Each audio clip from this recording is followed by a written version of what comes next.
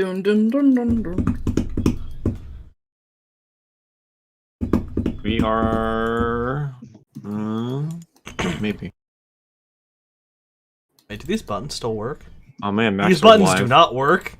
Yo, Max and Neo Cranium are live right now. Yeah. Wow. Yeah, that doesn't work anymore. Alright, we're live. Cool. What button doesn't work? OBS? No, don't worry about it. Alright. Alright, hey everybody. We're back at it again at Krispy Kreme. You know, you say, oh, clear the chat log, and here you are posting. I mean, yeah, I could clear it. I clear client side stupid. Shut up. Hey everybody, we're back at it again at Krispy Kreme. It's been a minute since we last played, but we're finally going to be able to wrap this up. Yep. But before we get to that, I want What? to take us back down a trip through memory lane real quick. Oh. A little seaside view of everything that's come before we got to the end of this campaign. So, for those that forgot, I decided to just sort of randomly I pulled out a Shadowrun generator which had a section for movies, and since some of the characters wanted to look at movies, I decided to start throwing out whatever the generator gave me, and here are some of the results that we have. Does anyone want to take us through these?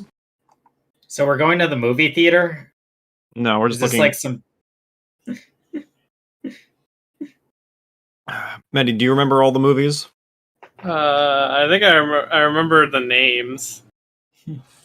And like the running jokes with them. Like Woodis was I think the first one. I believe it just was the first one, yeah.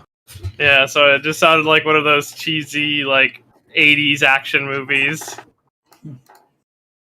And so I just looked for a guy with his fist out. And that was like the first image result. And then the Nice. phone is taken from like another image. Yeah, we said since the title was Woo Dis, we decided to be like, oh, he's answering a phone, you know? Yeah, like Woo who's dis. this? Woo dis. Which I wonder if that's the intention of that. If the generator did that on purpose, good on them. If it didn't, it's still funny as heck. And then you have the Neo Tokyo Spudster. Beautiful. I don't know if that was actually a movie or if that was something that you claimed to be a star in. Yeah, that was a fake movie that I used as a fake cover. Then we had Woman 6. That was like it was a bro movie. Yeah, it's a bromantic comedy, and it stars what's that last name? Louis Munchit, Munchtit, and Arnold Vega. Louis Munchtit and Arnold Vega. And it won the Nobel Peace Prize. I didn't even know movies could do that. They can't. They just put it on the box, dude. Don't worry about it.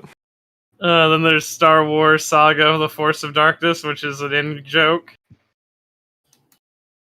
I think you just needed to make a sci-fi movie, so you said that. Yeah, I decided to just take the tabletop mini campaign and be like, oh, that's actually a TV series. It's real. Suplex Me Senpai. That one's pretty straightforward. Yeah, it was a wrestling romance movie. Then there's Seppuku Duel. That could be interpreted in one of two ways. I decided to go with the medalist of the two ways. Yeah, wielding katanas that have bodies on them that they had already killed themselves with. Boys, the remaster. I believe that was supposed to be like a space thing. It was like a space like family film with like the boys or something like that. It was like a bromance in space. Yeah, so I was. We had two bromances. We had Woman 6 and and Boys Remaster. I thought the idea of a astronaut fraternity would be funny. Yeah, I think it was something like that. Then we have Laser Sage starring awakened Jean-Claude Van Damme. Which I included both the blaster and the sword because I believe that's what he was given. He was given a blaster that was a prop from the movie set. He Yeah. put all of his ADA points into staying young for 50 years. The Incredible Prodigy, the Repunching, which I believe was a redneck kung fu movie. Yes, and there was I believe there was also zombies too. And so the star of that is obviously Dick Morris, who plays the drunken master Moonshine. I forgot his name was Drunken Master Moonshine. That's so perfect. Yeah, so we have a guy, a kung fu master fighting ninjas and zombies. And then we have my personal favorite, which is Girls. Girls is my personal favorite. Dun, dun, dun, dun, dun, dun, dun. And I just love like when I made the original thing, the idea was just going to be a big dragon in the background wearing a mustache. With like girls in the front, but I was like, it's not cyberpunk enough, so I added a robot arm. And then we're like, wait a minute, there's a dragon in the background. Wait, what if the movie was made in memory of Lofweir's dead brother that just died like 2 years ago? In loving So, memory. The movie is in honor of Alamise. And then End of the Gorilla, I think this was the last one made. And I think it was just a really funny idea of like imagining like this movie about documenting the last natural gorillas in Shadowrun, but it's just all a lie, kind of like the Lemmings documentary. Yeah. And that's it. So yeah, we had quite a few running jokes with these movies throughout the game. I think it was probably our best jokes we had going. Just seeing, just having me generate something and then you putting something together, Mehdi, was a pretty great. Having to think of things to throw together really quick. This tradition will continue in Scarlet Lady because he I already hope. made a fake poster for Scarlet Lady. What was it? Me corazones en el... He made a poster for a fake soap opera that'll have minor plot relevance in Scarlet Lady.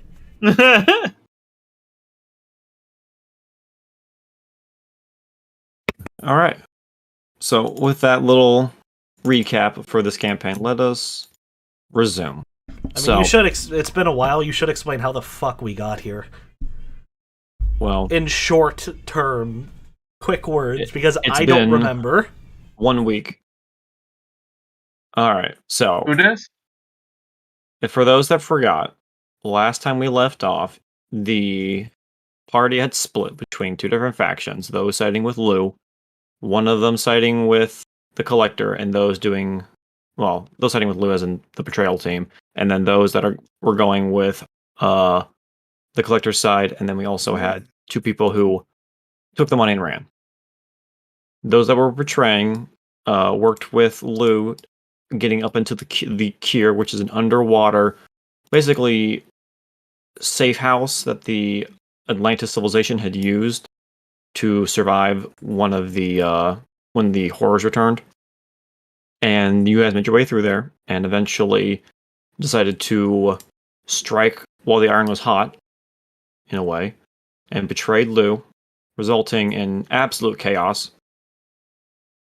And the last we had left off in that room, Lou had been taken away by PJ, followed shortly by Gallowglass, and then followed up by Crackfiend, and then followed up by the rest of the party.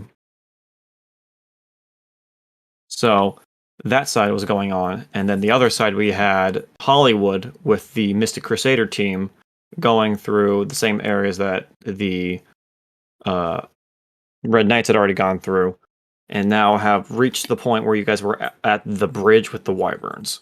So that's where we will be picking up. Because the Mystic Crusaders team is slightly behind the Knights of the Red Branch team.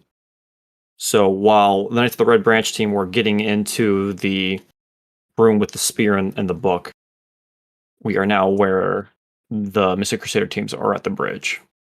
Okay, so are you going to move the map over? Yeah, we're going there now.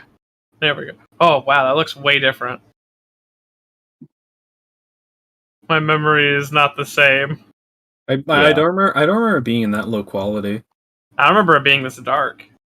No, it was dark there on that side there. The left side is black because it's just an alternate view of the bridge. Okay. But, so, to address the scene, so, after wandering through the underwater walk in your aquatic suits, you stumbled upon blood in the water and several limbs here and there, and a giant, like, print from looks like what could possibly be a dragon you guys found, but whatever dragon there was seems to have retreated. And eventually you guys made your way into the cure, where you found it that you were able to remove your suits and found it that there is breathable oxygen as well. Okay. Essentially just a barrier that surrounds the cure that prevents everyone from dying from water pressure. Water pressure, suffocation. No Compression breathing. and drowning. Mhm. So I'm pretty sure the compression would kill you first before you drown to death. Does not cure depression, though. You are still as sad as you were when you arrived. Yes. Damn. There are other suits here. Yes, and as you guys enter the area, you see a long stone-like bridge spanning across a path of molten magma, and to your right you see the corpse of a Fomorian troll who had suffered some wounds, you can tell. Their body has been left to the side.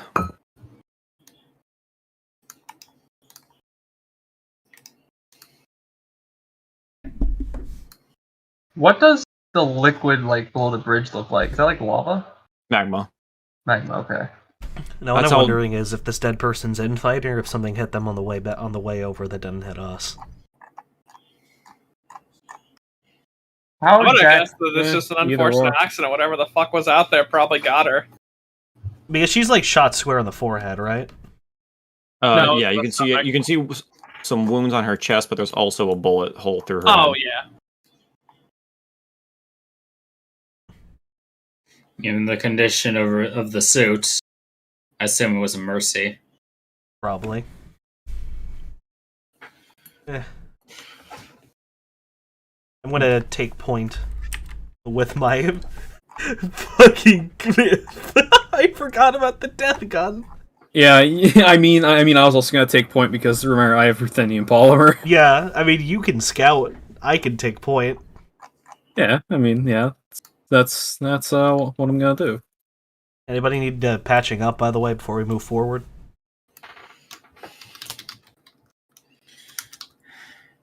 I'm fine. I think I need some light patching up, actually. Yeah, I do. I Okay. need a little bit of patching. Okay, everyone can go patch themselves up. I'm gonna see if I can scout ahead a bit.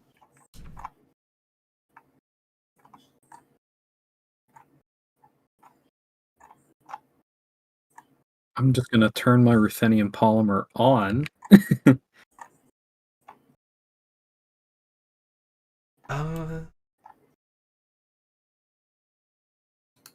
Trying to figure out how making macros works again.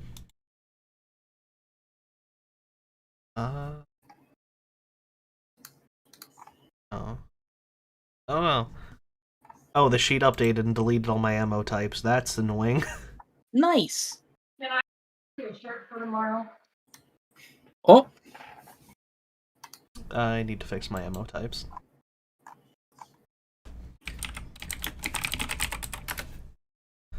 I mean, I'm never not going to be flying your APDS, so we'll just append it onto the gun's natural stats, rather, just to make life easy.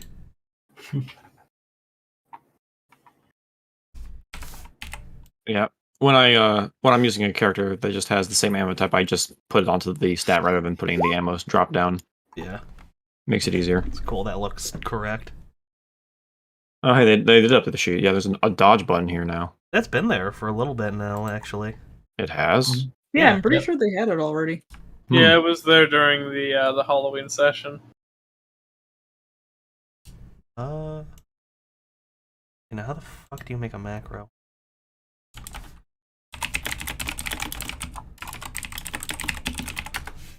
There's Oh, neat.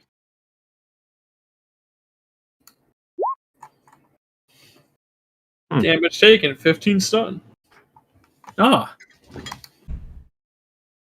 Oh, neat. I was curious about that. Oh, whatever. Let's just go. Yes. Alrighty. Curious to see how that worked. All right. As you guys are walking across the bridge, you guys can hear the flapping of wings overhead. Just straight to attention. yeah. I guess. I guess I'm just gonna have to sit still now because I'm trying to be a bit kind of stealthier with the thing Quiet, and polymer. Yeah.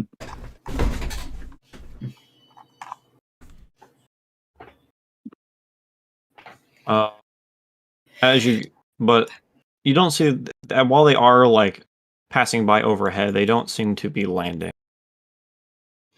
Are they high? They're pretty high up, yeah. That's Are good. those dragons? Wyverns. Too small to be a dragon.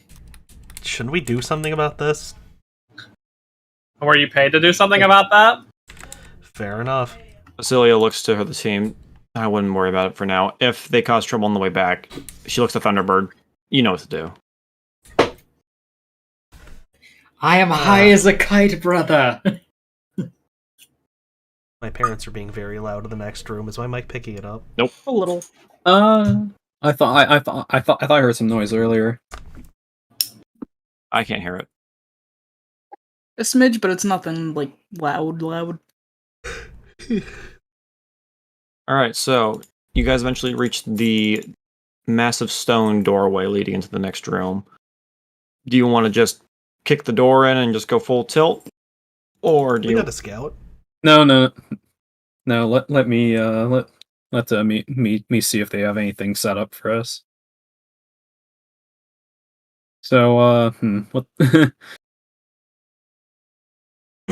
Okay, so yeah, I'm just gonna try and see if I can I don't know, scout and maybe sneak ahead to see if there's anything set up for us.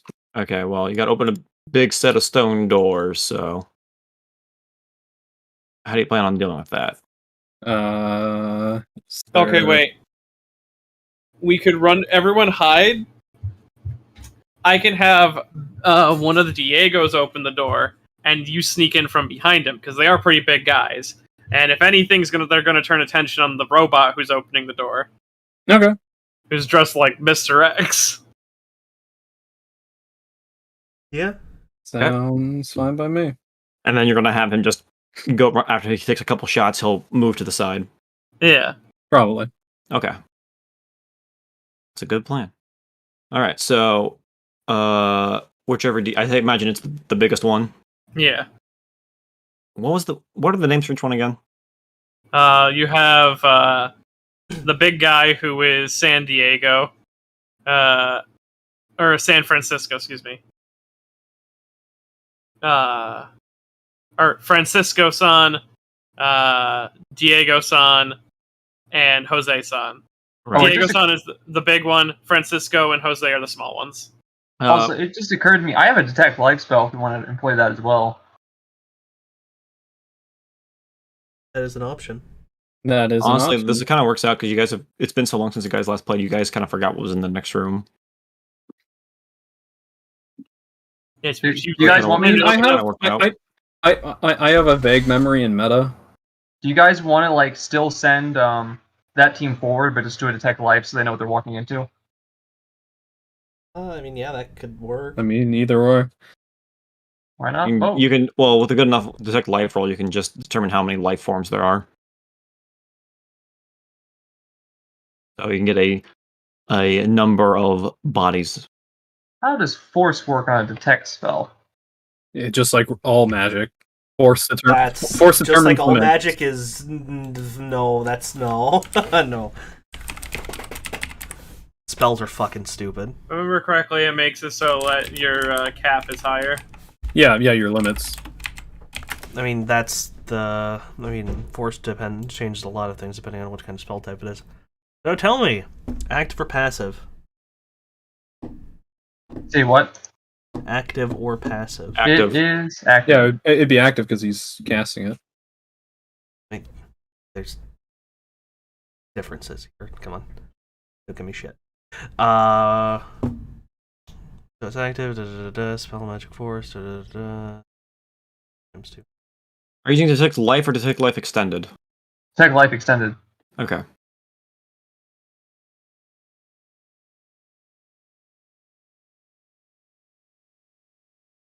I also have detect enemies extended, if that's more useful. Yeah, because force decides range as well. Alright, so range is a radius of... for an extended version of a spell, so it's force times magic times 10. That's one thing. The actual test itself. Yeah, beyond that, force is a limit, which was stated before, yes. And limit number is the amount of successes you can get. Number of successes you get decides how detailed your information is. I'm going force 5. Yeah, that's about right. There's no real reason, generally, to cast a detection spell above, like, rating 4 or 5. Generally. The only one I can think of like that would be really good is like detect individual when you're looking for that one specific person in a big crowd. Yeah, yeah. Yeah, that'd be useful. 3 successes. What's your magic stat? 9. So that is... that might be the... I don't think that's the whole care, but it's a fucking wide area. Force 5, 45... 450 meters radius from his position right now. 450 meters, you said? Yes. What's that in Unless feet? I fucked up my math. 9 times 5. 450 squares, so I think that's functionally the entire map. Maps, I think. That goes into the fucking next room where you guys are having your fight with Lou. Yeah, And that's 3 successes is major and minor details. So 3 things, like 3 so... Also, for the curious, that is nearly 1,500 feet. Yes. Yeah. Extended detection spells are fucking nutty. Alright, so yeah, that goes into... And I'll post the fucking rough rubric for you for how much detail you should give. Here you go. 450 meters? No, like the... how much detail you should Did you give. post it somewhere? It's yeah, in Mare the Nostrum Mare chat. Nostrum chat. Yes. Oh, in Discord. Thank you. Major minor details with some minor details obscured or missing. Okay. That works. Yeah. Alright. So, they're going to see a lot of bodies. What those bodies have won't be able to make out specific weapons or who's who. Alright, so Triton, you can see a collection of... from the doorway, you can see a collection of 3 on the left, and then 4 on the right, and then a total of 6 in the middle of this upcoming area. And then beyond that, you then have 3 more on the left and 3 more on the right. And going even further beyond that, into the next room, you are able to see a collection of people gathered around. And it seems like what's going on in that room, it seems like people are fighting. You can definitely see life is beginning to go away as you are detecting using that detect spell. People are dying in that room. What races are all these creatures that I'm detecting? Aren't they mostly all elves? Yes. Most of them are elves. You can see you spotted a troll while looking around. All of them have weapons out and at the ready. They seem to be just waiting for someone to go through this door. I'm gonna peek around the corner, look straight at our breaching team here and go. Other side of this door is a killing floor. Be ready for gunfire the second you go through. Yeah, I'm gonna relay the positions of everything else that I knew. No. I mean, with all due respect, why don't we just crack open the door and start throwing grenades with your instruction? Oh my fucking god! We don't do that. We don't do that because there are targets that we want to bring back alive. Yeah. Are I they don't know. I don't know the identities of people. are- Just that they're Are they in that room or are they in the other room? We don't have. It's Yes. unclear. I think he can only figure out that there's that many people. If I were a betting girl, and I am, I've won many a bets, they're probably in the back killing people. It's like this. If we took away all the walls here, right, and just went a straight line, I know where everyone is. But that doesn't include the walls that my magic's piercing through and things like that. Well, Hollywood, you do know these people, and I guess that is a solid bet. Is your former crew the kind of people who would sit still in a kill box? I mean, if they get shot enough, they'll probably fake dead or something.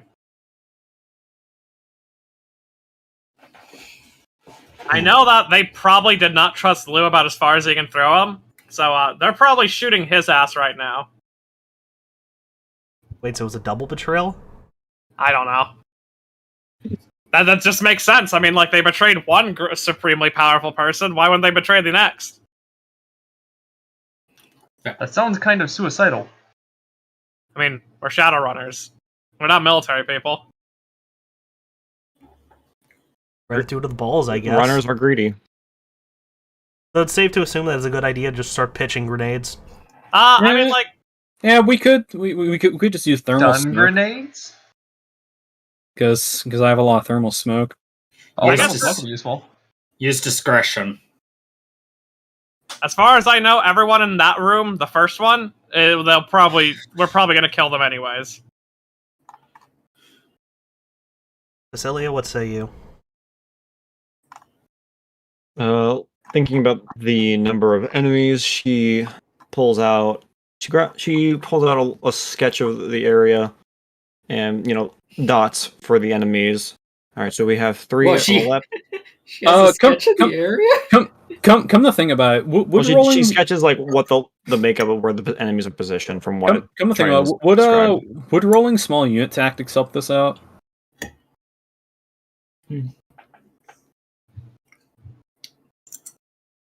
Yes. I don't remember what that gives. I haven't watched that video in a while. It could help them I mean, figure out it's a how knowledge they might. skill as much as any other knowledge skill. You could just. Well, no, roll actually, with small it. unit tactics actually has a practical use within fighting. Oh. Let me pull up complex action real quick. Alright, what else was I going to say? Oh, right, this reminds me. Did I ever tell you guys how the penultimate encounter of 2076 went? No. They realized the entirety of the enemy was inside a bunker, so they got some lawn chairs, cracked the door, threw in a bunch of toxic gas grenades, slammed the door shut, and then just waited for 3 hours. Yes. And I let them get away with it, mostly. Did it work? Yes, mostly. Oh, nice. That entire floor was basically wiped, and they just beat to death everyone who was left. And then, Azov fell down the stairs for the final time and became truly crippled. It be like that. Without them, the wheelchair industry would die.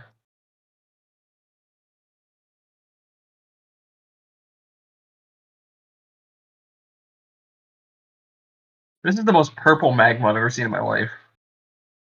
I swear to God, the contrast on this map turned up between games. Okay, yeah. Ooh. So using small unit tactics allows you to use a number of battle tactics on page 99 to 102 of Running Gun.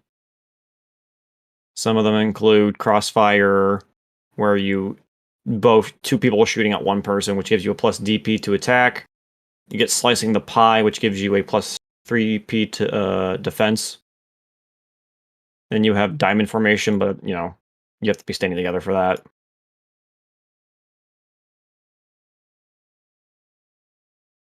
Well, that's something I'll read up on eventually, because that seems pretty cool. Yeah, so are we cracking the door and throwing in grenades? Yeah, that's the question here. It's a good plan. I mean, if we use the thermal smoke, for example, we can just walk in there and just start blasting. Because what can they do in turn? They're basically looking at a giant rock funnel. Pretty much. It's going to absorb most of their fire. Spray and spray. Okay, I got flashbangs, fragmentation, thermal smoke, and some And some crime cocktails. I've got a fully automatic shotgun. I can just point the muzzle around the door and hold the trigger. X, we need to be disciplined with our grenades, but we don't need to be disciplined with our guns. We know who we're looking for, so we know who not to shoot. Well, I mean, we gotta see who they are first. Hollywood has just done like the reassurance that they are probably the next room over. But That's true. Triton should probably be watching to see if those figures move into the room at all. How long does that spell last for, like duration-wise? I'm pretty sure it's a detection spell, so it's probably sustained. So it goes until you turn it off or get shot. Does, Okay, does it I'll have a S on duration it? is S. Yep, sustained. Okay, so what I'll do is I'll just say in game every 10 minutes, Triton's going to give the whole team an update on locations. Oh, it's moment to moment. As long as you're holding it, you can just know. Okay, just So so I don't have Mist to. should give you play-by-play updates. Yeah, so if Mist tells me anything, I'll just relay it instantly to the team. So yeah, I'm going to point my shotgun around the door and just start spraying. Actually, with smart. Actually, come to think about it, with how the thermal Wait, I do smoke, have grenades. with how the thermal smoke works, couldn't I just put it on the floor and wouldn't it work? I mean, yeah. You could just drop it and just go a little. That's how grenades work. Well, Diego will crack the door when everyone's ready. That way, if Yeah, they it turns do out. that way, if they do have any firing squads, it hits the robot first. Oh shit! There's finally a new .0 release of Chummer. Holy shit! Yeah, I think we're all solid at this point. I think we're ready to execute the plan. Turns out I do have grenades. It's just Shadowrun Roll 20 updated, which means I need to update a bunch of sheets in Scarlet Lady now. Fuck my life. Wee. But I do in fact have grenades and shit. So I'm just going to start spraying and shooting. I believe the penalty for pointing a Spartling gun around a corner and shooting through that is like a -2. I think. And I'll just look up SmartLink real quick. It's not a big fucking deal. Yeah. So yeah, you want us to just do like 40 rolls, Mist? How's this gonna work? We'll do so whoever goes first will be the start of the surprise. Okay, so yeah, I can shoot around a corner and without exposing myself using SmartLink at a -3 penalty. Yeah, but no. Come to think about it, couldn't I detonate the smoke grenade on the like at least outside the door so that it would I don't know. Like before Does we everyone open in it, the group have ways to see through the smoke? Because they're just gonna be blinding the team. I mean, it's thermal smoke. Thermographic doesn't fix that. So you should probably throw it in front of the door. Okay. Well, it's not thrown; it's shot. Oh, I mean, hey. Yeah.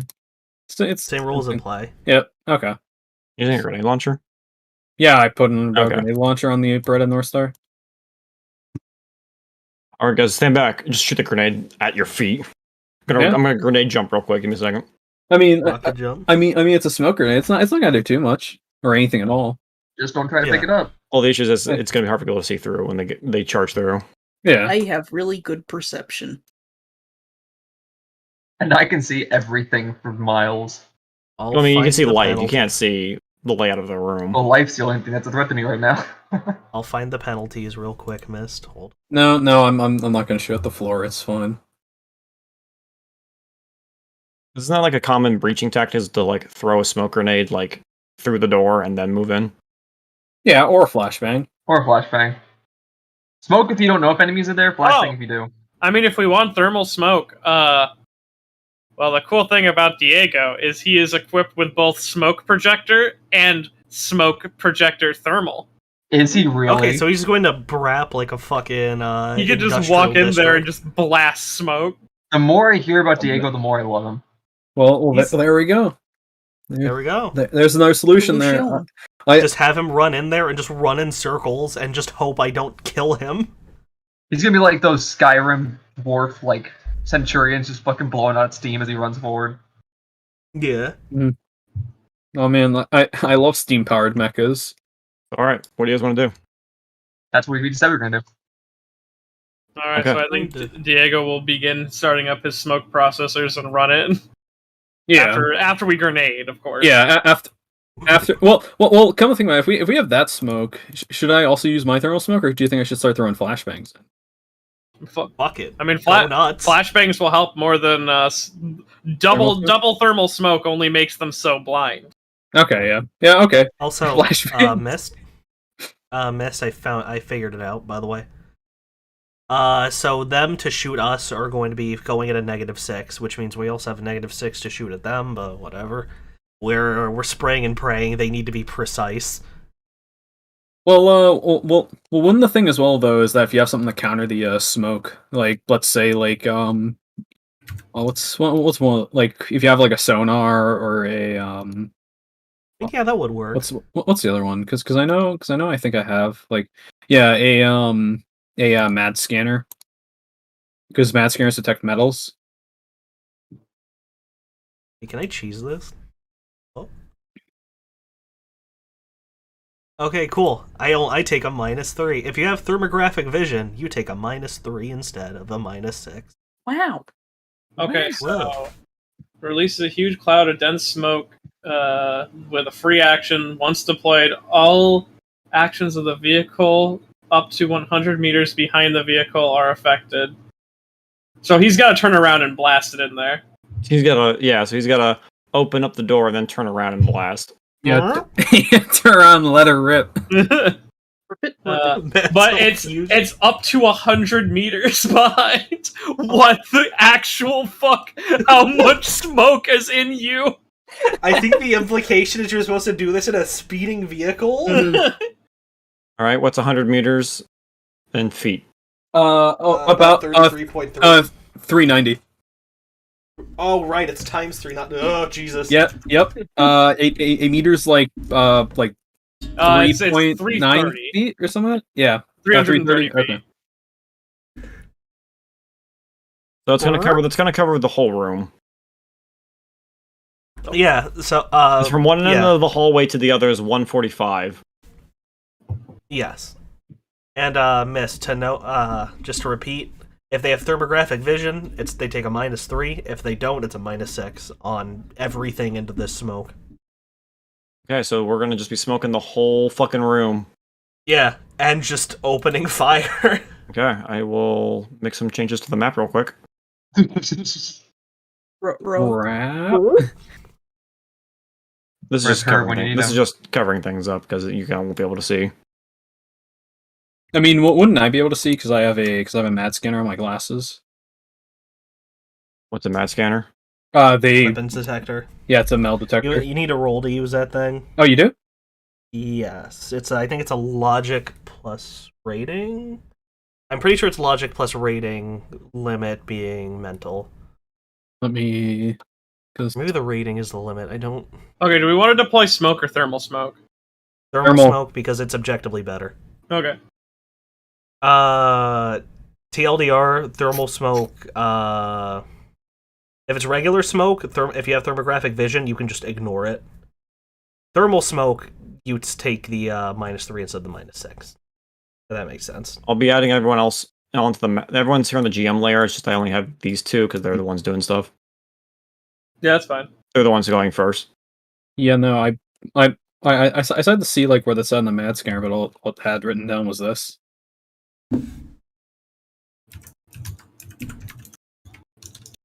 Yeah, the doors are basically. Its maximum yeah. range is also 5 meters. Yeah, so the doors are where Yeah. you like right before you're standing there, Medi. So there you go. All right. Are you ready, invisible breaching lady? Sure as I'll ever be. All right, I slide. Diego pushes the. Is it a push or pull? Pull. All right, he begins So to it's just pull a the death door. funnel. He reaches in and sort of pulls the door slightly ajar, and then he puts his back to it. And from these guards' perspectives, the door cracks, and like winter or in like the Arctic science lab, just a huge dust storm blows in. All right, I'm gonna have one guy shoot you because they're like, "Oh, door's opening, shoot." Yeah. So you'll get one shot here. Okay. Since- He has a bar- he And has since a your Barrett back is 50. turned, I'm gonna say you can't exactly dodge this. That's fine. All right. Does he have a fully automatic Barrett 50 kill? No, it's not a fully automatic. Come to think about it, for like the start of the breaching, I did say I wanted to throw in a flashbang. Am I allowed to do that, or is I gonna do something else? Yeah, you can throw a grenade in. Okay. Yeah, I Yeah. believe this is just opening. The shot is happening right as the door is opening, so Yeah. these Okay. both happen at the same time. Okay. Yeah, Time. as he's shooting Diego, you're throwing the grenade. Yep. Throwing in the flashbang. Oh boy. Let's see. Oh, Diego takes 6 damage. Oh no. Oh boy. Oh no, Diego. I know before minions like, oop, door's opening, fires Thor cannon. If they had a fucking portable Thor cannon. Good Ugh. lord, you would shatter everyone's bones in the next area. No. All right, so you got a 2, so that's not landing where you want it. Yeah. So are you just All right. yeeting it, or Well, things I couldn't technically see, so it is just kind of like a yeet per se. Yeah, I think she just kind of threw it in like over the top of Diego as he was turning around. okay? I forget what did I do for Scatter and Scarlet Lady? It was 2d6 plus something. Was it 1d4? Or was it? I forget what I did for Scatter. Anybody remember? I do not. Nope. Nope. You want to just say it's 4d6, 2 to decide the direction, 2d6 to decide how far it moves off the mark. Let's go with that. Sure. Yeah, sure. Okay, so that it is moving 5 squares towards 4 o'clock. 5 squares towards 4 o'clock. Okay. I know where. That's Okay, 3 I see o'clock, where so I see where it it'll is be now. like- Damn, what a fucking arm. No, it's over here. Okay. It's not going down. It's going to the side. It's going up, and then no. So That she way. threw it Yeah, through here. It bounced, hit this guy in the head, hit that guy in the head, then rolled over here. And then it pops. Yeah. So one guy's basically getting a whole bunch of it, while everyone else is gonna kind of be okay for the most part. It seems. All right. What are the stats on that again? It is 10 stun, Mark this 10 M radius, AP And- -4. AP. Holy shit, there's a draw circle button now. Oh, Oh my god. improvements. There's technically always been one, Oh. but they now made it its own option. If you kind of like how you used to hold control to do things. Hold alt, yeah. Yeah. But no, they just added like a regular circle. Look at that. It's great. Oh my god. It's a perfect circle. All right. So what is this resisted by again? I forget. It's been a minute. It's just the soap. I'm pretty sure it's just 10. I'm pretty sure it's just a 10-meter radius, so Yeah, 20 it's all. Yeah, it's 10 stun, 10 M radius. All right. As we've discovered through the course of Mare Nostrum. Is it -8? AP's -4. -4. Okay. The explosives meta in Shadowrun is fucking real. you And what imagine was the what- damage? 10 stun. All right. What was that, Matty? Can you imagine if it was -8? A fucking flashbang has the same armor penetration as a monofilament chainsaw. Fuck. Yeah, no, my monofilament flashbang.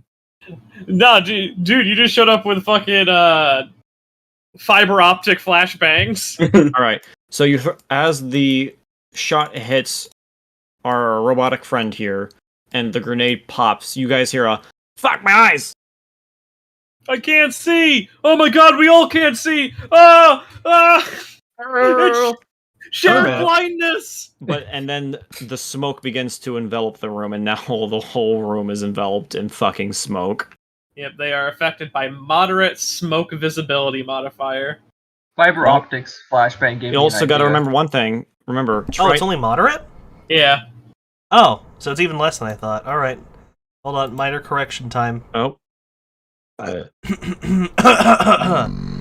I'm so sorry. moderate smoke. If you have thermographic, it's a -1. If you have no thermographic, it's a -3. There you go. There is a troll in here, so you know at least one person here has thermographic.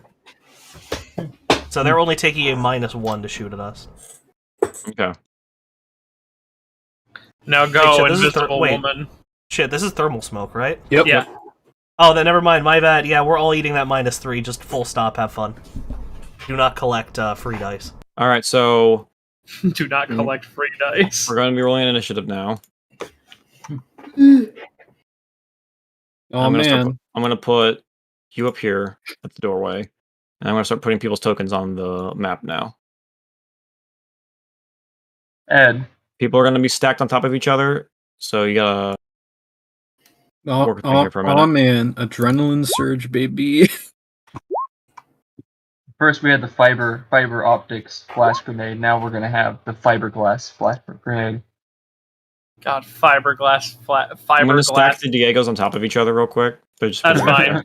They're just going to release from each other, like. Yeah, it's a little cramped right here, so apologies. This is kind of the problem with tabletop. It's like, all right, we have a very cramped hallway.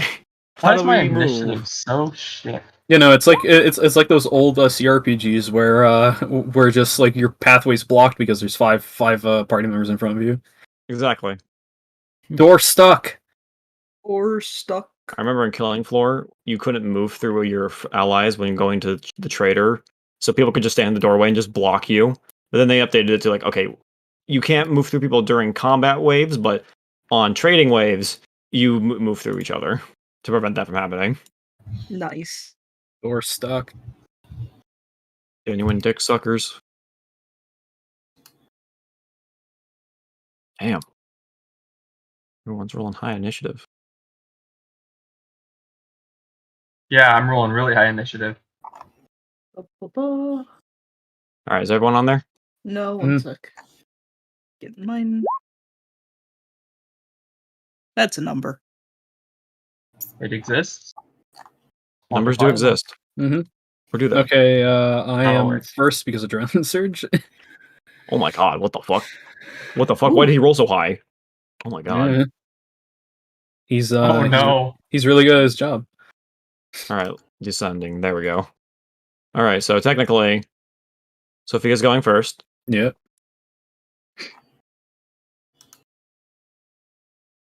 I'm gonna do a. I'm just gonna do a sneak roll real quick, just because I think that will helping them not seeing me. Hopefully, probably. So it's just There's smoke. They get a penalty to perception to see you. and don't they get another one because they're thinking polymer? No, that's from the ruthenium polymer. Oh, okay. I thought So basically they have to roll perception at the threshold of your stealth roll, but they have a big fuck up penalty for ruthenium polymer. Yeah, the polymer basically gives them a negative Fuck. rather than giving you a plus. Do you wish to use edge, my friend? how much edge do I have? Your odds aren't really that great, but take a screenshot of your equipment in Chummer, preferably, and I'll just tell you what their perception penalty is in addition to the -3. You're probably fine. I have ruthenium polymer rating 4. Rating 4.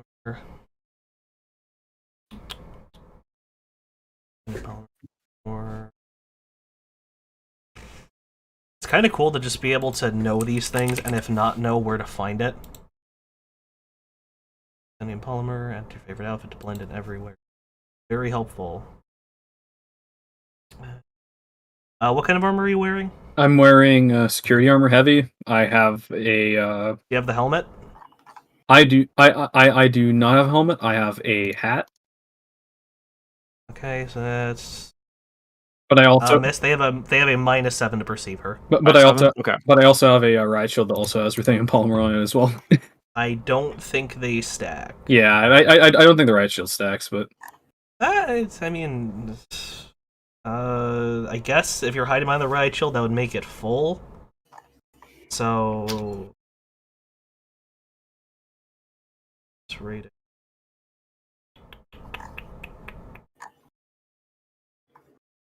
yeah, I don't. -9. Missed. It's a minus. So if they're hiding behind the riot shield, it's a -9. Yeah. So So you're -9 basically fine with And one success. also minus the smoke grenade on top of that. Yeah, the riot shield plus the armor plus the smoke, they have a total of -9 to perceive her. Okay. Alright, so what's your movement gonna be? No, I want to check to make sure I can remember my movement. Okay, yeah, it's 10 to 20. Okay. I'm gonna go to the this way here. Can I see at least a little bit better? Because I do have that mag vision on my glasses. It's about 5 meters, so I would be able to. It's more just for detecting guns. You're mostly in a stone environment. Okay, yeah, Yeah, because I don't think it lets you see through walls. I imagine. yeah. No, It's for yeah, no, it doesn't. magnetic anomalies. So Yeah, so metal. it's you're basically wearing a metal detector with a screen on your face. Okay. Oh, dude, another character that with big fucking goggles. No, it's not goggles. It's like it's think like Spy Kids glasses. Oh hell yeah! All right, so I think I have a great way of phrasing it. You're basically wearing a fucking TSA metal detector on your face. Yeah, pretty much. Okay, yeah, I'm gonna move up some more.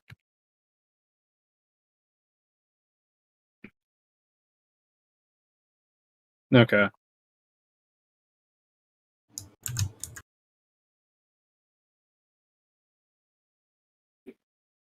I just want to check my movement real quick. 1, 2, 3, 4. 5, Agility 6, times 2 as you're 7, walking. 8. Yeah, no, I have 2 more. Do. Hmm. I'm wondering whether I should sneak a yeah, little is bit past or sneaking not. complex or simple? I believe it's simple, but I just want to double check. I don't actually know Yeah, I can't. that one. I can't. Because we very rarely have situations of people trying to sneak in combat. We very rarely play what Shadowrun is about. Exactly, yeah. Someone says that using an ability in combat is basically a complex action unless stated otherwise. That makes sense. I mean, that just makes sense. Yeah. So I'd say, yeah, complex. Okay, yeah. Since complex actions are like activating a stealth suit, where simple actions are like jumping behind cover. So I think like actively like readying yourself up and skulking about would probably be complex. So yeah. That way you can't just be like, I'm going to sneak and then I'm going to attack someone because they can't see me. That's some Pathfinder bullshit. We ain't there yet. Yep. All right, so yeah, you are able to locate one enemy right here. Yep. But he does not see you. Mm-hmm. Because they have a perception score of 10. Oh. So 10 minus 9. They have 1 dice to roll. Okay, I'm gonna go like right. They can't see shit, Cab. I'm gonna go right here, Okay. and that should be my turn then. Yeah. Because we're making it the stealth is Let's make your complex. initiative to be 2 now. And I moved my my stuff there, so. Bottom. All right. Is anyone else that has adrenaline rush? Nope. Okay. I'm gonna have Gadrios move in then. Because he had a fucking massive initiative. I don't know what the fuck happened there. Alright, what's his movement? 18 walking. Okay. The man is also blinded, so he's just going to go to the other side. And upon finding one guy, he's gonna take a slash. Why did the damage dice? Oh man, that got reset too. Shit. A lot of shit got reset. We are men without hotkeys. His damage was written down and the DV was removed. All the damage values of his weapons were removed for some reason, so now I gotta figure out what the fuck his damage dice is. So I gotta open up Chummer and then find his sheet again. I apologize. This should be easy peasy. Just give me a strength stat. I already got his sheet pulled up here, don't worry. Like, But if you want a strength stat, I'll share it. It's 9. Alright, he's got 12 damage. There we go, fine. Bless you, good sir. Thank you. Alright, let me... So yeah, it's 12 damage. Let me roll a dodge, see if you can make it around.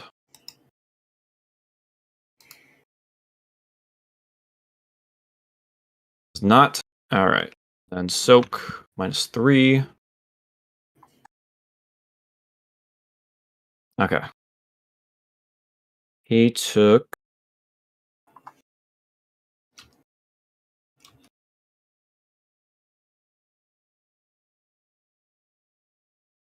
8 damage. Okay. Celia's gonna move in. She's gonna follow the same route that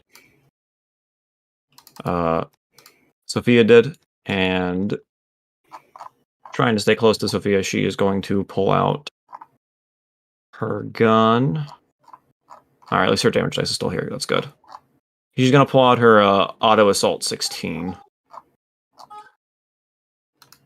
And try to blast this guy right in front of her. Man, GM roll, keep turning off.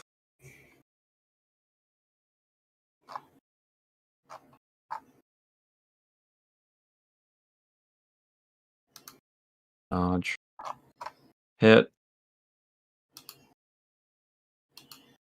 2. Wow.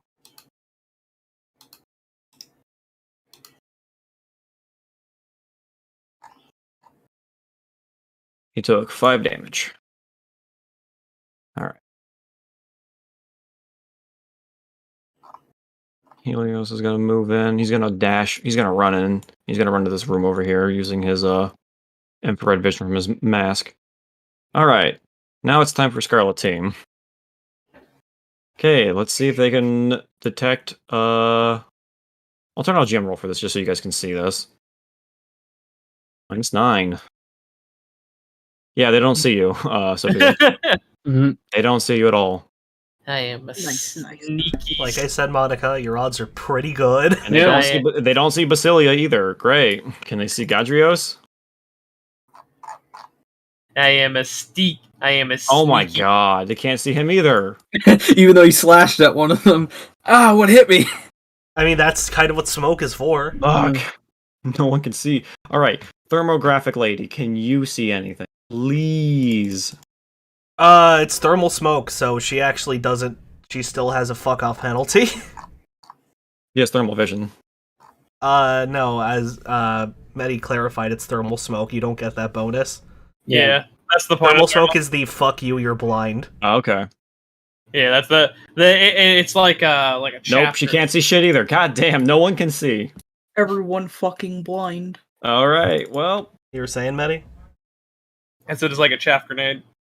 Yeah, basically. What is the red phosphorus from MGR, basically? Not red phosphorus. Yeah, no. Wait, yeah, no, wrong grenade! Yeah. Wrong grenade! Wrong grenade! Was this a smoke grenade? What's phosphorus? Must be blinding agents. Alright, But still, why am I hearing Fortunate Son? So if they can't see them, and they have the smoke, that's like a -6, right? Yeah. Their general penalty to do anything, you mean? Yeah, they're trying to shoot someone. Their general penalty to do anything is a -3. To specifically perceive those schmucks over there is a -9. Yeah, they already. Well, specifically, Basilia has the -9. I mean, yeah, basically. So let me do a -6. Oh wow, That's only a 3. what the fuck, GM? Oh, come on, why aren't you working for me? No, that was with the minus on top of it. Oh, okay. There's a -6 right there. You got a good roll. Can Gadrios dodge? He can. Okay. Alright, Thunderbird, you're up. This is just sad. Alright, what do you... so I guess I'm just going to shoot at someone in the smoke and a -3. Sound alright? Do you have ways of detecting where bodies are? I think you misunderstand. The perception was because Monica was actively stealthing. Mm-hmm. Because of the smoke, it's just a general -3 to do anything to people in the smoke. Okay.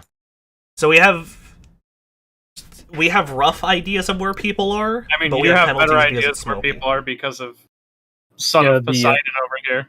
Yeah, because That too, the yeah. detect architect. But yeah, miss. Just to help you out here because it's a bit confusing. I know. Sorry. The perception is for the stealthing people. Everyone else basically just has a -3 to everyone else, more or less. Make sense? Yep. So I'm just going to shoot at a guy at the smoke at a -3. Okay. Especially since now regarding this doesn't include walls and like pillars and everything, but I can tell everyone just the exact direction and distance to every living person in this cairn now. But So yeah, just pick a guy. Do you want to shoot a guy who's wounded or not? I'm shooting at forms in the smoke that I know aren't part of us. So you pick a guy. Here's the real question: does he see it coming? Well, the issue is that all of them are behind cover right now. Oh, so you're using the cover bonus thing? Yeah. So do you want to move? I think it's a plus. Do you want to move into a different angle so you can get them behind cover? I mean, I should probably like move up here or something. Okay, if you're there, that works because you can then you can then hit people over here. Yeah. So just 2 shots at 2 people of your choice in the smoke. Okay, I will have the first one be the one who Gadrios damaged.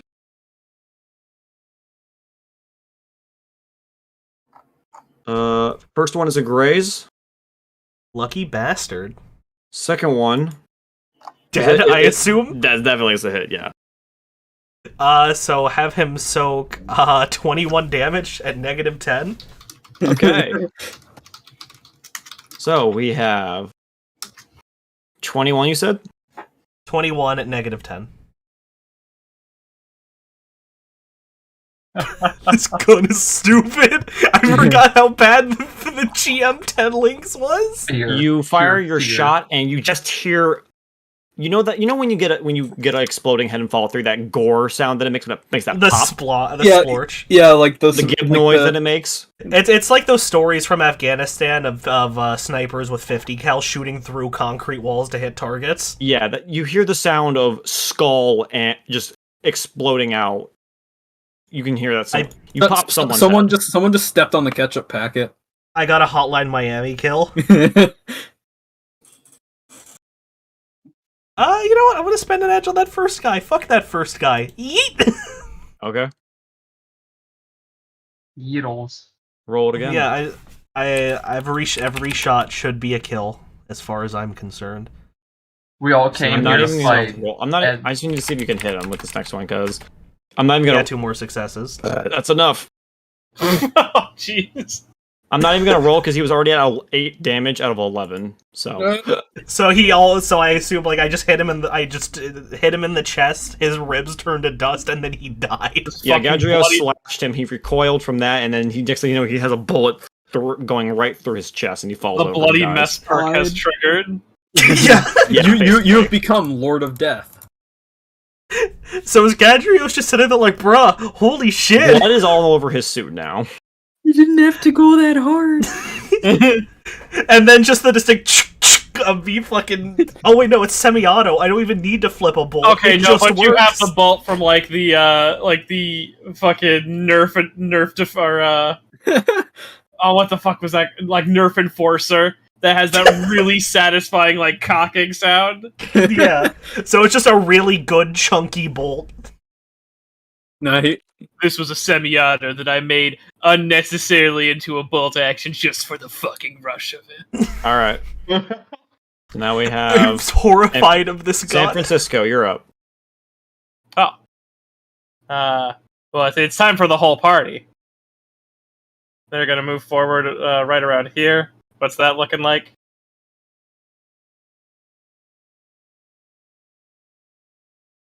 Because they're just gonna move up, because they don't have to worry about getting, like... There's that dead body that just exploded onto Gadrios.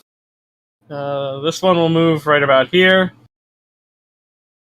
Poor Diego is big, so he'll only make it about here.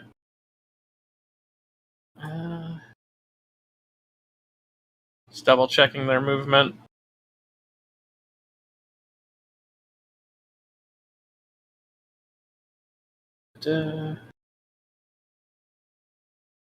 Oh, they move way farther than I remember them going. Hello. What? I can't see you. Sorry. But I hear a chainsaw, though. Is Just that the looming sound effect symbol from JoJo. hit? X going to give it to you. Let me roll to see if he can dodge it. He probably won't. Yeah. -8. I actually know this damage, this AP to my heart now. I've done it so often. 12p plus successes, -8. Alright, so what's your damage? That would be 15 damage. -8. 6 damage. Dead. Which is enough to KO him. Oh. Because he has. You chop off like one of his arms and he just falls over and is now bleeding out. Does this Diego catch anyone over here? That Diego finds the exploded head on the ground. You can Damn, see his, you can see a fragment of a jawbone laying on the ground. I'm gonna waste 8 successes. He attacks the corpse. It's dead. Just making sure. Double tap. Double tap with a chainsaw. Double tap. Triple tap. Just keep tapping. Let's see. Anything else I can do? What's that from? Oh no, that was from Star Wars. When they're massacring the Jedi, they want to make sure the Jedi are dead, so they go double tap, triple tap, just keep tapping. It's fucking brutal. Just keep shooting. And then Big Diego move up here, and that's his turn. They walk. Is Hollywood hanging back?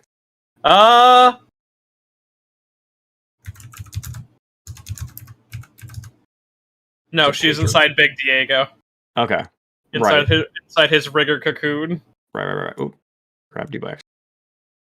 Trying to grab Hollywood, who's on the GM layer. I just realized. Okay. Ah, yes, you're up. Who's up? Hey. Oh, Shrimp. I think Gallagher got confused. The man riding a shrimp. And Ryan Giant Shrimp. What? Alright. I'll just do a pew pew with some arrows. A pew pew. I believe this guy is unconscious. Oh, he's unconscious. Yes, he's unconscious. How's this guy looking? That guy is probably still conscious. Okay, I can neutralize. Boop, boop, boop, boop.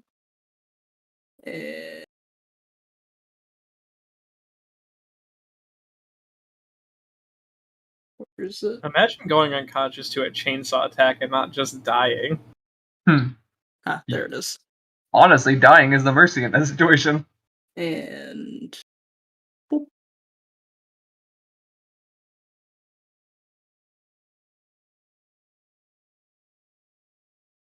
You know, I made Scarlet team, like, oh yeah, those guys will be a good challenge for the Mare Nostrum team. They almost TPK'd They were not us. made to go up against this.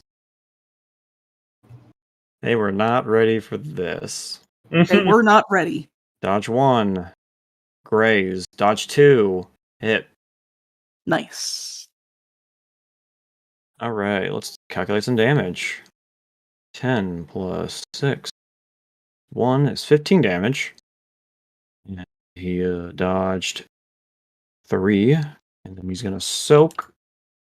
-2. 6. 6 damage. Wicked. So yeah, he's just taking cover. Next thing you know, just a fucking arrow just slams right into his shoulder blade. He hears a chainsaw, the sound of a gun that would deafen a room. Yeah, morale is going to be dropping quick. Damn, these guys getting fucked. Hunter, you're up. I All wanted right. to say real quick. Let's see here. Celia, you should demand their surrender as soon as possible. Yeah. This is gonna be a bloodbath if this keeps up. So yeah, I guess she'll just attempt that on her turn. Let's see here. Please surrender! Who said that? I can't see! Can't see shit, Captain. How am I supposed to hear with all this smoke? Turn that music down, I can't see. The joke. Alright, let's see here. I'll attempt to rally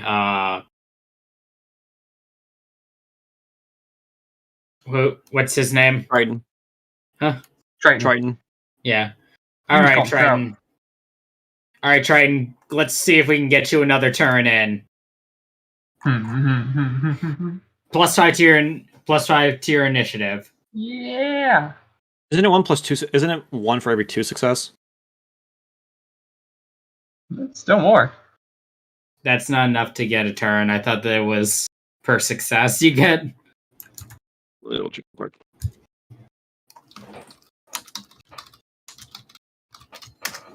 Correct. Where is rally? I know exactly what this is because we always just use rally. We never use anything else. +1 to their initiative score for every 2 hits you get. Yeah. Did I this thought roll that your, was did this roll your more- leadership? Well, it rolls your leadership. Okay, did it roll your leadership plus charisma? Okay, it did.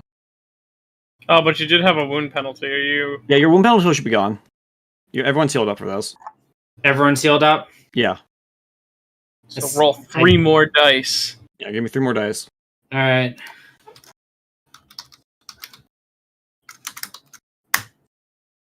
Yeah, that's not it. That's 6. That's still not enough for it to be worth it to me. I mean, no, 3 gets him to 11, which gives him 2 turns. I think he already applied it. Yeah, I already applied it. Now it's 9. Oh. Yeah. Yeah.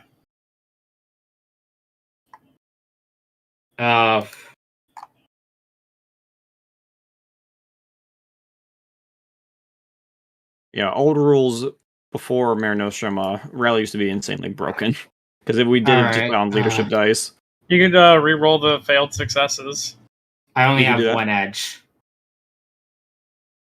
Fair. Yeah. This might be the final combat encounter, though. Yeah, but I need to protect the principal if it comes down to that. Where the fuck am I? You're right here. You're at the bottom of the screen. Yeah, you're supposed to be right there. Okay, Yeah. I was invisible. Yeah. I'm staying back so that way I can make sure that no one gets past me at least. Yeah, Okay. Triton is kind of our eyes in the dark right now. Yeah. Alright. No, shoot to your left. To your left. Your other left. Right, and you're up. My left. No, my other left. I have 2 left, sir. I am all right. What are you doing, Triton? You can He's give gonna- initiative to someone who's out, right? What's up? You can give initiative to someone who's out, right? Out. Yeah, like they've hit 0. Because I believe it goes into negatives after Yeah, that. if you can rally someone up past 0. Yeah, Yeah, so you can rally him again. yeah, I'll do that when it gets to my turn again. Yeah, you can Okay. just, you can just continually to rally Here's my until question. you're out of initiative. Since I'm sustaining detect light, It's Yeah. just a -1 to what you're doing. But, It's Unless a I have minus a- 2. the question is, beyond this range here, like these guys, these corpses, and these guys right here, Mhm. where else am I detecting life at right now? Like I said earlier, you had 3 life to there's now 4 over here because Helios ran over here. So there's 4 over here now. There's 4 over here. There is 4 up here. And then there's 4 on the right. How deep into this room is the life form? We're on the other side of the door. Other side of the door? Cool. On the side of the wall. I'm gonna come to right here. So I am parallel with the doorway. And I'm going to cast... Let's see. You know that this figure right here in the straight across from you is Helios, your ally. I'm gonna cast a... Oh, Helios went in there. Yes, Helios is in there. Oh. He charged in with his knife and machine gun in hand. Submachine gun in I hand. misheard you. It's my bad. How deep into the room are the people over here? There's a door. There's a door closed right here, but they are not too far away from the door. Can I just fireball the door?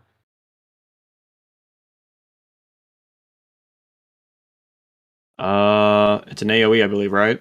Yeah. Would it hit the other side of the door? You might be hitting your ally here, and possibly yourself, depending on the force. Yeah, he has spell shaping. I do have yeah. spell shaping. Yeah, couldn't you make it that's only like almost like a cone, so it goes like Yeah, that's what I was that? thinking. Or you can make it like a half circle? I was Goes thinking- Yeah, I think that's how it works. Couldn't you Okay. spell shape around Helios? My thing is though is I don't know like, I could do that actually. I could fire the fireball through here, and spell shape the explosion around Helios, so that his tile is the only tile that doesn't get hit. Okay. That is the best part about spell shaping. Yeah, I'm glad you guys spoke up. That's a much better idea. Okay, yeah, so I'm going to shoot this into the room with Helios and just spell shape his tile so it's the only tile that doesn't get burned. I'm gonna cast that at force 10. Force 10? Yeah. Okay.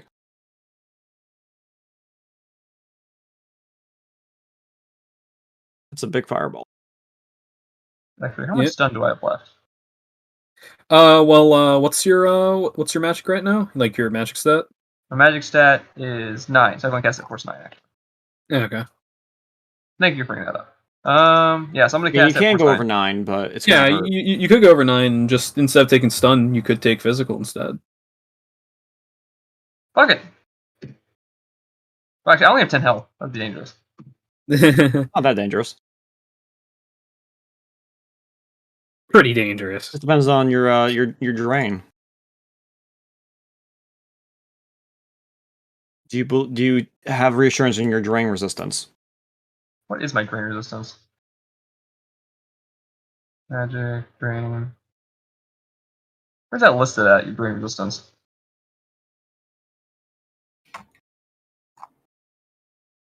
Right here. You didn't put it in your sheet. Whoops. Let me go Go to my your summer. trimmer sheet. Yeah. And then go to your spells and stuff. It'll show you right there. New folder. Summer.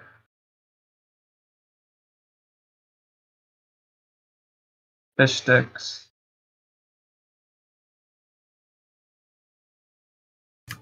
I'm back. What's going on?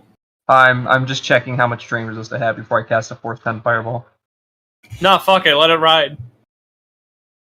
I'm just curious. I'm just curious how much I agree drain with resist I have. Medi. Resist drain with will plus logic. So I have 11 dice of drain resist. Okay. Yeah. I mean, it'll automatically roll it for you. Oh, I forgot to put it in the sheet. 11. There we go. Okay, force 10 fireball into that room. Thank goodness Fireball doesn't go through walls. I'm pretty sure these walls are indestructible, but that's meta knowledge. Huh! Eat the fires of fucking Hephaestus, motherfuckers. Let's go fuck them up. What's the damage on that?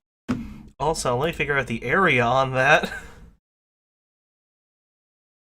It's spell shaping, so. Well, I'm do you only shaping. But spell shaping, you take penalties when you do spell shaping. Oh, do I? Yeah. How much? To the compendium I go. Because I'm only spell shaping one tile. Fire- I'm just shaping it. So that Helios doesn't get hit by it.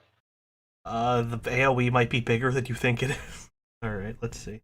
I'm just gonna uncover this just for see it's easier to figure out what's going on over here. Area. What's the diameter of these? Oh no! How much fucking damage is that? Did I cast Sun by accident? Damage type physical. Yeah, the wiki doesn't tell me what the damage is calculated. Oh wait, is that a mana or is it? The damage is force plus net hits. Yep. And then Direct oh or god. A 19 damage Direct. fireball. And the AP is minus Wait. 9. He didn't add the penalties for spell shaping, so Oh, you're let's see how many squares you're going to have to fucking open. Oh no! Oh boy. Well, while you guys are calculating that, I'm If gonna go it's to the big bathroom. enough, I'll just spell shape the entire. So the fireball just Spell consumes the entire shaping. room. Spell shaping. How many penalties for? Okay, so you take a -1. So it's 8 or successes. No, you take roll a a -1 penalty. Oh. And if it's 9 meters, force 9, it's going to be at least 1. You're still using circles still. I know. I'm doing that intentionally because this is just going to be easier. So that's 1, 2, 3, 4, Did you just do 5, the cartoon 6, thing of making someone a pile of 7, ash? 8, 9. So this is minimum. Where are we putting this? Just Inside point me at of where the this center is. This room over here. Inside that Okay. sealed room, where the only way the fire's getting out is through that opening. Yes, thank God. But I want to spell shape it so that it's only in this room. And All the tile. those books are going up in flames. Oh no. That is a lot of lost history. All right, right so let's there. just say it's that. Okay. And Helios should be safe because of my spell shape. So in this spot, thankfully, you don't have to do it yet. So there are 2 people who could potentially get caught in this. So reroll your spellcasting at a -2. Okay. Oh boy. Should you roll a spell or spell casting? Spellcasting Okay. at -2. Spell casting.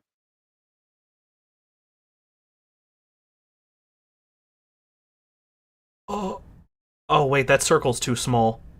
Oh, that circle's too small. Wait. Oh, Can I not affect the size of the circle with spell shaping? it's okay. Indirect spells are worded very poorly. Basically, they have a damage fall. You know, like how grenades have a damage fall off. It has it -1 per meter. But from what, you may be asking?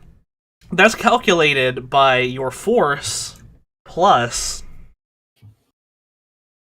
your fucking... Oh my god. It's calculated by your force plus your net successes. Why do I keep blowing up entire map locations by accident? Because you cast stuff at So force 9. plus net 'Cause it's successes. funny. 12.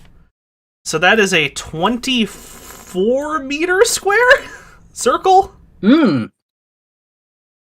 Okay, I'm spell shaping it, so I just need to rework the squares so 24 tiles are just not covered. That's honestly like probably the whole fucking map. Then could I use spell shaping to just make the individual tiles that like we're all in not get hit? Yes, actually. You're gonna want to not have it hit the back. Actually, okay. Tsunami of Wait, fire. I know a very easy way we could do this, actually. Turn down. How many of us are there? How many friendlies are there? 1, 2, 3, 4, 5, 6, 7, 8, 9. 9 friendlies. Just roll it at a -9. Roll the spell. Roll the spell at a -9, so that way you will There's 11. miss. There's 11 friendlies. 11 friendlies? Okay. You forgot about Basilia, Helios, Gadrios. Right. Which friendlies do we So, not yeah. need? Uh, That was a joke. Okay. So roll it at a -11, and your big fuck off fireball will basically hit the whole fucking map. Where all my spells go? It doesn't matter if they're contained in a tiny room, they're still going to cook. this whole fucking dude, he's burning so much knowledge right now. Oh my god. I know. The It's history. really the history. So you said- Oh, roll my force 10 fireball again. The sacred text. At a -11, yes. If you roll it at a -11, none of us will get hit. Okay. What happens if how it much- misses? I don't Can I think just burn an edge on this? Sure you could, I guess! Alright, so it's a 4 success fireball. It's a 4 success fireball. A 4 What's it doing? success rating 10 fireball. I'm gonna burn an edge on this. Okay. That's 14 damage. Why are there -11 modifiers on that fireball? -11 is to keep us all safe. Yes. Okay. So I just One, roll that again now? 2. No, no. No, No, Oh, this no, is a you're- guaranteed for success. You're fine. 2, 3, 4, 5, 6, 7, 8, 9, 10, 11, 12, 13, 14. So basically, like that. Like, Mist, you can see that. I kind of gave up on the line as it went up, but yeah. Since you're burning an edge, could you protect the sacred texts? Nah. He doesn't No. know that's in there. No. He only knows that there's life in there. There's not. Yeah, friends. just make it specifically hit the life. Books are not friends. Yeah, books are not friendly. Books are food, not friend. Mm-hmm. Fuck the sacred text. Who cares about Atlantis? We're burning this bitch. Heresy everywhere. Praise the holy fires Ends of this Olympus. in holy hellfire. So, Miss, just to make your life easy, just take the fucking pointer, clicks and point it at somebody, and just make them roll fucking 14 minus however far away they are. 14 minus, like, even through fucking walls at this point. 14 minus wherever they are at an AP of minus 10. I imagine everyone in this room is dead except for Helios. Basically. I mean, if you want to wave it, sure. Also, if there's anybody over here... I know, they might be fine. This means Helios ran into this room, pulled out his knife, saw the light of God, and then everyone around him was just ashes. Basically. Everyone in this area is gonna be seeing the light of God for a moment, and then everything's gonna be dead. It's like white phosphorus just went off. Honestly, it's not doing that much damage, but it's a big fucking brap, which will probably help Basilia's stand down or die a lot, actually. Because I can do that Mist, again. it would. Although I will say, Mist, it doesn't to go into this room, but it blows the door off its fucking hinges. Okay. Yeah. All right. So Dead. yeah, Dead. he's going to bake probably. yeah. He can't do anything. He's unconscious, so he's dead. All right. All right, let's start with her. Yeah, have her let's roll. start with her. Have her roll DR at minus 10. All right. Damage is minus 10. I get the appeal of spellcasters now. I feel very powerful. Yeah, I mean, to be fair, you did make a very silly move. All right. You could be very, very tactical. 5 with mages, successes. I've discovered 5 successes. So she has taken. Oh, she soaked it actually, Okay. but she saw the light of God. But for a moment. You know what? Just roll a. Do you want to just roll 1 AP minus 10 for all the fucking Scarlet Team schmucks? For all these guys up here, we'll do that. Yeah, but these guys down here will do separate rolls because these guys are all on the same level up here. All right. I mean, it's just as simple as go to the pointer. This guy is taking maximum 3 damage. All right. So for the group up there at the top, 3. they rolled a 6 up there. Up here is These a guys 6. These guys got a 6. They're fine. So they're fine. Okay. So we're gonna go to this guy next. Okay. What's 8 minus 14? 8 minus 14. Well, 14 minus 9. 8. That's 6. They rolled a 9. Yep. They're fine. Fine. All right. This one over here. 3. What do you get? 6. He's fine. Fine. Jinx. What's this guy? 4. Fine. Yeah. They all saw God for a second. Oh. They saw a fucking nuclear fireball. Oh. No, wait. They didn't take damage. They don't have to worry about rolling for fire damage. Yeah. Anyone who had to worry about rolling for fire damage? If anyone probably took dead. damage, they would have had to roll for fire damage. Because they could have been ignited on top of that. All right. Okay, well, that just happened. Now Zero we're back to initiative the for you. single mom with a cause. Well, we go back to the top of the initiative because she already did her turn.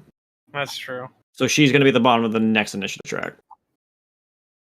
Above Hunter. That just was kind of happened fucking around sick. her. She walked in invisible and everything. Helios literally ran to that room like, alright, I'm going to knife some fuckers. And then he looked around and everyone's just ashes. You motherfucker walked in and actually just cast Maragadine. Literally. Pretty much, yeah. Alright, Gadros is going to move up, try to knock out another guy. What if he's like, wow, this is a really effective knife. Oh, we're down to 20 minutes. Fuck. I mean, we're still going after Aslave. Yeah. I know, but still. Sucks. Hey, you got to shoot a guy with an arrow twice. I did. It was rad. Ryogu Wateki Wokeru. Alright, he died. Oh my god, that was a terrible absorb roll. Oh my god, 1 success. How do you fuck that up with 23 armor? Easily. I mean, Mist, I've seen a crit fail on 23d6. Anything is possible. Christ. Alright, Basilia.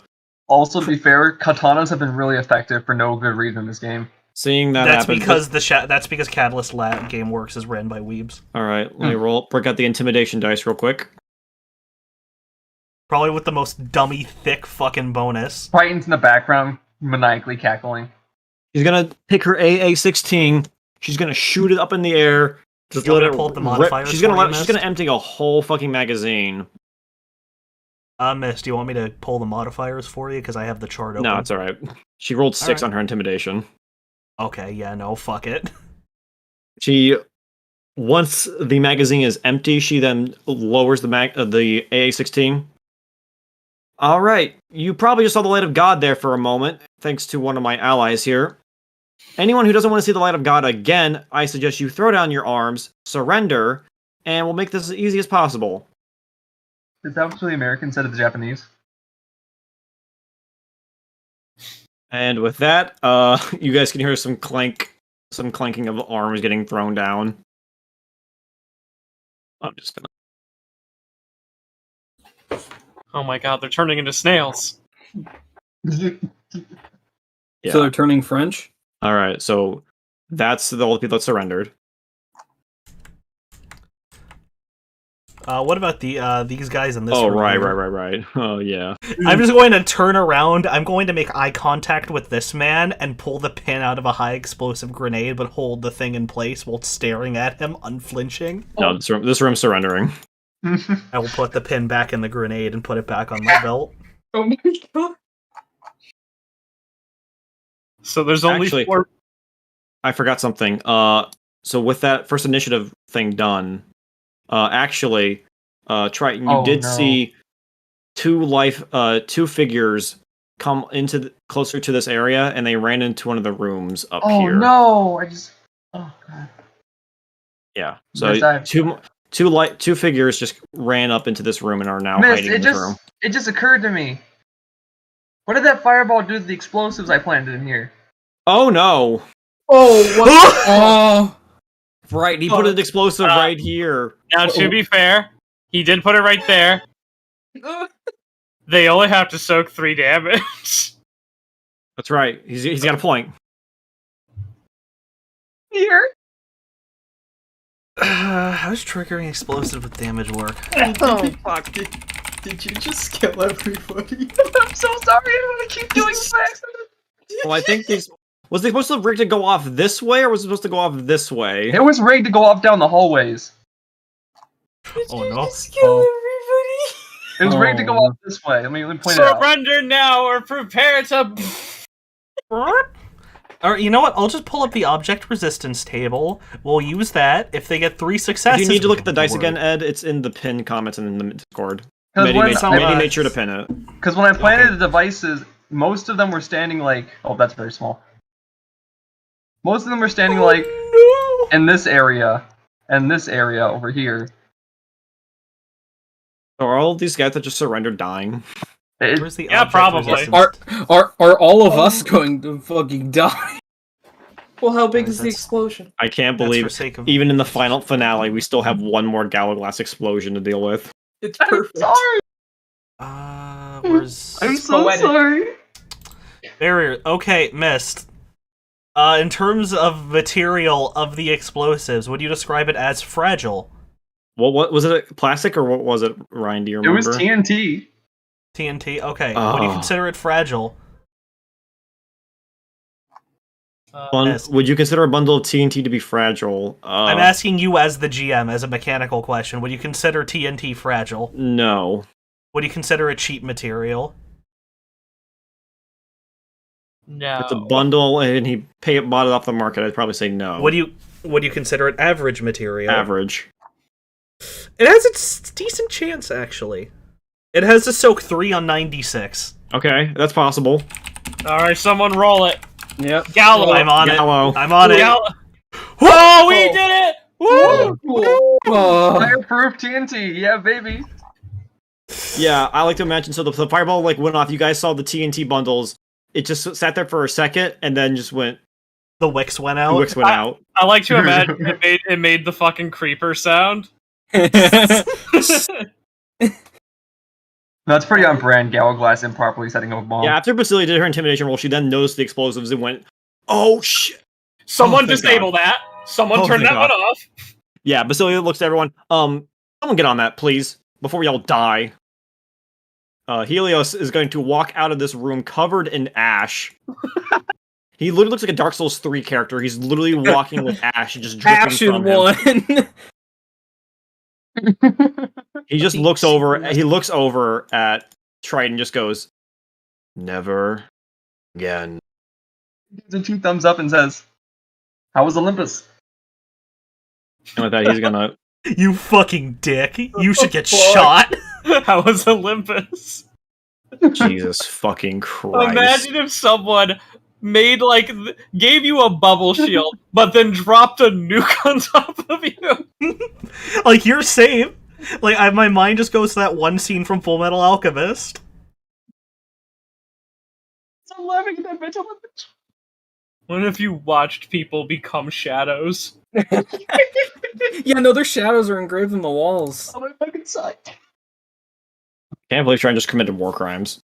Is it still a war crime if you accidentally kill the surrendered enemy combatants? Yes. I mean, Atlantis isn't accidentally? actually a city Well, anymore, actually, come to think about it, we're the ones that didn't plant the bomb. It was Galaglass. So, like, Hey, guys. That's true. So it's friendly fire. So it's more like it's more like we bombed the munitions factory and a bunch of people died from it. No, guys, look on the bright side. At least we found confirmation that Galaglass is here. That's true. Shut up. All right, there are 2 men left ready to fight us. What will they do? Die, I guess. So the one back here is going to just go. There you go. Like this dude. He's gonna go try to find Lou. This is not good. Oh, he's in for a rude awakening. God, when he comes around the corner and see Lou's dying, the morale... Morale gone. He's gonna go hide. When morale Oh, no. equal... What? And then this guy here, I'm gonna give him a willpower save and see what happens. I'm gonna give him a composure test. Turn on GM roll. All right. How? He is dedicated to the cause. No amount of god fingers will scare him. This man decides to pull out his Ares' vigorous assault cannon and is going to go down fighting.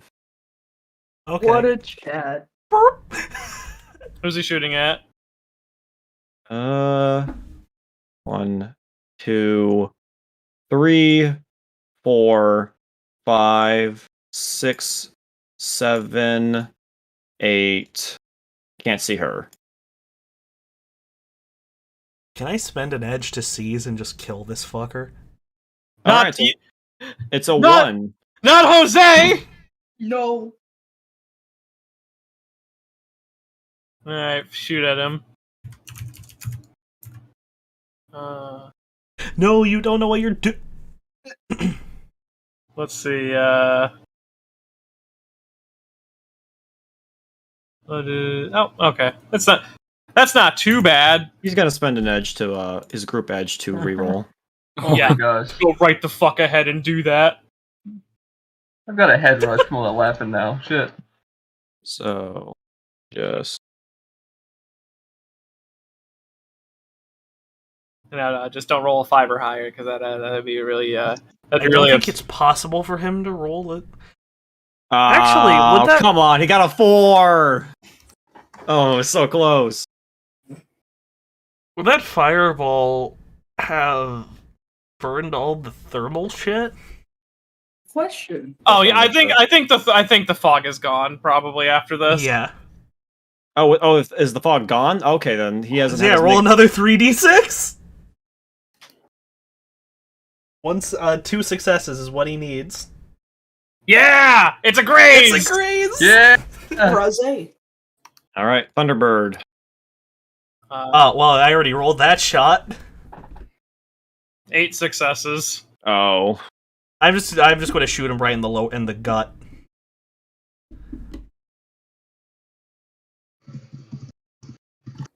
They already used their group edge. He's hit. -10. He is taking 15 plus 8 minus 22 damage and 22 -10. minus At his -10. dodge 6 minus his absorb 7 9 damage. He is still standing. Oh, all right. I'll just shoot him again. Oof. I don't think he. Yeah. No.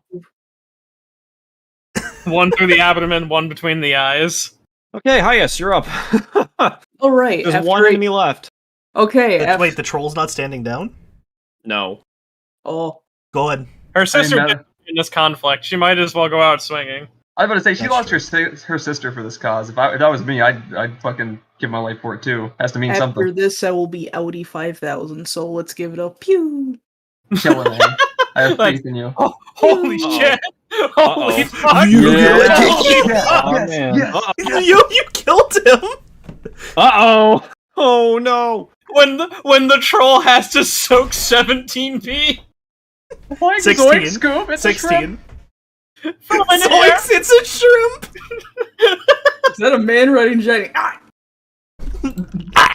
Is this the power of Atlantean technology? First one does 6 damage. That's half her health already. Nice.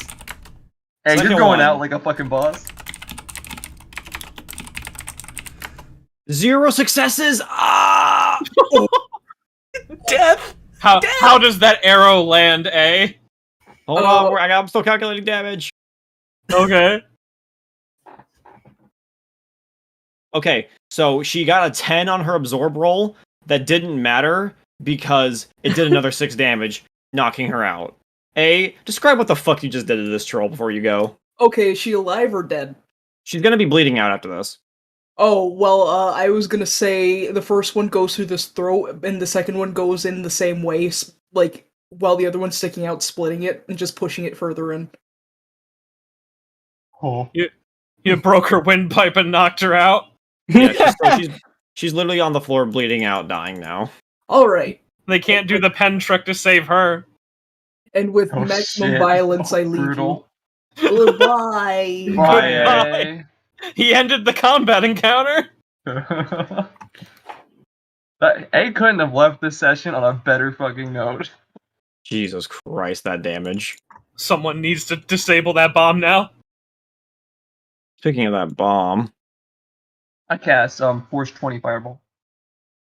Oh, Oh shit. Is that me? hostile! Yeah. Take him out. That is you. Just get shredded like the overseer at the end of Fallout 1. Wait, did I see the light of God? no, you weren't there for that. That was after that was right before you showed up. Disappointing. I thought Gale Glasses would become further a religious man. You saw Lou, but you did see Lou and PJ head towards this door. Well, Scooby Dooby Doo, I'm coming for you. Yeah. We got some. This was This was happening during that final little bit of combat. Guess I'm ducking in here too. Oh, The final man.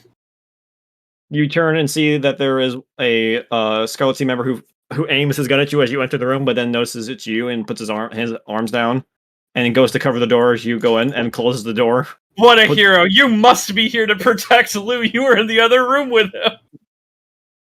Wait, why did Lou come back? Wait, why are you back? What happened in there? All right, Galglass, what the fuck is happening? All our men are out there are dying. What happened to Lou? What the fuck is going on? I literally run to PJ and I grab him by like the scruffs of his shirt and pull him close. No, this is the Scarlet Team member saying this. I'm not even paying any attention to him. Oh. And I say, why the fuck are you in here? We can't stop. We have to keep moving. What do you mean keep? What do you mean keep moving? There's It's a whole not bunch of. safe. They're all dead. What do you mean they're all dead? Who's all dead? Everyone but me, you, and Lou. What? We don't have. I'm gonna start shaking him. We don't have time. What do you mean everyone's dead though? I smack him. Ow! Compose yourself. What about that crack fiend? Isn't he smack still him again. alive? Is he coming for us? I smack him again. Ah! Get yourself together, man. I feel like I'm being gaslit here. Just tell me what's going on. Okay, Crackfeed's gone berserk. He's coming after us. And by us, I mean you. And by you, I mean Lou. Did And by Lou, I mean me. Did Paige or Crackfiend run into the other room first? It was Crackfiend. Yeah. But he's coming in a bit.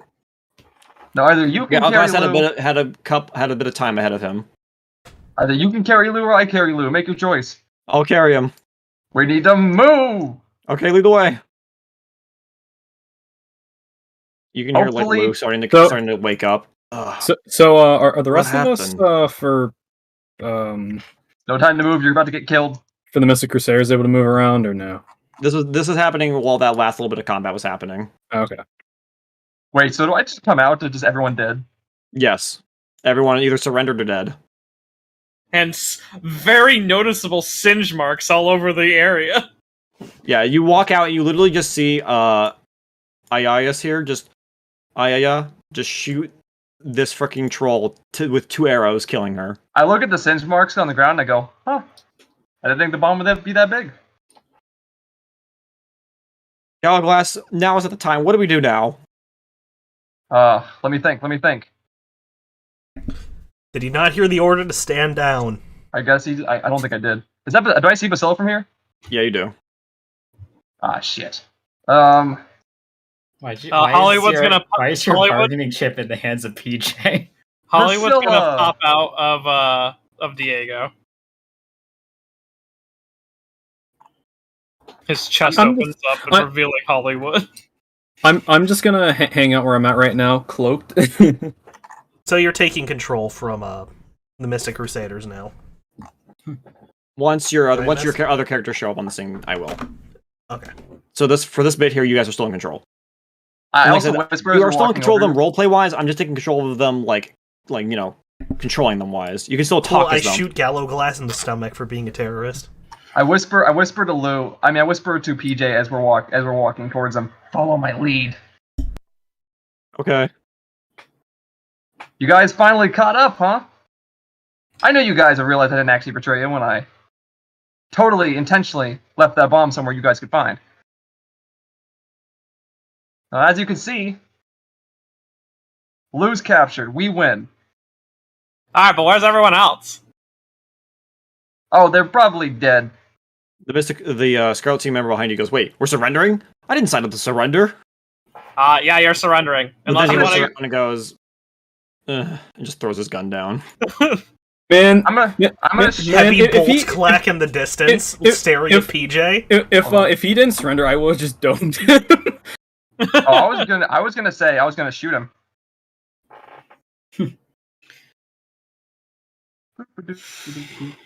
Alright, so this is one of the few targets. We have a few more left. Hey, Triton! How's this life signs in the other room looking?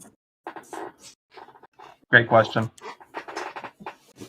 You can see that there's a couple of there's only a handful of people still left, and they're starting to make their way up. But one of them seems to be a pretty beefed up guy leading the charge, though. But I'm going. Oh yeah, I'm going. come to Yeah, it is a beef motherfucker moving and someone limping with a hustle. Hey, But I am- come to think about it, what does it take to disarm bombs again? Because I do have demolitions.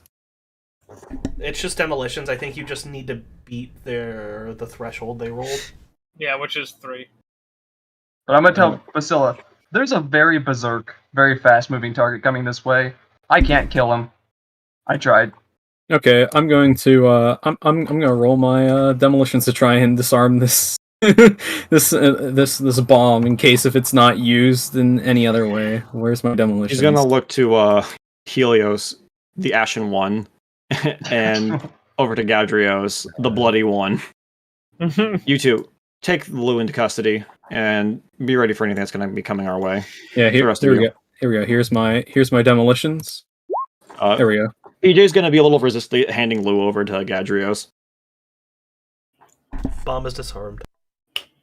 Oh, is he turned to look at Gagios? Gadrios is trying to take Lou from his hands, and he's resisting, not handing him over. Cool, I'm gonna grapple PJ.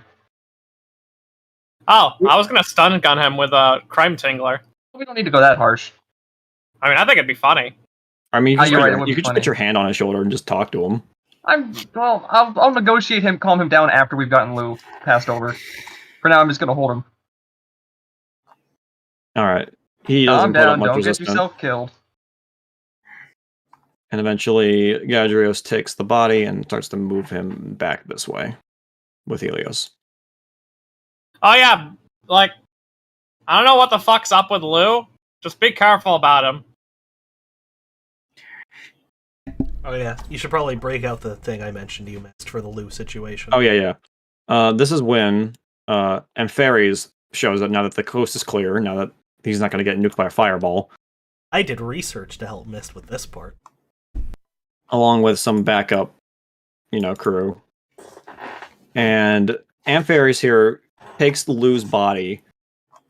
He's still dazed from the fucking Gauss rifle blast. He puts a set of different looking handcuffs on him, and then grabs a somewhat of it kind of looks like a burlap sack mixed with a hood, and puts it over the guy's head. Also, jumpsuit that he basically zips him up into. Yeah. Or you can just say it's body bag, whatever you prefer. Yeah, basically zips him up into a suit. For those of you who are magically inclined, this is basically locking him off from doing anything magical now. He is in the mage fuck outfit. He has mage cuffs, a mage hood, and then I forget what the suit's called. So TLDR, if he does anything magical, he gets the nastiest shock of his fucking life. If he tries to astrally project, he has like a -6 penalty or some shit. And the bag he's been zipped up in makes his magic stat functionally 4 lower than it actually is. Yep. And then they're gonna just. So he's. But Yeah, you ever see those scenes in the movies where you see the terrorist? He's like, I have a hostage, and they're bagged and handcuffed and all that. That's Lou right now. I imagine the Hannibal Lecter on the Yeah, it's probably more like the Hannibal Lecter thing, but for mages. Oh, just the way it was being described sounded like Guantanamo. Yeah, Guantanamo's another good one. Like Metal Gear Solid 5 Ground Zeroes. Yeah, so But he's done. He's not going anywhere for the time being. But now Galahad is going to facility. He's gonna be like, so the collector totally understood that I was infiltrating, right? He's not gonna send me to a goblin forest again, is he? That's yet to be seen. We need to find the rest of your crew. Speaking of that, the first individual leading the charge now shows up. This is where I will now be taking control of. All right, so Crackman immediately runs forward, noticing PJ empty-handed, and Galglass talking to some new person. Where the fuck did he go? Oh, that's the berserker. I can see that everyone here has given up. Hey, So I'm completely of mind right now. Of mind to kick your ass. Where is he? Where's who? Lou. That shitty boss. I think he's totally arrested. You tweaking right now, bro? Yeah, K10. Anyhow. Why are you bothering arresting him? He's on the verge of death. Now's your only chance. Realistically. Hollywood kind of looks back at him. He looks like a Guantan patient, dude. He's probably gonna lose, everything from this. Fuck. What the hell's going on here?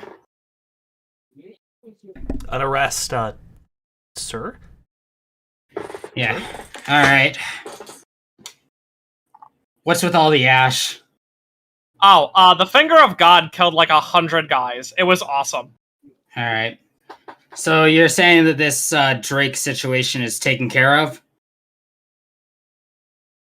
Basilia, is it safe to say that whatever this is going towards is likely worse than death? For him, it is, at least in his eyes. Do I actually know what's going to happen? You do not. In a meta sense? Okay. I don't. I don't think he's worth prying any information out of. Sort of the shittiest boss I ever had. Oh, yeah, looking for work? Yeah, well, I was actually thinking of sticking around here. There's this room full of books. I was hoping that those winged fuckers would be able to teach me a thing or two about. What the fuck? Like I said, the finger of God showed up and just destroyed everything. Who burned all those weird texts that I couldn't understand? Now the rest of the crew is showing up. Hustle, hustle, hustle. Oh wait, I think wasn't I riding Beeper? Yes, your beepers are below you right now on your token. Okay, cool. So Paige is just fucking rolling into here on a fucking crash cart. Oh, hey, look, it's number 2. Hey, you woke up. And It burned everything. Pager, you're alive. The plan worked. The books are burned. There's that fucking information I was going to like enlighten myself on. Get my life together. I mean, the dragons probably remember it. That is true. Wait, dragons? Like how many? 2? 2? I counted 1 dragon. They're drakes, actually. Basilius is speaking up. No, he's the shitty Drake. Pointing at Lou. I'm talking about Oh, you mean the wyverns? Yes. You mean the wyverns? Wait, what the fuck you mean 2 Drakes? Don't worry about Let's that. talk about the things outside. What? We're getting our fantasy lizard. I terms think mixed up. I think forget I said anything. Paige just going to. I think Pager specifically was running off with the Gauss rifle in hand. She's just going to put it back onto Beeper. Yeah, Oh yeah, Pedro, I would recommend not attacking anyone, because I think this is like a total surrender on your guys' side. Yeah, once you guys all, roll up together, that's when all the Mystic Crusader people are going to have all their guns aimed at the team. Surrender? I don't know the first word. Hey, dipshit. Yes, you do. I'll make you surrender again. I can do that for you, more than happily. What do you And I'm mean going to by make Sunriser put both his hands up. Sure. Well, what's going on? My arms are malfunctioning. I don't Holy mean shit. this. This isn't me. I don't surrender. I will fight you to the death. And he makes his head click, but it doesn't fire. Now make him wave his hands in the air like you just don't care. Can I send you something stupid to say, Betty, in the Sure. voice? This is why fully cybered characters should never let anyone with good tech near them. My wife's boyfriend is an elf, and he's great. My wife's boyfriend is an elf and he's great. That's no fair. I don't have a wife. Alright, so the rest of the Mystic Crusaders are going to go around and start handcuffing anyone who's left. Does anyone here put up resistance to being handcuffed? Hell nah. I will ask that they let me disassemble the weapons on Beeper and store them away, just for easier transport before They they would leave appreciate that. When they start trying Hands to are cuff, free. when they start trying to cuff everyone, be like, is that really necessary? I mean, the double cross infiltration was my idea. I'm the only one that really needs to answer the collector here. Yeah, So he did tell me to kill Lou. All I wanted was to keep that schmuck and camo over there alive. Basilia looks at you, Galglass looks at everything else. I would like to believe that, but after the stunt you've pulled with the bomb, that's not a double cross. Look at the placement of the bomb. It was totally meant to kill them. You just got here first. To be fair, Lou said he wouldn't trust us unless they placed the bomb. I was against it. I still As you don't can trust. tell, I stayed on the boat. I still All you don't had trust to the do was tick. tell Lou that you blew the thing up. Dude doesn't keep a track on anything. Does he really not? Would that have worked? Hey Lou, would that have worked? No. All I see Holy shit, it would have worked! Yeah. Basilia looks at Galglass. I'd rather not trust a terrorist with his arms available. She pulls the handcuffs out. Valid. I'm And not after I'm arguing done against cuffing me. disassembling- I'm just saying I'm the only one that needs cuffed. And after disassembling Beeper, I'm just going to hop on Beeper, lean back onto the arm, and let him cuff me. Does Crackfiend surrender, or is he going to resist? Are you gonna take me somewhere? You want to stay here? I heard you mention that. I was kind of interested in seeing what those wyverns were all about, but if you gotta take me back up there, He looks at fucking everything fine. going on. No, it's fine. You can stay here. As long as we can get what we need, you can stay here. I I'll mean, leave him a suit or something. Did you I mean, take I- it? Hey, did you? If you're here to take shit, did you take it up with the wyverns? No. I kind of just ignored But us. I can go talk to them if I need to. I want you to. I want you Also- to talk to them. Also, if you don't stick around, or if you don't want to stick around, I could just hire you. You're a Shadowrunner, right? He's not getting off Yeah. scot-free here. I mean, he's just a Shadowrunner. He's still getting punished for what happened here. Everyone here is. Oh, I- fucking. Oh yeah, sure. I fucking heal the. Unless you heal want to these stay here, you can schmucks. stay here. You can choose to stay here if you want. All right. Anyhow, Back into exile. I want you to talk to the wyverns first. All right, fine. I'll be They right can. back. They're the ones who can shut down the security system in there. I forgot they could do that. They're the Yeah, ones why who don't we just- activated it.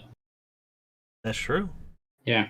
They can they're the ones who can deactivate it. They didn't deactivate it for us. Hmm. If you need it for a noble purpose, then they should let you get it for free. All right. Well, Helios, handcuff this crackhead here.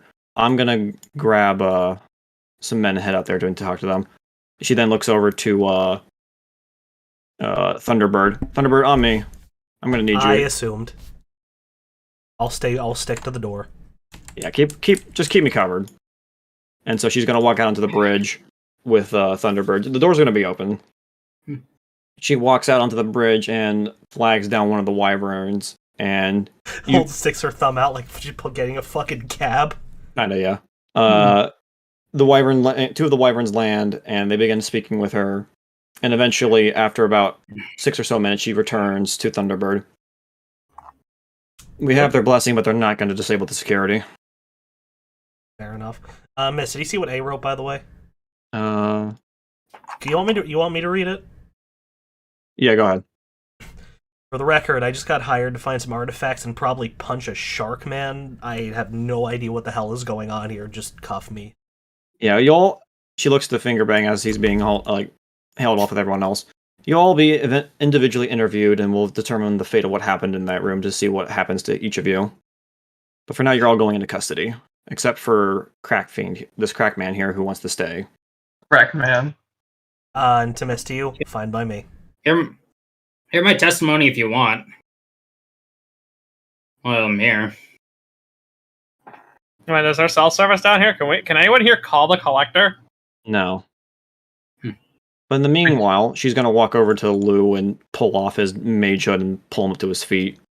Are you sure I'm we can't gonna make a need quick call? I need to borrow you for a minute. Oh. Does anyone have any objections to me using this man? Is there an It's a bit opposite of an lewd, but- objection? Can I get like front row seats? Honestly, I'm I- satisfied at this point. yeah, Can I- we kill? Can you kill him Yeah, after you're I done give using up. him? Why would I kill him? Because he has nothing worth saying. My He's a employer- shitty boss. My employer needs him for something. Probably has like more a, than- He he's has more probably than one called, like, use. Drakes. No, he doesn't Alright, can collect you- drakes. Then kill him after that second use. We'll see what happens. Fuck. But in the Alright. meanwhile, he's gonna help me get through a barrier. And with that, Alright. she's going to drag Lou back into the chamber room. Hollywood Where, is going to follow. Yeah, anyone who is not handcuffed is able to return, watch, and see this happen. So the Mystic Crusader, some of the Mystic Crusaders can go in there if they need to. Frighten will go in there. And I don't smoke, but it's been a long day. Could somebody... What? I don't smoke, but it's been a long day. Could somebody please... is this Thunderbird or is this Pager? Pager. I don't smoke, but it takes the edge off. Galgos can turn around and yell at Pager and be like, "You just had brain surgery." You have the push I threw aside, right? I have a supply. What do you want? How high do you want to get? It's just some good old tobacco. Well, I have, and she just pulls out like a pack of Lucky Strikes. Thanks. I did not shoot 10,000 volts into your brain so you could perform a smoking habit. I did not fix your brain so you could ruin your lungs. Hey, Alright. hey, I can buy new lungs. hey, Oh, right, we're in a Ireland. sci-fi setting. Go ahead. Hey, Ireland. What the fuck was going on back there? What do you mean? You threw various gas grenades at me when I was trying to fight your fight. I mean, they're explosives. Was I really throwing them at you? Yes. That seems like a matter of perspective. And why the fuck did you run off when there were still people? Because if Lou got away, this whole double cross would have been for nothing. Alright. Alright, so Basilia takes Lou and whoever part of the Mystic Crusaders follows in.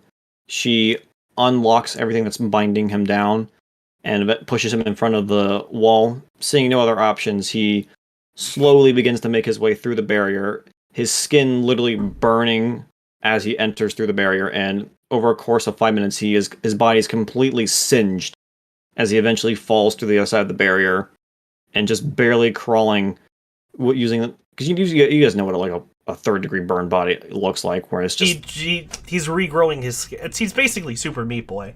Well, this is magic. So it's not going to be that easy to fix. Having been burnt severely, he crawls towards the spear, grabs it, slices his hand on the blade, and he's able to rub that blood on himself and heal the burns.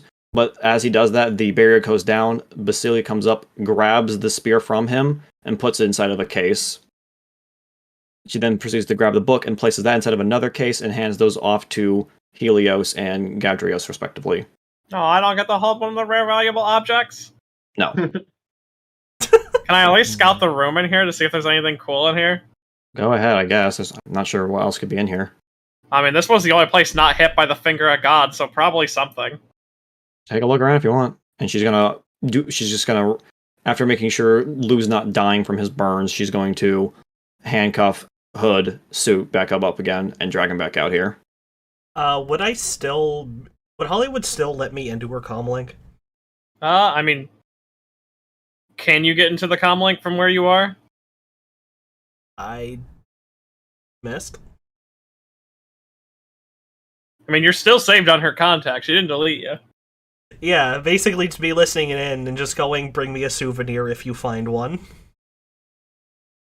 I know for Hollywood and her off-by-herself antics finds the Holy Grail. This looks like shit. It's so tacky. No, you gotta remember the Holy Grail was found in the Crusades. Yeah.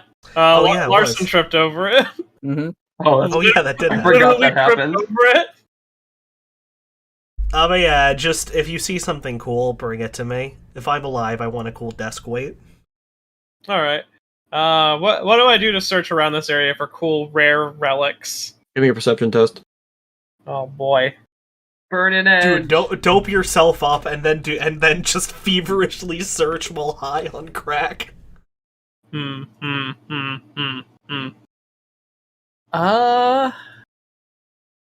Come on, one for the road. Finds the collector hiding in the corner. Gotcha. You found me. I was here all along. No, you find the collector hiding under like some bricks and like another wall, and he's just a dog. The collector's been behind us all this time, like fucking Silverchair at Requiem. Yeah, she'll take a hit of Mile High Club, then burn an edge. Fuck it, huh?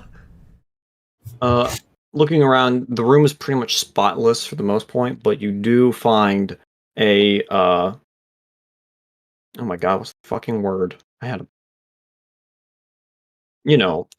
Orichalcos. You find a Orichalcos ring. You mean Orichalcos? Orichalcos is Yu-Gi-Oh! The Orichalcos. seal of Orichalcos.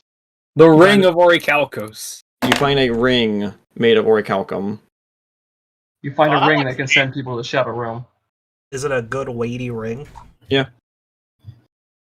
It's a pretty thick someone one. certainly know what this is all about. She's gonna put that in her pocket. But Probably that's not bring it. And like maybe like grab books that seem applicable to her friends. There's no books in Is that there, room. There's no Mist, books in if that I room. I could have sworn. No. Miss, if I may ask, are there any pieces of rubble with cool ruins on them? In this area? And the one above where Hollywood is? No, that room has no decay on it. There's no crumbling or anything like that. Damn. Oh. That was the whole thing about that room, is that room looked like it was just made. Okay. It was well preserved. As opposed to this room where it's falling apart. I guess just politely, please, look around. See if you find me a cool piece of rock or something. Yeah, I guess on her walk back, Oh, yeah, she'll there's some Orichalcum like wall. You can see some like black obsidian wall. The walls have some chunks that are falling out. You can grab. Okay. Yeah. She's gonna grab some of that. She's gonna keep the Orichalcum ring for herself. Totally fair. Alrighty. Yeah. All right. So with everyone handcuffed and being escorted out back to their suits, Basilia gives the handcuff locks to one of the wyverns for Crackfiend, and leaves him behind. So she asks them to unlock him once we have left. Okay, opposable thumbs. Well, they'll give him the key. They give him the key when they depart. Hollywood also leaves Crackfiend a hit of Hollywood High. Trust me, it's the best last hit you could possibly have. I'm gonna fucking become unconscious from the K10 I'm already on. Sure, I should be stacking shit. I mean, don't take it now. Take it later. Like everyone has a last cigarette. All right. And eventually, I should probably check with the wyverns if I could actually survive here longer than a fucking week. Week? Yeah. I mean, just go out and hunt fish. Yeah. Yeah, about that. Basilia says that she kicks your suit onto the lava. And I didn't know PJ had a puzzle item on him. What? The fuck, Basilia? I mean, this is essentially just a death sentence, but at his own at his own discretion. And I'll leave him a water purifier, I guess. You have one of those on you? I'm pretty sure I have a survival kit. I can't open my inventory right now because Chummer is shitting. But yeah, survival kits have a water purifier, I'm pretty sure. A tiny one. Radical thank you for being the person who was brought into this dim betraying of you guys and took out most of their squad.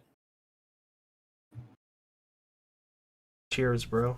And with that, everyone suits up and departs from the cure, leaving Crackfiend behind, and eventually the wyverns drop you your key to unlock your handcuffs. And maybe the wyverns know a way out. I'll just see. Oh, you tell Mist, it's up to you how Crackfiend's epilogue goes. Because it's living with the wyverns. He starved to death and everything was horrible.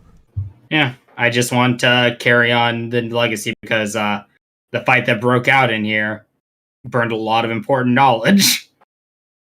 I wouldn't be able to understand it anyways, but So you basically had a religious epiphany during a gunfight. Yeah. No, he had a religious epiphany while on bath salts. Well, you gotta remember, Flyer, you did say That's one a little thing. more accurate. You did save those Jordans. Yep. Wait, he saved shoes? Yeah, I did. He found Yeah. a pair of shoes with wings on them that he saved. Yep. Cool, I guess. I will admit though, if I had been able to, like, it wouldn't have put me down to -12, which it would have. I wouldn't have burnt the books, but I was like, I already have enough of Megan Malice's trying not to murder my own team. Well, you were burning an edge anyways, so it didn't matter how many negatives you had. I think burning the books is funny. Yeah. It's a big oopsie whoopsie ooh. I mean, it's a big. They literally didn't care about what was in here besides the things they came for. It would have been funnier if I actually set up the bomb, honestly, because it wouldn't have even hit our team. So I've been like, oh shit, the bomb! No, I'm pretty sure it would have leveled the fucking room. Oh, never mind. Because you put down a lot of TNT. I did. Alrighty. Alright, so eventually everyone gets back to the lab and then loads up on the submarines and returns back to the the destroyer that the Mystic Crusaders are using. And eventually you guys, the prisoners are taken away. What?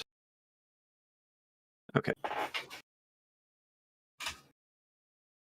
He would later die of a cold. No! Get that. God, no. I fucking hate, like, that is the one thing that ruins the ending of Steel Ball Run for me. It made me so mad. Alright, you guys get back to the hangar and where Death Wish is waiting for you. Along with 2 extra individuals that I forgot to put their tokens on the page. Oh shit. Is it the president? Oh my No. god. It's the collector.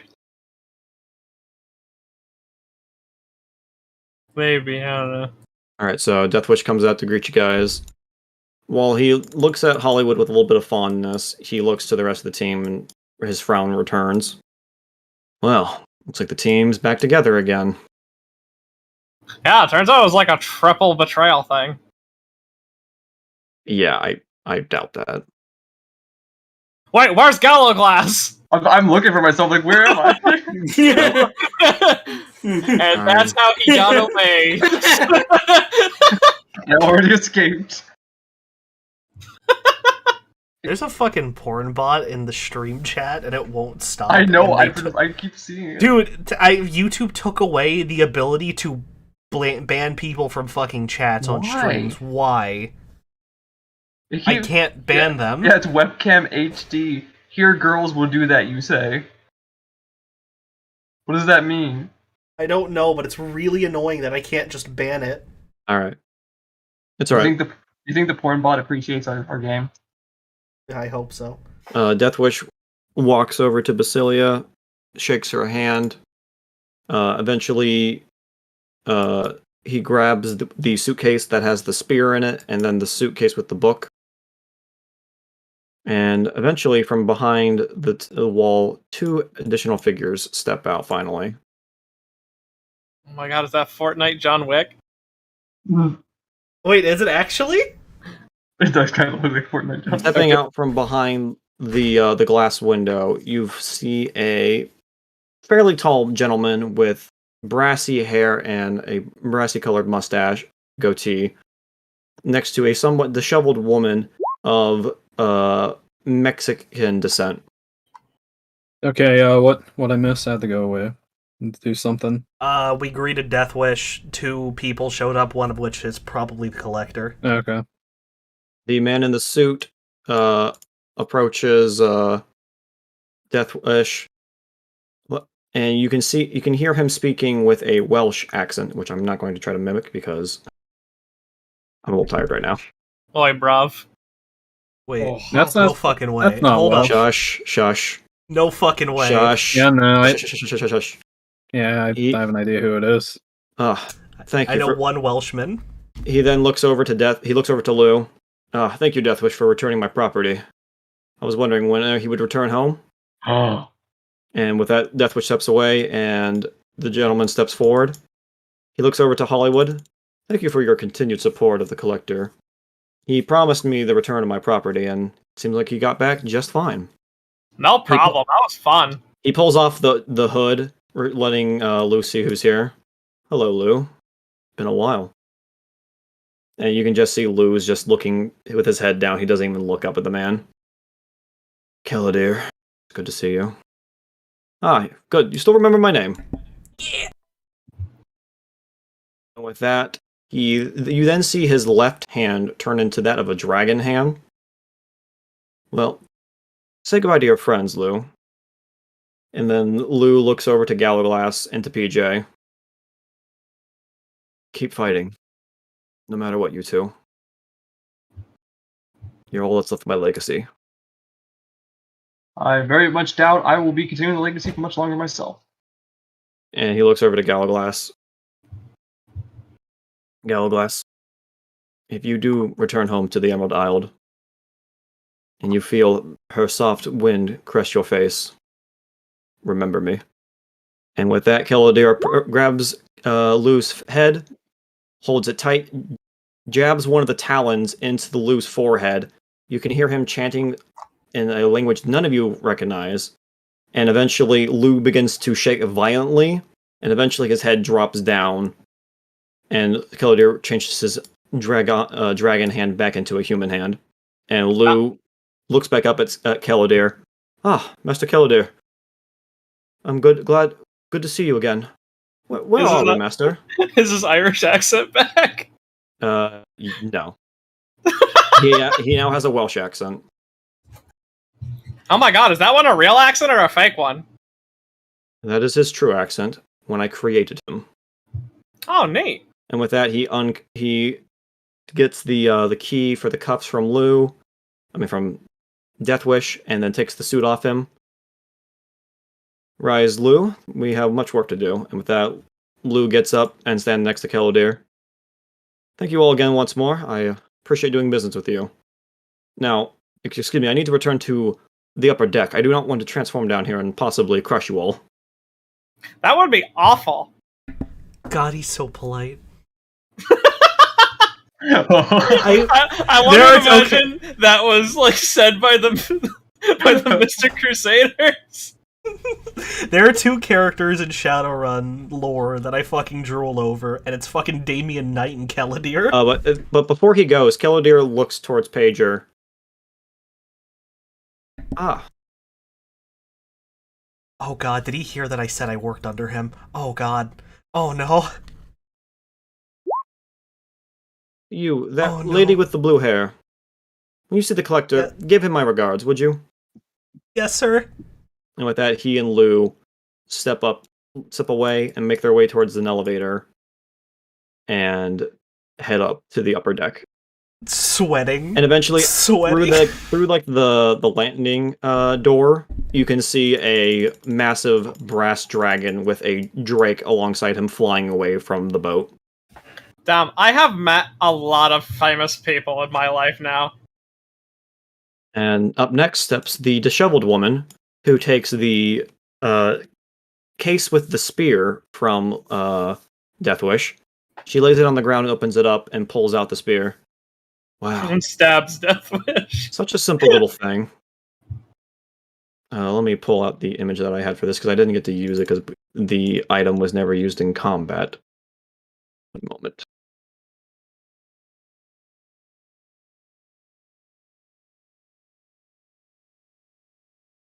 God. I put it somewhere in here. There it is. Okay.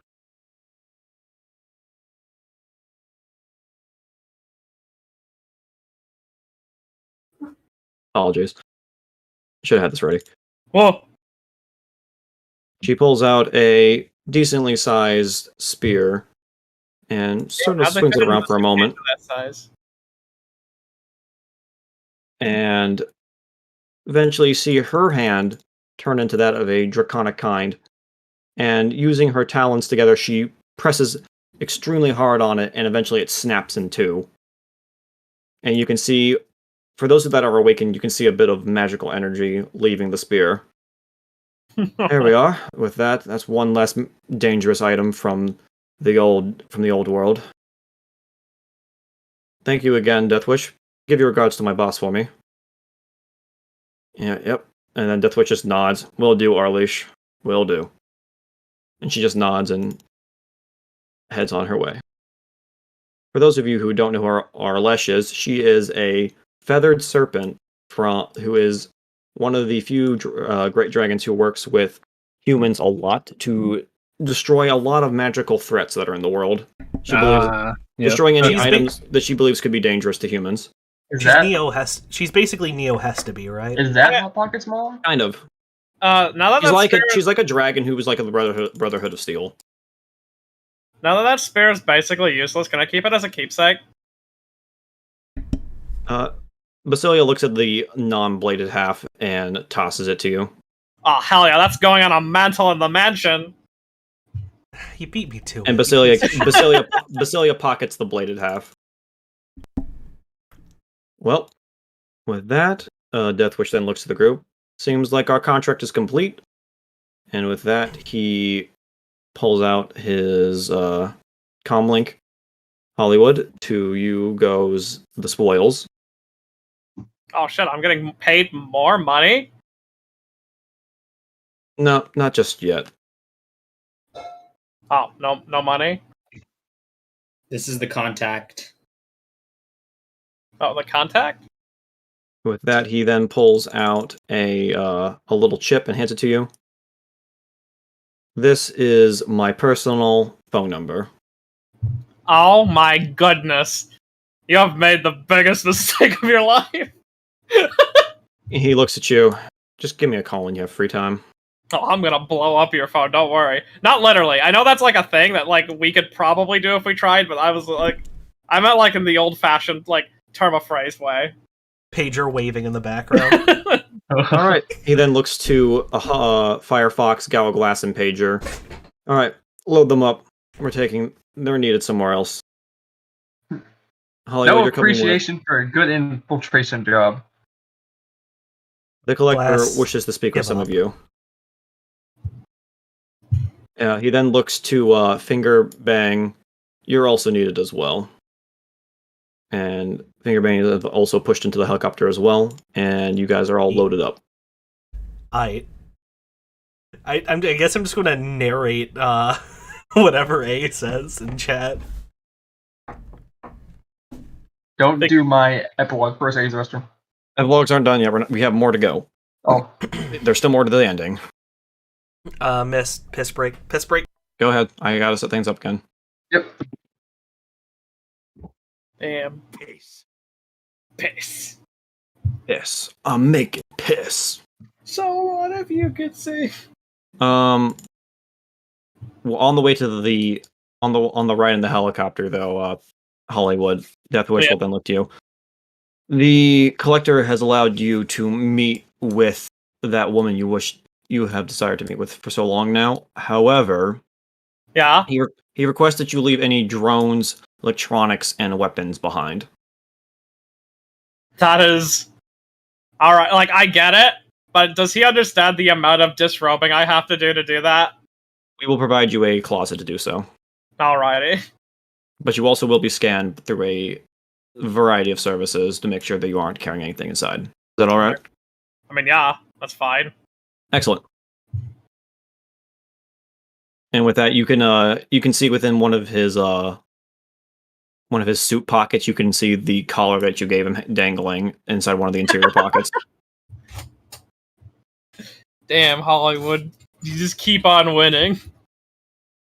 Ed's not here right now, so I can't go over her losing Beeper for this, but Firefox, you also are going to be disarmed and given mage cuffs, so you can't cast spells. Okay. How can you disarm her fists, though?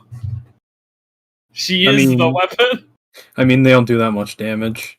Yeah. Also, with mage cuffs, it turns off her out of powers. I know, it's just a character who fist fights. I always like when they have to like disarm the party. What disarming? You're going to take my arms away? Smooches the muscles. Oh yeah, I forgot. I have no goddamn idea what today was, but it sure was something.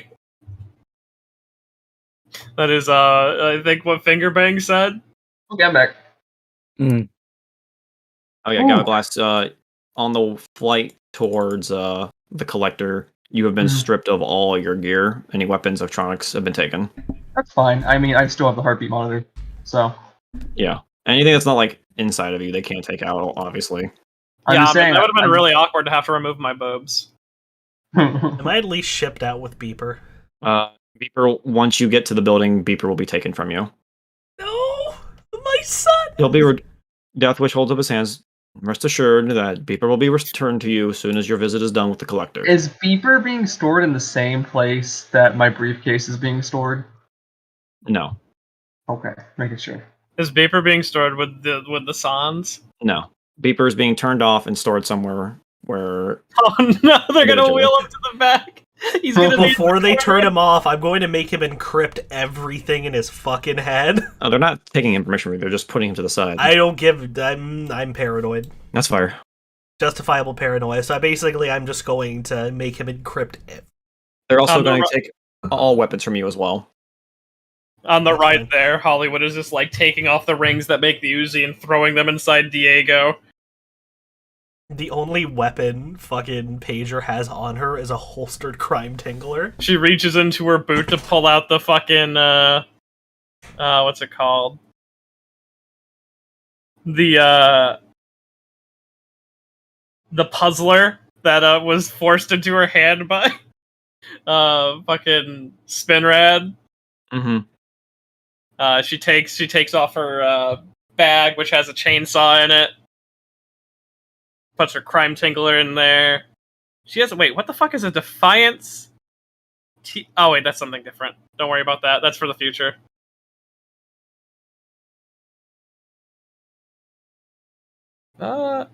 She's not allowed to bring her comlink in, I imagine. No electronics, no weapons, no drones, nothing. My comlink is in my brain, so they kind of have to trust me to set it to airplane mode. Or they'll force it into airplane mode. Yeah, they're gonna have a Decker force it into airplane mode. If they are so inclined, I will plug my data jack directly into their Decker. Alright, they will allow that, because they can just shoot you right there if you try to do anything funny. Exactly. Alright, So literally anything I do, he will see, because he is inside my brain. Alright, that works for me. I don't... Very unpleasant to have someone noodling around in my fucking head again. I assume he's less intrusive than fucking, what's his nuts? No, he's just making sure, he's just watching your brain waves and watching your eyesight to make sure you don't try anything. Oh no, the CFD didn't go away. He's watching the sci-fi bullshit to make sure. Yeah, he's just watching to make sure, he's not digging through, he's just watching. Good. Fucker. Listen, we only treated the symptom, not the disease. You're now infected, bro. Yeah, did I just give this man CFD? No, we'll get to that. Alright, so you guys eventually get off the helicopter and walk into a building that you were basically blinded, so you couldn't see this building at all from the outside. And you guys make your way into a somewhat fairly lit lobby. You can see some well-armed security personnel here and there. Why is the security cute? It's at this point that Basilia looks over to Deathwish. I'll take that one with me. Wait, where's Galglass? I forgot to Oh my god! And that's how again. he escapes. God damn it. He He escaped. got away in the wind. I thought I had him stacked on a token here. It's not. Escape Artist 100. Damn it, they caught me again. Mist, you might want to just send the questions you're going to ask to A, so we can write a response. No, I have that on my phone. I'll send it to him. Okay, cool. So yeah, just send up the questions, and then he can send me. Yeah, I'm response, gonna type in and the I'll just Discord go. chat. Don't worry. So Basilia then looks to Fingerbang. Fingerbang, while you are not directly, from what our interviews have told us, you are not directly associated with anyone here, and we're neutral in that conflict. You are still need to be debriefed So one of my associates here will take care of that with you, and one of the guards will step up and escort Fingerbang away. Damn, you're gonna take his pants? That sucks. They're like good pants. With that, Basilia will then... Oh, thank God, finally. Answers. Get them. I got him from the gap. And the rest of you will be escorted up here towards this I lobby. assume, like, some finger guns in there, too. Oh, wait, no, I don't think you have fingers right now because your fingers are grenades. You have 5 stumps. Oh, okay, so you have 1 stump. Yeah, they turned off your stump. Wait! I must have missed that last session. The grenades were his fingers. Yeah, Yeah, there are his cyber name was fingers you like can have, and grenade you can put a grenade in them. Oh, his character just got so much cooler to me. Yeah, so Ryan, I did have a player once who had 10 finger grenades, and when he was in a bad situation, he'd just whip his fucking wrist and run away. Yeah, he just yank a finger off and just throw it. I mean, Yeah. technically, I could probably break the cuffs on my arms just by can break With your these cuffs. fuck off cyber arm. breaking with my cyber arm. I mean, your cyber arm's been disabled. There's a Oh, Decker watching your cyber arm, make sure it doesn't do anything. Is the Decker plugged into me and I'm plugged into Glass's arm? Alright, we're gonna daisy chain Deckers. Alright, so you guys are escorted into this lobby where... Is Daisy Chain Deckers just group internet sex? Kind of? That's Fun a fact, the only completely unhackable way of communicating on the Matrix is 2 Deckers with basically an Ethernet cable between them. Also, yeah, we call that a LAN party. That's a good one. Thank you, A, for that pun. Mhm. We'll credit Yeah. where it's due. Are we playing Halo 2? Shut up. Alright, so Nobody's taped to the That's ceiling, man. Let me- at least it's not a soup kitchen. let me resume, please. Sorry, drink some water. Alright, so Basilia then looks to Firefox and Galaglass. You two are coming with me. And then she looks to Pager and Hollywood. I take it you can handle these 2, Death Wish. Yeah. He just waves his hand at her. I can handle it. And you two are pushed up to them. And Basilia, before she departs, though, she shakes both Hollywood's hand and also Pager's hand. when she shakes Hollywood's hand, Hollywood like mouths call me. Wait, she's And then shaking my winks. hand? Yeah, she's shaking your hand, Pager. Why? Because you were the most competent of this group. How dare you? I did a lot. Is that praise because I'm not going to get shanghaied in that room? That is not for me to determine. Oh, Lord. But this is just a goodbye, though. We'll probably never see each other again. If I may, this lance. If I do make it, could you send me a picture of it? Frankly, I think the thing is gorgeous, and I'd love a replica if I walk out of here. She pulls out the spear part, grabs your comp link that she had, takes a picture of it. This will be returned to you when you leave. I like to imagine she held it out in front of her and took a picture of Pager with the lance. I mean, if you wanted to do that, you could too. If you wanted to hold the lance, she'll take a picture of you holding it. Thank you. And I'm just going to nod without a thanks. All right. And Though the hope is, if we do achieve good end Pager, she takes up messing with old fucking martial arts weapons as exercise and a fun hobby. Before we go though, Galaglass is gonna look at Death Wish. So I'm curious. How'd you know? how'd I know? Thought I hit that bomb pretty well. Oh, I didn't find it. Points to Hollywood. She did. Did I find it? You helped me find it, at least. Yeah, I guess I did. I think I did Galaglass shrugs his shoulders and says, "Well, that tracks. It's nothing personal, Death Wish." And then he turns around. He just sighs as you walk away.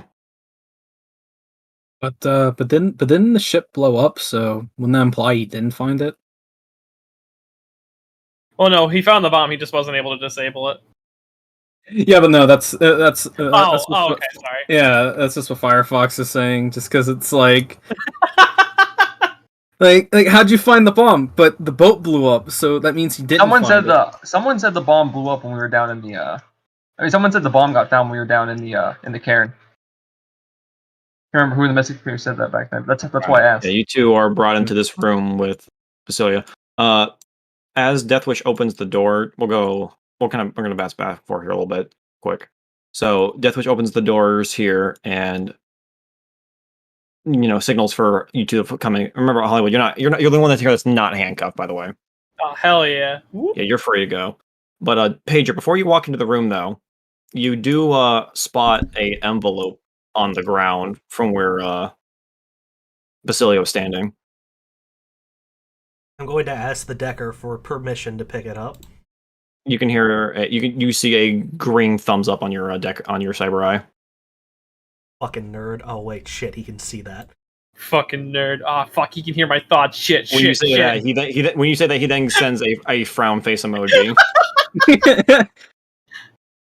I'm just gonna pick it up and just kind of scratch it open with my nail.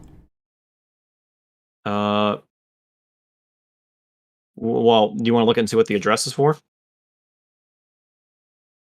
Right, I'm being a nosy bitch, huh? Yeah, I should look at that. There's a bit of blood on it, so you can't make out the full address, but it is labeled for Detroit University. Oh shit, okay. You want to open it, or you want to just put it in your pocket for later? I'll hold on to that for now. Okay. All right, Deathwish is gonna come Actually, in. you know what? I might not walk out of this room. Let's figure it out. Yep. Deathwish looks at you. What's that? Wait, where'd you find that? Don't worry about it. Just gonna rip it open. Don't worry about it, you're a prisoner. Where the fuck did you find that? No, he's prisoner. Where'd you get that? Found it on the floor, and I don't think anybody else here went to Detroit U. That's true. Wait, didn't you go there? Why do you think I'm ripping it open? No, I went to California U. No, I went to no U. There's no U for me. Inside the envelope is a small package. Oh my god. A small package pin. You're being pinned. 1, 2, 3. Ah, that's it. Basilia takes the victory. She's now the champion of the blue hair. No!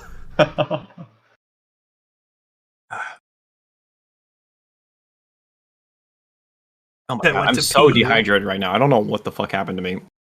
I apologize so much. I have 2 cups of water here. I chugged a bunch. Just have a 3-liter on your desk at all times. You see, you pull out in the envelope. You see a small package with the name Belina York on it. Close enough. You tried. Listen, I know you can't do Portuguese. Don't worry about it. I'm busting your fucking balls. Continue. it's just you see a small package wrapped up in paper. Jesus Christ. I'm just gonna fucking bite the top off. You can feel some metal underneath the paper. You want to just wrap? It's like a candy ball. It's all wrapped up in paper. You want to just unwrap the paper? You need some help? Yeah, sure. Please. All right. Hollywood's gonna help her unwrap the paper. All right, you unwrap the paper and you see a small data. Oh my god. Data jack. Data jack. Thank you. Wait, you mean a data chip? Data chip. I'm assuming? Data chip. Thank you. They're not going to let me plug this into my fucking head right now. I can plug it in. Sure, go nuts. All right, time to invade privacy. Oh boy. Plugs it in. All right. Yeah, you plug it into your comm link, and you can just show this to Paige as you plug it in. There is a selection of files dating all the way back to a 20. Let me put it down here. Shit. What you get for not? You're gonna have to pull a year out of your ass because it's time frames. I mean, yeah, but I wrote it down somewhere. Hold on. What do I get for not having the sheet pulled up? Shit, Yeah, it's gonna resolving my reveal that backstory. like Basilia was a nerdy girl with glasses in the background of like your class picture. You're resolving my backstory in a fucking Deus Ex Machina? So yeah, so going back to 20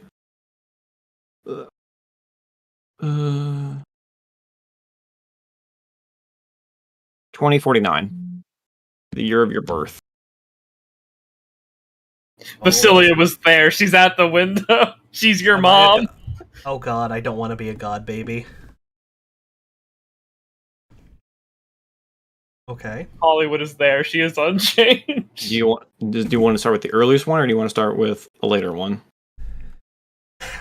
The most recent one is yesterday.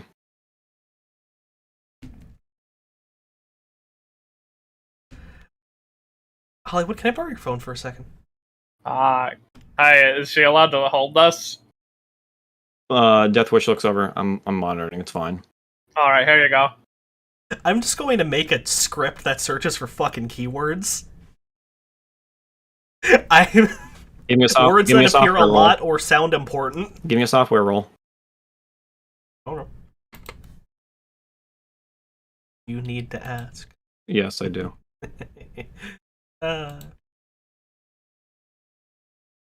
Yeet. All right. So, any specific keywords you're looking for? No, I'm running it through like what words are out of normal lexicon or show up a lot. Your name. Shows Your up name. a lot. The word the. And Shut up. I. The Go ahead, Mist. Yeah, your name, Pager. Your name shows up a lot. Just every single file has your name at least one. Every single file has your name at least once. You know what? Obsessing over the past is why Gelas is even in this position. Fuck it. I'm gonna walk. Hollywood, do you want to dig into it? I mean, yeah, sure. Yeah, Do you want to? You should just so Mist didn't waste his time. I'm gonna be on sure. I'll be on nosy bitch. Do you want to look at the most recent one or one of the older Oh, ones? absolutely. What's going on? What was going on yesterday at this thing? It is all of these files are video files of recordings of a woman that you recognize pretty well, Basilia. The last one is her in the submarine going down. My daughter, this is possibly the last recording I have left. There's a high chance that I might die where I'm going. And if I do, I hope that these videos will give you some peace of mind of where I had gone all your life. God damn. Forgive me, Bro, but is blue hair fucking hereditary? forgive me, but I had to do this because I wanted to make a world that was safe for you to live in. I love you. And then that's where the video ends. That hits Hollywood in like a really hard spot. You're You're probably going to like harass me to look at this later. There, like, if there was ever a figure in her life that had an impact on her, it was probably her mom. And the fact that Pager just unknowingly blew it off. Damn, you're gonna want to look at this stuff later. Also, is that your natural hair color?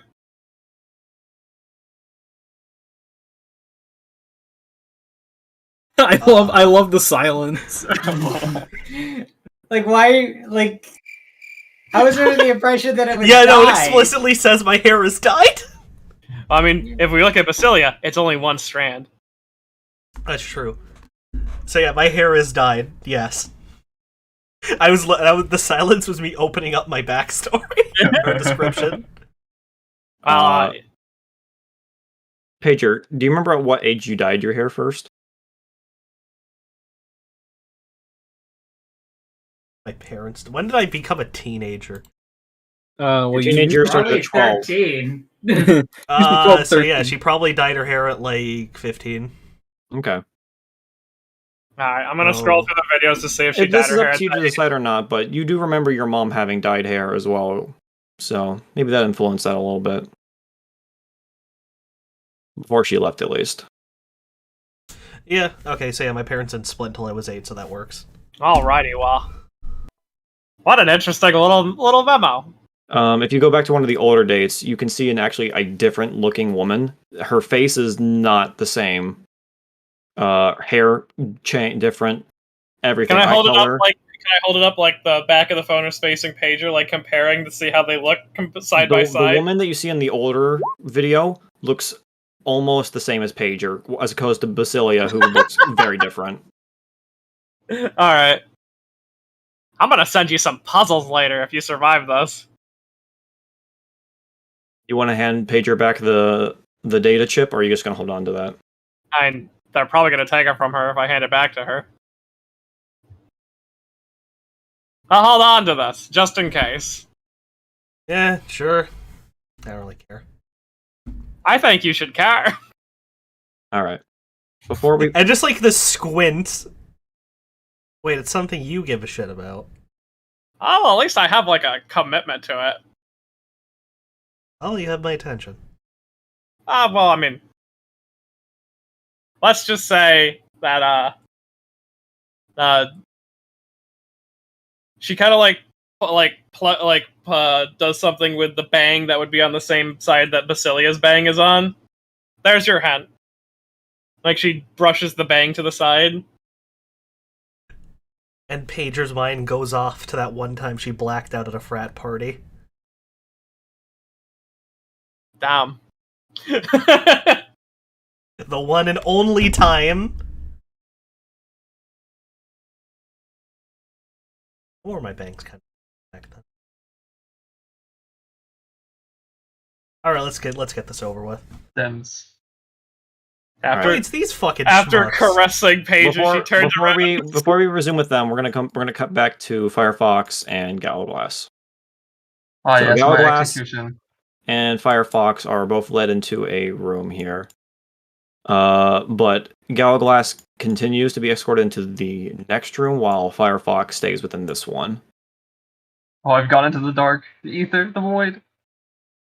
The door He's escaped again! This is the third time. The door shuts behind Basilia as she has Firefox down in one of the seats. Alright. Firefox, it was interesting working with you for the time being, but this is where we have to say goodbye, though. Okay. As you're sitting in the room, you notice Basilia pull out some sunglasses and put them on. Ah, not the bees. Just think of something happy, and eventually the room starts to light up more and more until it eventually is just too bright to even see anything, and eventually everything goes dark for you. Damn, they just got Men in Black. Don't say it like that. And Gallowglass, you were eventually escorted into a holding cell where you were eventually pushed in and the door is locked behind you. You think of something miserable. Cutting over to Fingerbang. Fingerbang is also escorted into a similar room that Firefox was as well. And the same thing that happened to her happens to him as well. A bright light comes on and soon flashes, and he soon blacks out.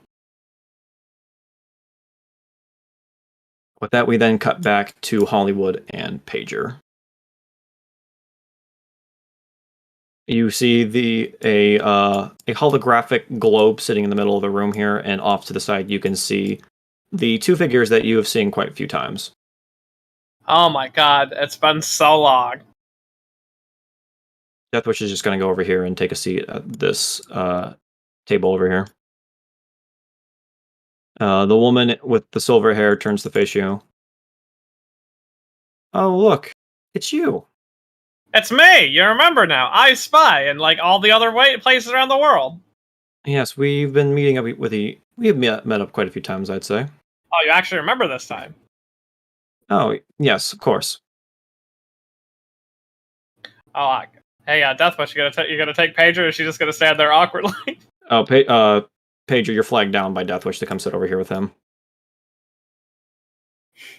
On the table. These two over here both get up from their seats. Follow us. Let's go to somewhere more private where we can have our discussion. Oh, hell yeah. Do you want to say anything to Pager before you leave the room? She just kind of points to Pager one more time. Second hit, and she points at her eyes. But she isn't wearing her sunglasses. Because she threw them away forever ago. Yep.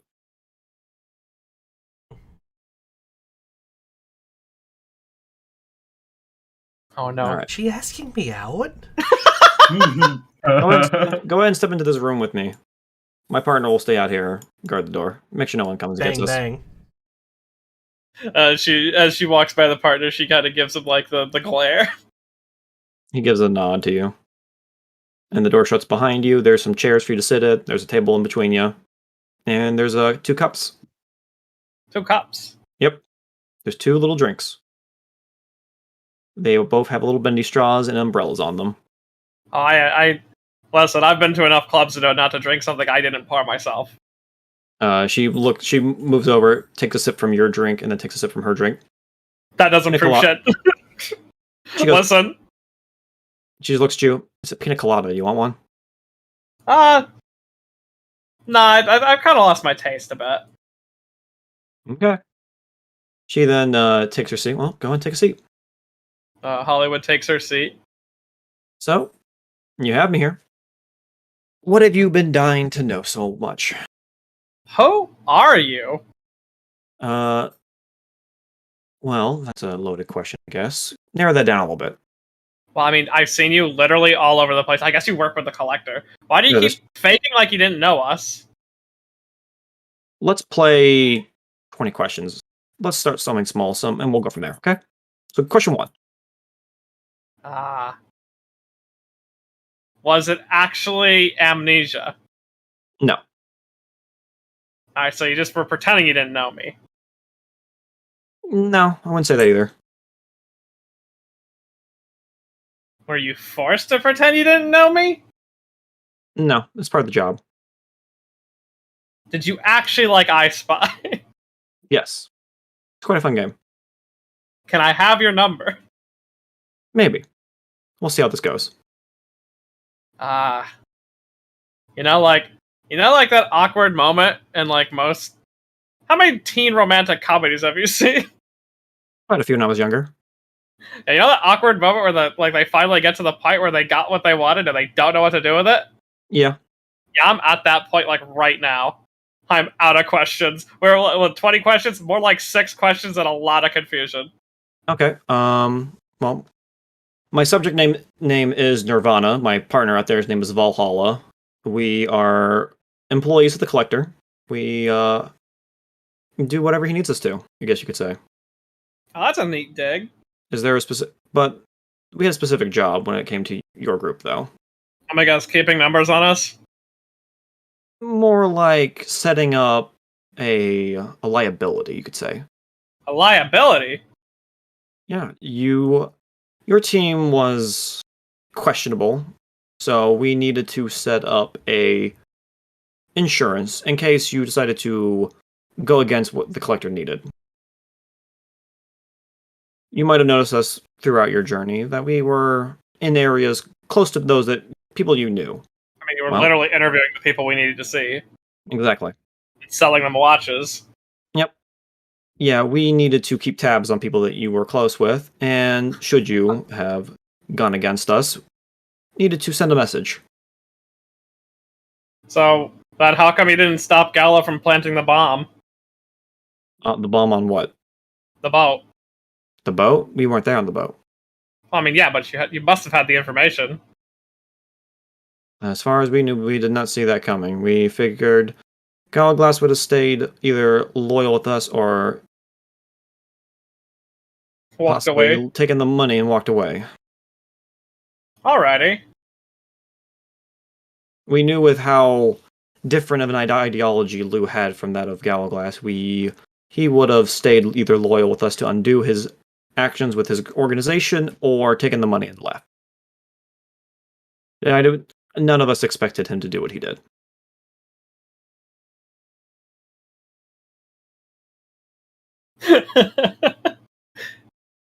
Hollywood is now realizing how awkward she is at small talk. Nirvana just takes a sip from her pina colada. That's so good. So what would happen? Decorate, like, fucking on the other side of the world. Yeah, I guess that is a question. How about the people who actually just took the money and left? Are they fine? Oh yes, they are quite fine. That's good. They left with information, but not too much information, so we don't need to really keep too many tabs on them. Well, We'll be watching them just to make sure they're not. Actually, with that in mind, around. could you because I'm pretty sure he probably destroyed his phone or got rid of it. I want to get back in contact with Decker, man. That could seem fun. And Meth. You guys probably have that information. NSA, whatever the fuck. Like I said, we'll see how this goes. Alrighty. But yeah, so my partner and I, our jobs were to, should you have gone against the collector's wishes, we were to eliminate those close to you. Oh man, sorry that I was the weak link there. The closest one we could find, family-wise, was your father's side in Japan, along with Kuma back in California. Damn, how about equal? Yes, you don't get to keep too many people close to you, it seems. No, that's the closest family I've ever had, actually. So if you just killed everyone in the group, that would have really made me sad. Not really. I don't really know what sad is. I know what anger is. But yeah. So, is there anything else you need? I guess not. I've already bought a mansion, what would be a good place to sell, mansion property? Is that asking me as the DM or asking her? Yeah, because, I wouldn't know a place to buy, property in Shadowrun right away. I would say probably Eastern California. Germany. Ooh, Germany would be nice. Germany's good. Eastern California. Germany has a great economy, and the property value is shooting up if you with want the fucking economy. If you want to deal with a less war-torn country like Japan, like California, I would say maybe go to Oregon. If you can get a citizenship there, you might be good. Or Pueblo Corporate Council. I was going to say the Pueblo Corporate Council. With the amount of money you have, you could easily buy stock and get citizenship there. Oh, with the money that she earned, I did buy it on her sheet. It doesn't really affect anything because it's just it was 100 payments for permanency and ownership of a luxury lifestyle. Yeah, so wherever you want that mansion to be, I imagine was where you'll put it. Germany seems like a nice place to go. So you can put it in Germany. You could put it in the Pueblo Corporate Council, Oregon. There's a lot of places you could go. Alrighty. Hollywood's We'll get to that when we get to your epilogue. Yeah. So with that, Nirvana puts her drink down. So no more questions? Has your brain been sedated? I guess so. Wanna bang? That's the last question, I guess. Like I said, we'll see. And with that, she pulls out a pair of sunglasses and puts them on. Oh, but first, we need to go on our date first. Is that all right? I mean, I don't have sunglasses anymore. I'll get you a pair, don't worry. You're gonna Men in Black me, aren't you, right as the room lights up? Yeah, the room then lights up and flashes, and with that, you black out.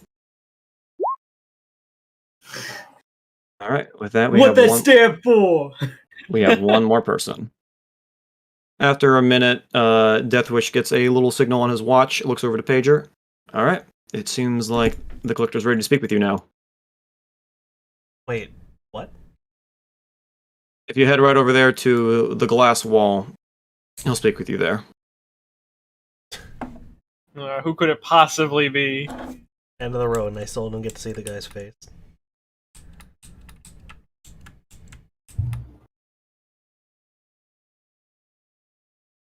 As you approach the What do I glass. get the screen? Oh, it's glass? Oh, shit. As you approach the glass, you can see a desk. You can see a pretty decent high-end office with a large table with a selection of monitors across the wall with a pretty good-looking view over the city below. He spins Sitting around. here like Bolly. White Knight. Oh, no, go. Dude sitting here like White Knight from Generator Rex. Dude spins around. He's wearing a balaclava. It's PJ. It's been PJ the whole time. I was gonna make that joke. The man sitting, you can't see them. His back is turned to you in his chair. You can see a cigarette in one hand, the smoke floating up into the air. You can see that his left hand is white, skin-wise at least, and he seems to be wearing a suit. So, Pager, or should I call you Miss York? Does it really matter? It depends. Quite a journey you've been on, huh? Around the world, seen many things, learned many things. What did you think? Yeah.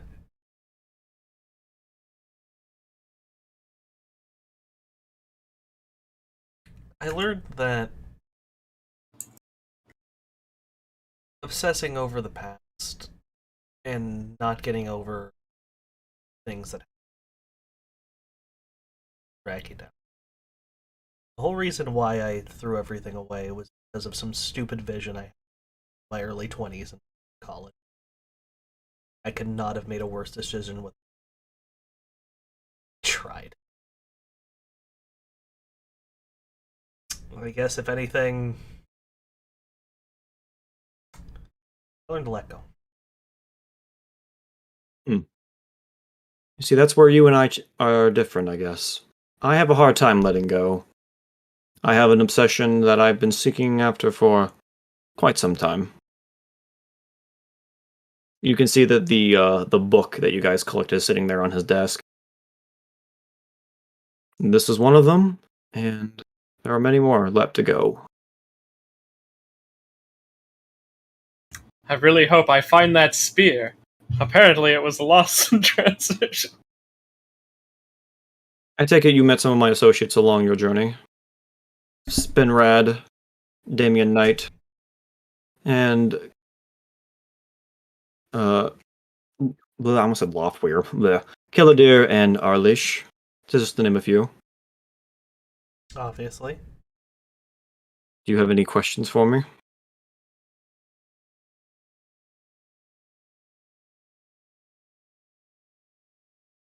Every question I really want to ask. Another shovel full of dirt in my stuff out of my. No, not particularly. You see, Pedro, the reason why I called you here is you're different from the rest of your team. Not just because of your skills and your demeanor, as Basilia has probably most likely spoke to you about, but you have something that makes you different from them. Tell me, how did it feel to deal with CFD?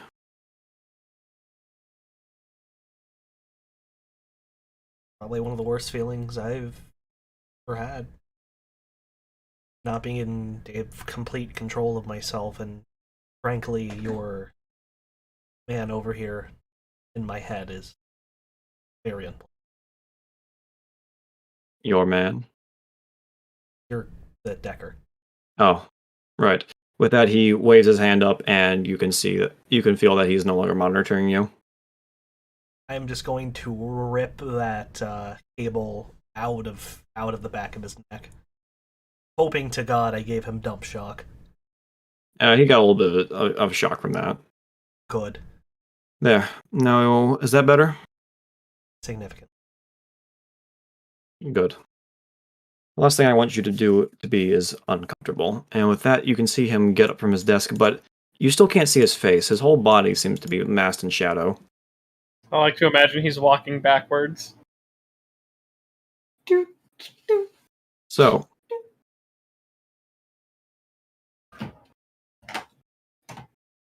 After everything you've done, you don't have any questions. You don't care for the things you've had to...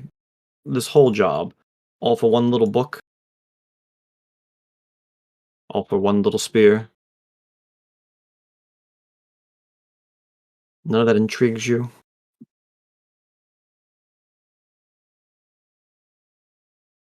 Probably dead anyways.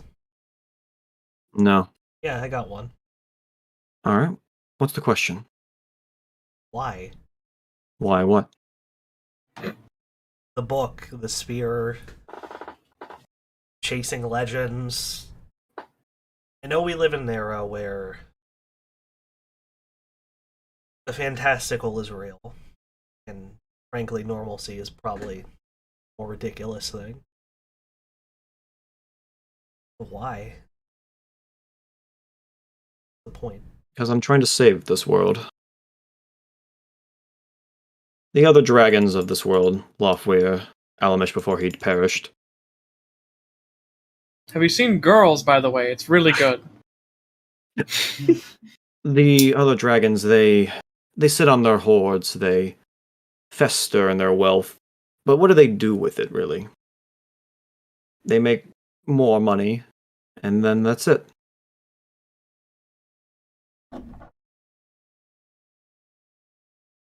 Back in my younger days, I saw us do something different. I figured humanity, they deserve a chance in this coming age. Not to be left behind and forgotten like in the Fourth Age. And with that, he steps forward once, twice, and walks right up to the glass panel. You can see that even this far away from you, his face is still just covered in shadow for some reason. Now, there's only a little bit missing from me that I require. And with that, the darkness fades away to reveal his face. A face that you recognize all too well. A man who has a almost near perfect face, like that of the statue of David. The man that was once inside your head. Oh my god! Dunk. He's not dead! I actually didn't see this coming. I was betting on it being my dad. No, I had been banging on it being Dunk for like a while now. As soon as he mentioned the other dragons. Oh, Yeah, I DM'd Ed about that. The phrasing of the other Blizzard dragons. confirmed. He starts to walk up and down the glass panel. The Draco Foundation was something I created because I wanted the Sixth World to have a chance. I was raised on Dragon Talk. Worm Talk? What was it called? Worm Talk. Oh, so you listened to my show back in the day. My dad had pretty awesome. I did, in fact. Yes. There's a reason why I was so upfront back in the day. I wished to let humanity know what they were getting themselves into instead of wandering around the darkness. But there's only so much we can give them, as my good friend Harley Quinn taught me. That book over there contains information that could drive you mad. Only select few have been able to read it and make it out unscathed. You've heard of the author H.P. Lovecraft, right? Some human author from back in the early Fifth World, if I recall. No. I was more partial to sci-fi. From what I remember hearing about him, his books had things such as the word eldritch and going mad from such things. I don't know whether or not he made it up himself or he got in touch with someone from the Fourth World, but those words are not too far off from what that book can bring you. There's knowledge in there that only some brains can handle, and that's why I sought to get it into my hands. Lou, as you know, wanted to share that information with the world. The amount of chaos that knowledge would bring would have been unfathomable. Now, here with me, I can decide which information needs to be released and what needs to be kept.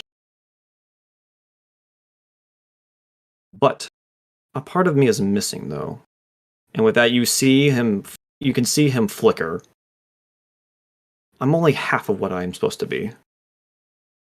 You, Pager, have the other half that I need. Right there in that skull of yours. Ooh. Oh no, we kill him! You remember that fateful day at the university when you decided to fool around with the machinery?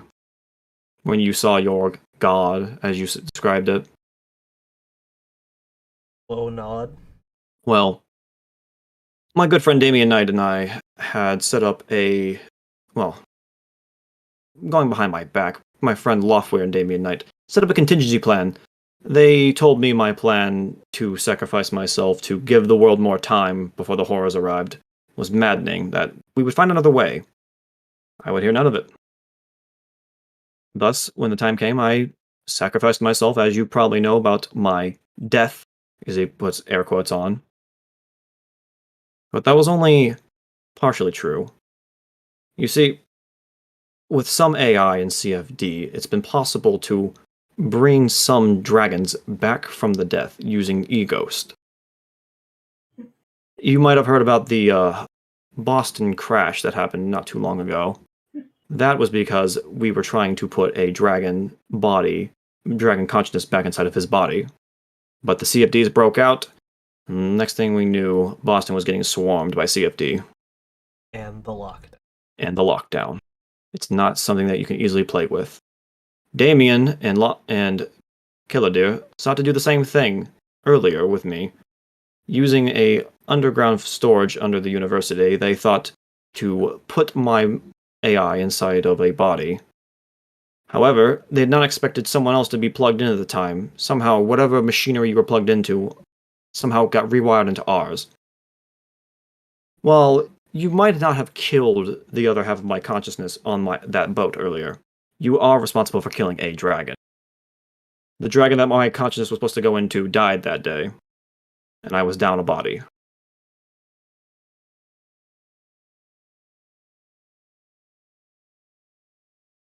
So what happens now? What happens now is up to you. I need a new body, and I need that information inside your head.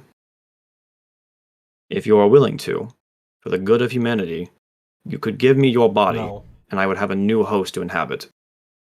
The Dunk, as you once knew, could be reborn once again. I only have parts of my memory. I have the more calculating parts, you could say, of Dunkelzahn, while the more caring parts were left with you. With his memories and mine put back in together, Dunk will be reborn once more. I said no. I had a feeling you might say that. Aren't you worried about your friend Galaglass, though? What might happen to him? You know, the Elvish have been wanting to see him to justice for quite some time now. Don't you believe it's time he head home and see that justice be done? I went through all of this so he could live. So that we could have our stupid run off into the sunset and make our own difference in the world. If one of us ain't there, what's the point? Well, He's my friend. perhaps we can come to some sort of... I am a businessman after all. So, I need what's in your head, and you want Galaglass to be alive. How do we come to a compromise here?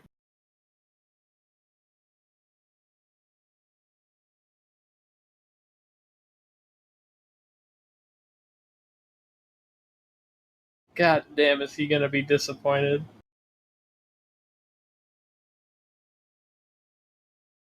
Extracting all the cyber work.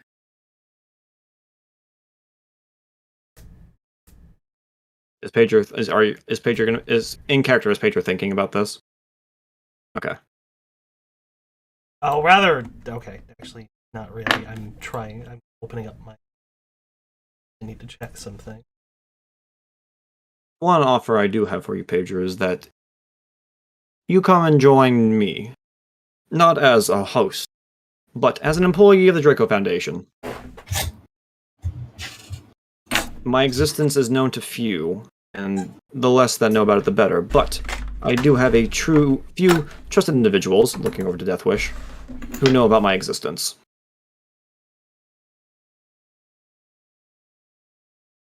I could use someone of your talents within my office, and together, possibly we could work together to find a way to get that cyberware out of your brain and have yourself be free of your CFD.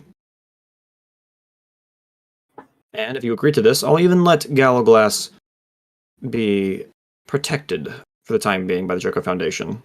But once our research is done and your CFD is removed, I cannot secure that protection forever, though.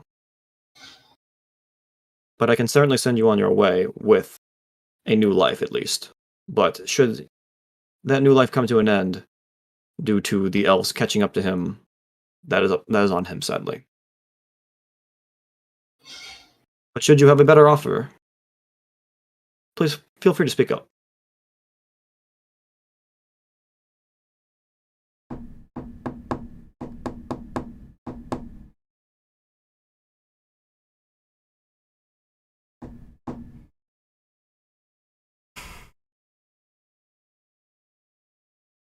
You remember what the other... Do you have a guess at what the other half of you said before it happened? Not. As I watched you do what you did and watched Galloglass potentially destroy what was in there, I did wonder what I was thinking. I don't remember the exact words, but something along the lines of live free or die.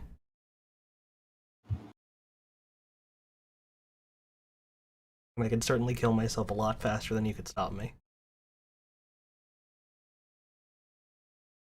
So you kill yourself and doom Galloglass as well? Hey, yeah. Just... Frankly, I don't think he was going to walk out of here on his own. I know. Okay. Yeah, don't worry. I did it on purpose. I was looking. Frankly, I don't think he expected to walk out of here anyways. Well. And whatever horrid conspiracy you have, I don't want people rooting around in my head. I don't want to be somebody's dog. I wanted freedom. No matter what option you gave me, that isn't one of them. I wanted to give everything up. I wanted to forget. I wanted to...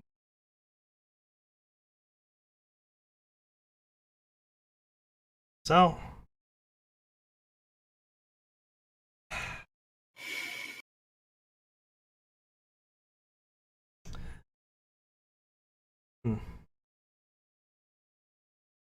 Say to that.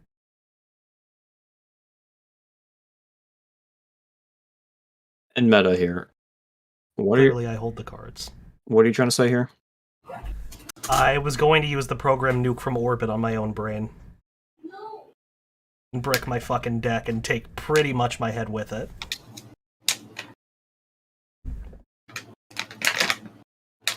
That shit is wired straight into me.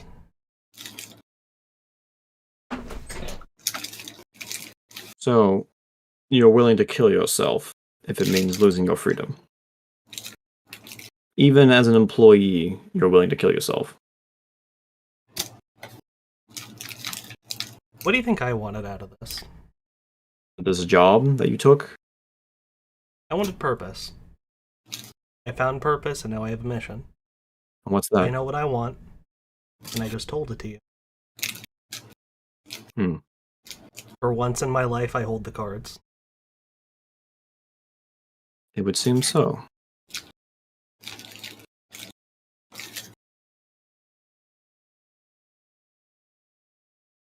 Well, if you'd rather doom this world than for your own selfish reasons, then go right ahead. And with that, he is going to turn back into his old avatar, just return to the desk, and just sit in his seat and just turn away from you.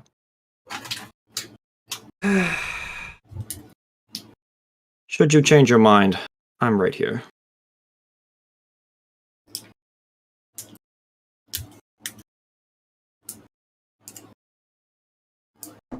Deathwish turns and looks at you, Pager.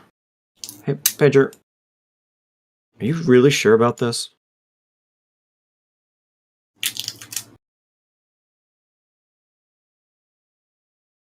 Listen, I'm not the most acquainted with you people, and we've had our ups and downs, but I consider us to at least be allies. I want what's best for you. I imagine you want what's best for me, right?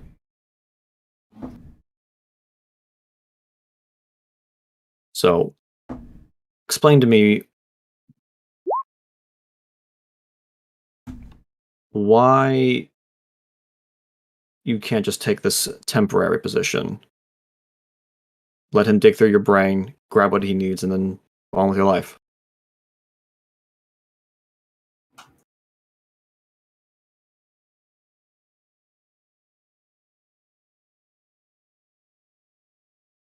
Are you that concerned? Something that you could never really. He kind of just Knowing that you're not in complete body. he gives a shrug. Yeah, I guess you have a point there. But still, Don't do it again. You used to do it.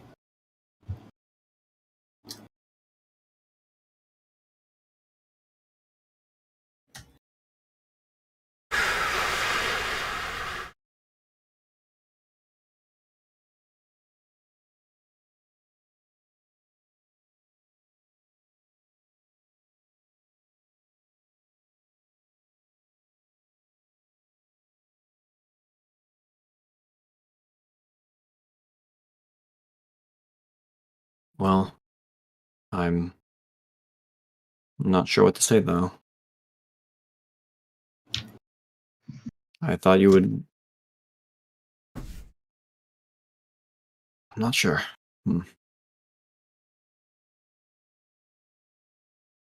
Anything I can do to help you at least?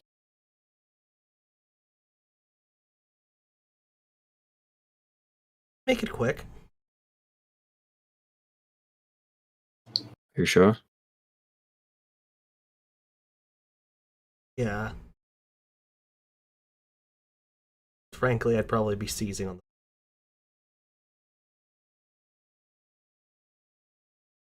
I guess Hollywood robbed off on me. Bit of a spiteful crow. I don't have much left. Their way out. Might as well tell the person who put me in a cage to get bent on the way out. Fuck it. And she drops. Did you use the program? Because he was going to pull out a gun if you didn't. Yeah. Fry the brain, fry the deck, fry the nervous system, seize up on the ground. To hell with all this. Without even looking back, in the last moments of your life, you can just see the Collector just looking out the window, not paying you any mind, as Deathwitch is trying his best to help get you under control. He even pulls out a syringe that he had. But eventually, after a while, the seething stops, and you go limp.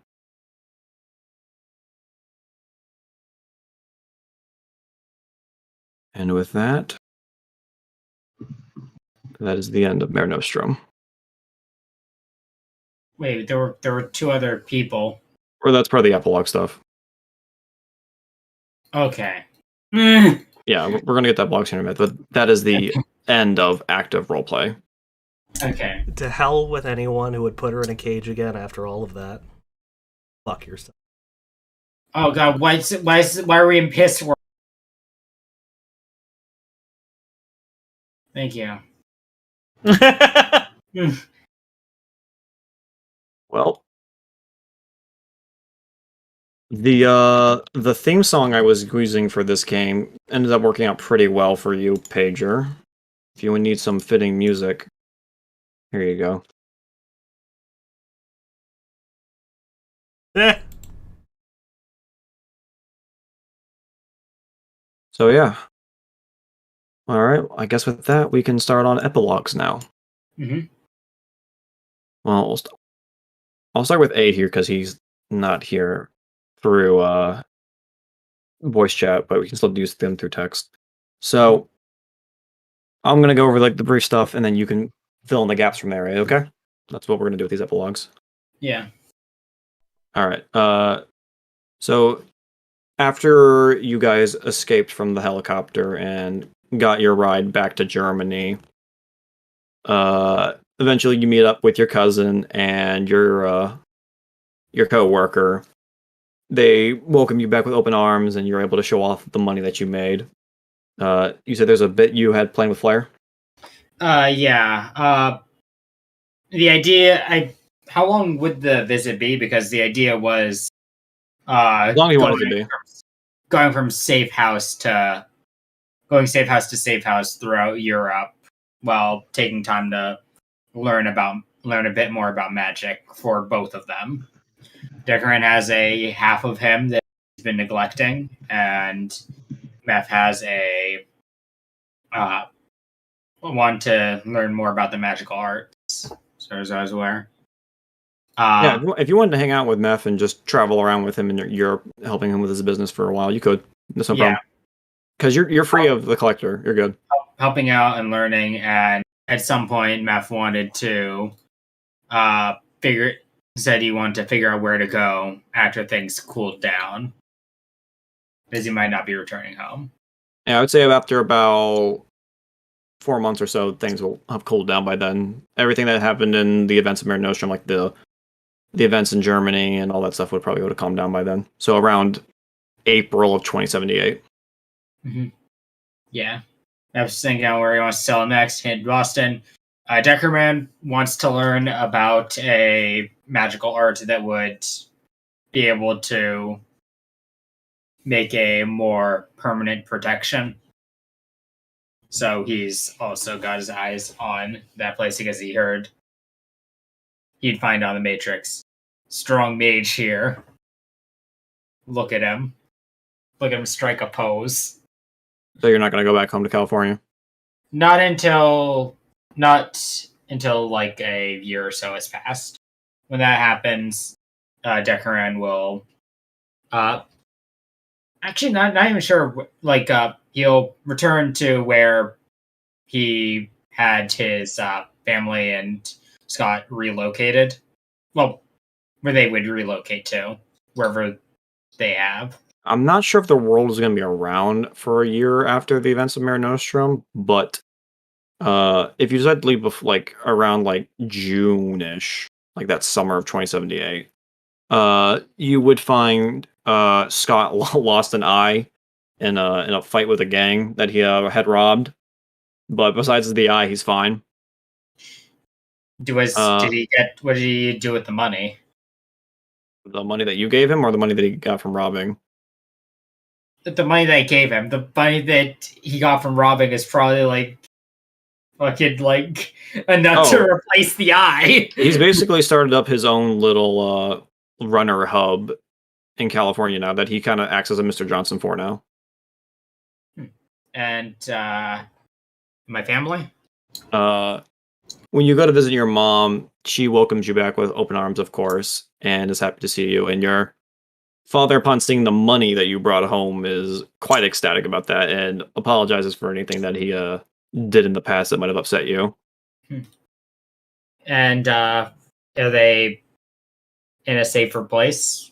Yes, whichever country you picked, you wanted to send them to, they gladly moved there as well. But yeah. Scott did not move to the same area they did safe house-wise. Scott moved somewhere else, but was still somewhere he could stay in contact with his hub in California. Since it's a runner hub, since Decaran has accepted, he can't fully go back to a quiet life after what he's lived through. Mm-hmm. Take some of the like lighter jobs, like nothing that pays well. Like, you know how we have those official like Shadowrun rules? Yeah, like the milk runs, quote unquote. The feel good runs. Yeah. That's what Decaran ends up taking. Yeah, he would have a couple of those set up, and he would also ask you to be his partner in crime with running this organization. If you wanted to get a share of the pile or not. I don't think I need to share the file with what I brought. Okay. I would stay in contact with him, do any runs for him, but ultimately, Darren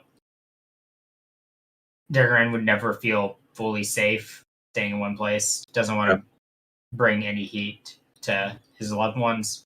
Yeah, Scott also he also establishes a close collection of deckers that are loyal to him, and those help keep that runner hub on lock and key for the time being. Yeah, it's not like country changing, but it's gonna make that runner hub is gonna make a pretty good dent in San Francisco and other big cities in California. Nothing too big that Horizon will want to crack down on, but good enough to make a good dent. Make some money.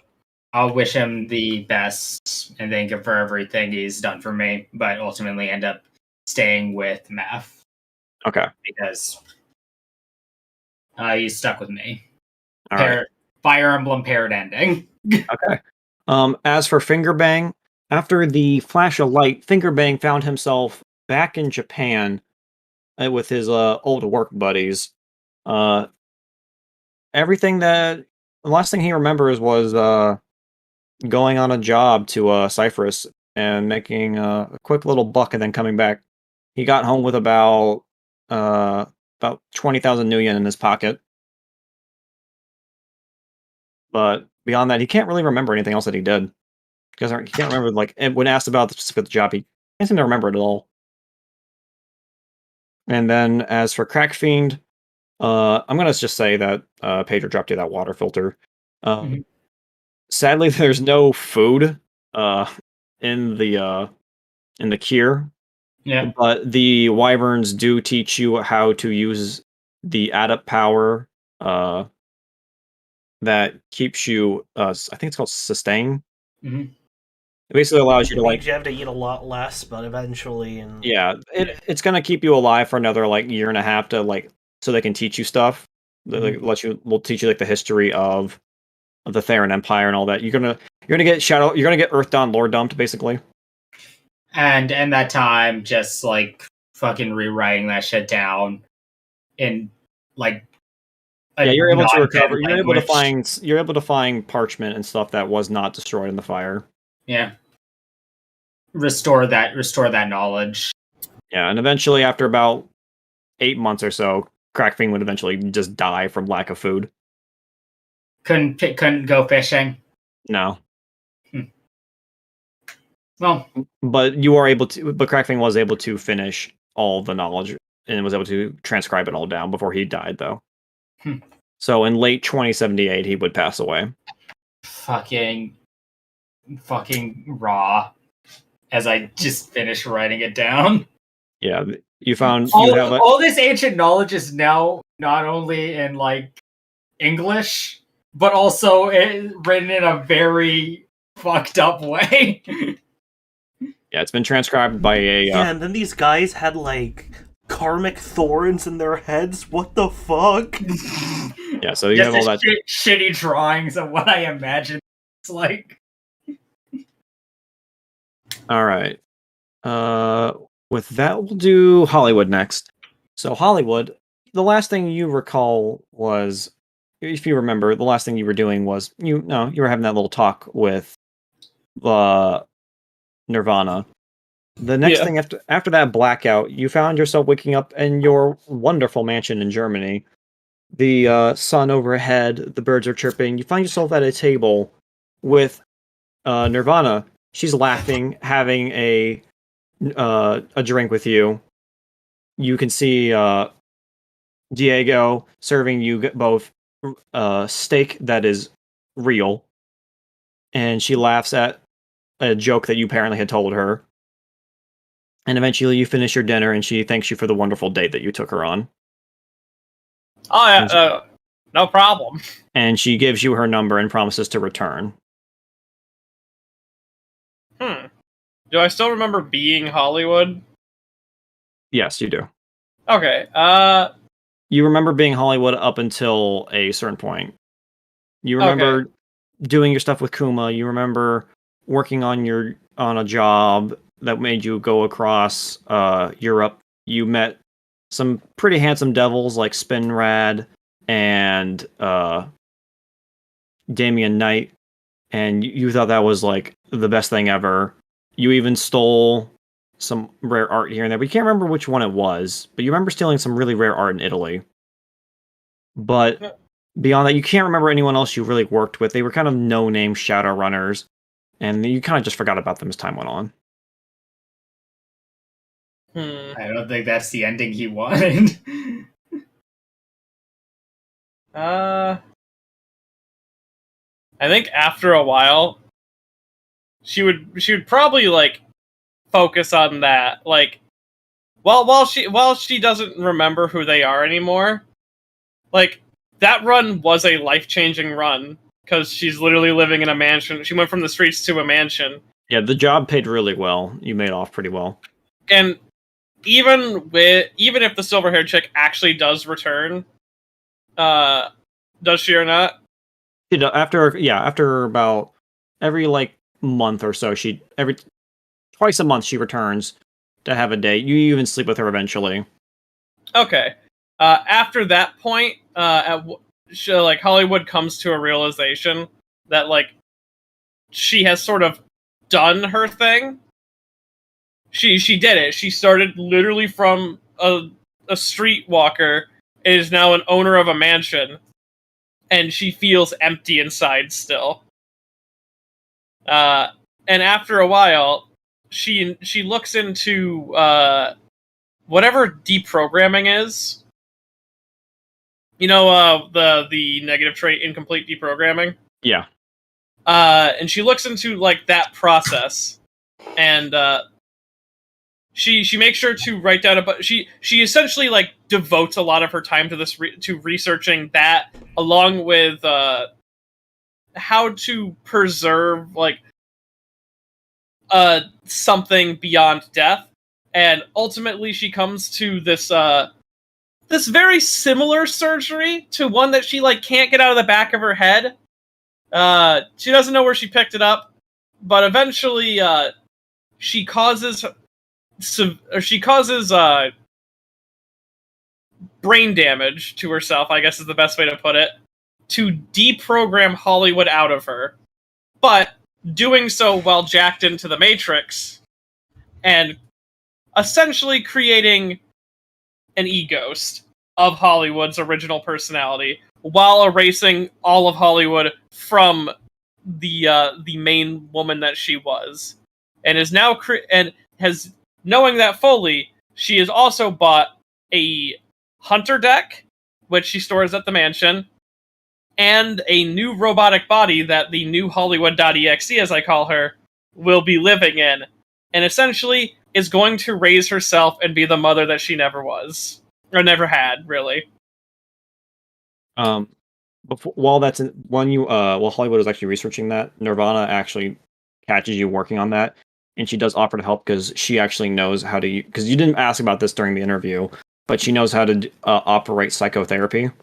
Ooh. Hypnotherapy, excuse me. Hypnotherapy? Yeah, so she helps with the mind erasing part.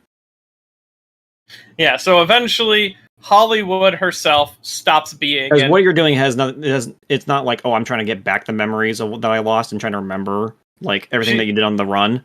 She doesn't mind helping you out with this ability, which I get this. Essentially, but once you are wiped, though, she does leave because you're just this innocent girl that doesn't need to have her around. An innocent girl who wakes up and like has only the memories of this mansion, a fake life that Hollywood created for her, and will feed to her as her new robotic mom. Yeah. Nirvana doesn't feel right, like continuing their relationship with that Hollywood, so she'll, shake hands with the AI or e-ghost and says goodbye for the final time. Also, in that time, to make this super robot, eventually Hollywood buys a laser repeater, or repeating laser, and attaches that to her robot to create the ultimate defense weapon. Because buying that just because it's a 2 million new yen weapon? Yes, and I still have 2 million new yen left for this woman to live off of. At yeah. some point down the line, once things have died down, Deckerman does want to get back in contact with Hollywood. Yes, And sadly, Major as well. sadly, you don't find anything on Hollywood, but you do, like, while looking around the Matrix, you do encounter Hollywood.exe. Does she recognize him? Because I feel like interacting enough, she might realize that you two work together on a run, but at that point, Hollywood.exe is doing runs for the fuck of it, because she essentially has a mansion that she can just zap back to if anything goes wrong. Yeah. So Hollywood.exe, I would imagine, would be like, oh, hey, maybe you recognize me, but I don't recognize you. We probably did a job together at some point. And, but she'd be like, I don't want to meet up with you because I have other duties. And I imagine she doesn't want anyone from the outside getting involved with this daughter that she's created. If Deckerman pursues, and knowing, because if I remember correctly, Deckerman goes on to be like a pretty upstanding person. Yeah. Then that's the type of person that she would like interacting with, essentially her daughter, who is herself. Yeah, because I thought you would try to keep that secret from anyone else. I mean, she needs friends. Yeah. It is a massive mansion, but she doesn't really need to go anywhere. Yeah. Okay. Is there anything else you want to add? Besides that, at some point... yeah, Meth would try to reestablish contacts with the others, so they're willing to make sure they're like to contact with most of them. Sadly, most of them you aren't able to get in contact with. Gallowglass, Firefox, and Pager are unable to get in contact with, sadly. At some point, Hollywood downloads about 100 more personalities into Francisco and Jose, and then erases all identity of them and drops them off in separate parts of the country with one goal of finding each other, and they are now runners in the world. Because they believe themselves to be human and they want to find each other. Okay. With Firefox, after the flash of light, you found yourself just in a nice little quaint village out in the woods.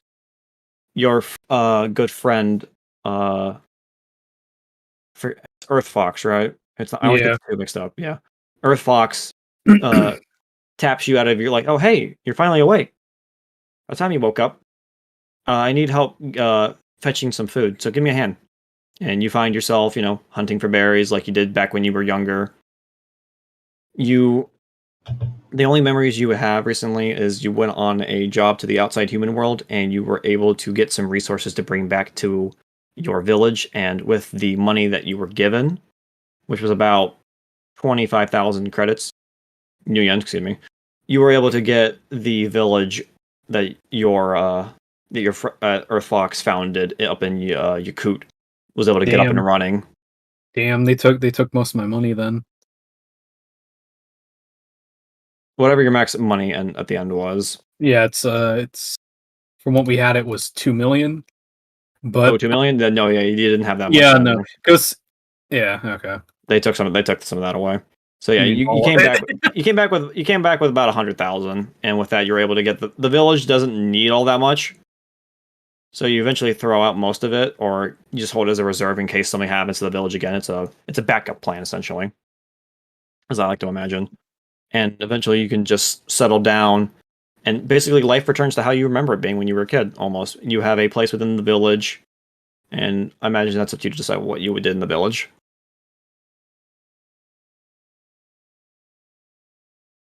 Yeah, no, I have, like, nothing, really. Sorry. Okay. So Firefox just lives a peaceful life then? Yeah, Firefox just gets to live a peaceful life out in the wilderness, not being bothered by civilization ever again. Nothing ever will happen to her. She'll be off, and no one can get in contact with her due to her being out in the wilderness. She's basically off the grid and forgotten, able to live a nice life of peacefulness. But you do have a set of armor in your house, though, that you do keep around just in case you need to help defend your village, though. I love the idea of it set up like a fucking samurai set. Yeah. It's on that like little like mannequin thing, just sitting there ready to go. Mist, I sent you a quick DM real quick, just so I can send you something. There you go. All All right, Gallowglass. Oh no. So, while you are escorted Put to a pin in that. I want to send you something real quick first. Do I need to hold off until you send that? Yeah, just put a pin in it for 1 second. Okay. Okay. Don't die. Don't die, Galglass. Come on, you're on your own now. You're in a tougher situation. You wake up in a forest, goblins are surrounding you. Oh no. My one weakness. The only thing you remember is the goblin scourge. Full time loop. I'm actually the Goblin Slayer meme character from the future.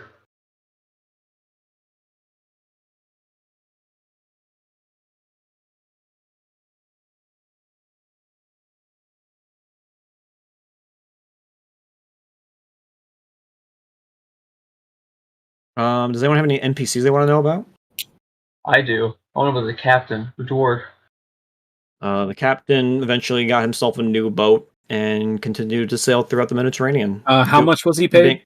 Being hired out by many runners throughout his time. How much was he paid, Miss? At the end of after everything was done, he got 1 million for completing the job. What about PJ? PJ, since PJ was sent back, PJ, unlike you, was given the flash treatment and was sent back to Boston none the wiser. Doesn't remember anything about Lou. Just gets reacquainted back within the Red Knights in Boston and is just ready to help with his wild eyes. Hey guys! Wouldn't it be wild? Does anyone know what happened for the last 3 months? So how's Basila taking certain course of events? Basila's none the wiser. She continues to do her job as a Mystic Crusader, trying her best to keep the threats of the Theron Empire from coming back and hurting the world again, or someone stealing them and using them for their own good. Wow, they don't even tell her. That's rude.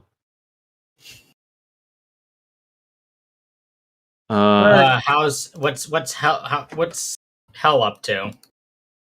Actually, yeah, eventually, no, the collector does break the news of Basilia, to Basilia that Pager was her daughter, and she did pass away, sadly. She killed herself. And we'll get back to that in a second. Hell? Mm-hmm. Hell went to Boston in hopes of getting more of the Red Knights to help out with avenging Lou, but for the most part, no one really wanted to spend more manpower than they already did, because Lou lost a lot of guys back there. And so she just wanders about, going from job to job in hopes of getting enough money to help get revenge for her dad.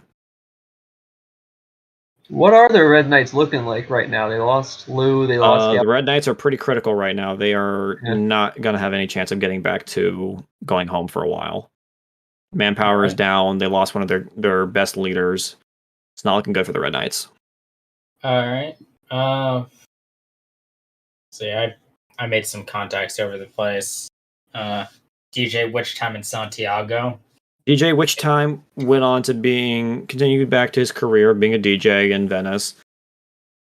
After the ad attack, he never really got bothered again, and he does remember how for Deckerman and would every now and again send him a album that he would make for free, just to let him see how his music career is going. Hey bro, where's that blonde? That head got me acting fierce. And in Santiago? Which one was Santiago? The museum curator. Oh, right, Santiago. Okay. Yeah, Santiago, he eventually returned back to his museum to find one of his best statues stolen of himself, which was kind of annoying. It was not of himself, but Well, I mean, yeah, the statue, they made him into a white guy for some reason, but besides that. But, he was a little sad to see that go, but eventually he would find something to replace that. The Shadowrunners that had infiltrated his museum made a bit of a mess, so he saw to fix that up. He found a dead Tom Clancy in his fucking ventilator system. He doesn't know where that fucking came from. Any other NPCs you want to know about? Death Yeah, Wish. what happened to Clancy? That's not one of my NPCs, sadly. What happened to Death Wish? Deathwish continued to do what he did and be an employee for the Collector for Yeah, quite a and then he while. went on a run, which had him travel back in time, and then he got stabbed. That's not him. I know. But eventually, after a while, a group of men wearing masks similar to him would also be hired by the Collector, and the gang that he had once gotten away from would be brought together again, as they would go on to try to pull off a run that could possibly get what the Collector needs. Much to Deathwitch's dismay of wanting to let the dead lie, you could say. Did What happened to Ike Mono? Redfield continue the bloodline? What'd you say? Did Ike continue the bloodline? Sadly, no. He never did find someone to fuck his sister, and eventually retired to Rome and drank his defeats away until eventually returning home to his sister, who had adopted 12 cats. No. But eventually, after a while, he grew to Too late. he grew to love the cats and realized that as long as his sister is happy, that's what matters.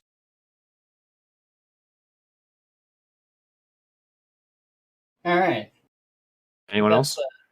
Oh, at some point, Hollywood EXE kills Kuma and Mono.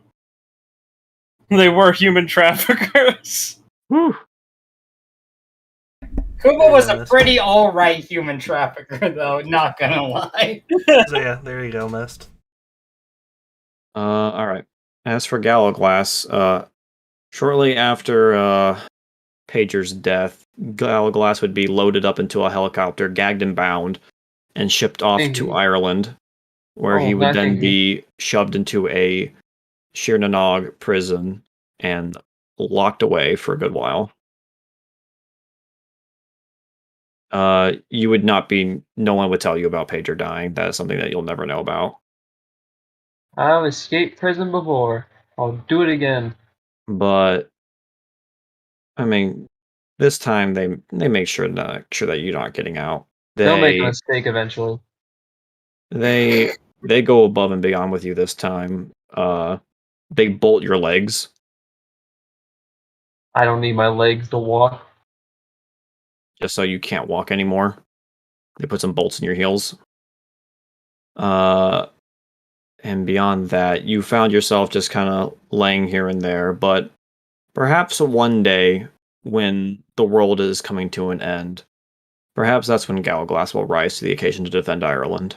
With bolts in his heels? You can get cyberware to fix that. Alright, in that case, let me reword the thing I said. They took me legs away. I can never Irish jig again.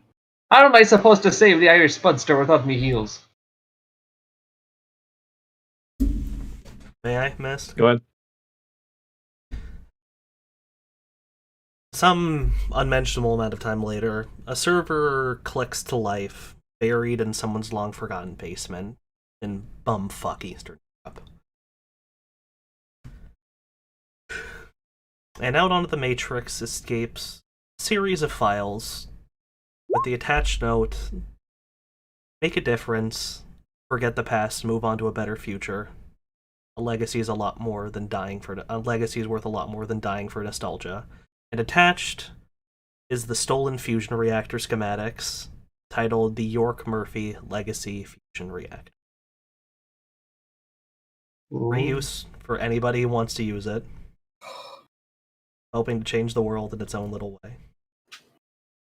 And then someone builds it and it accidentally summons a horror. And eventually someone does stumble across those plans. And eventually those plans are brought to a certain individual who works for oh my god. Shit. Brain is getting fried right now. I apologize. Seder Krupp.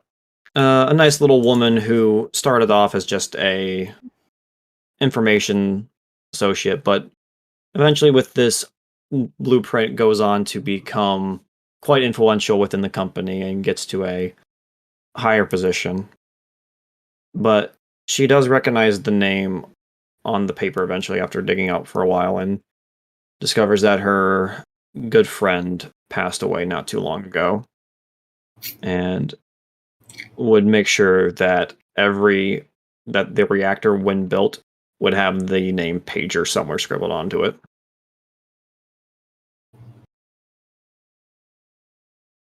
That was awful for her anyways. This is for the best.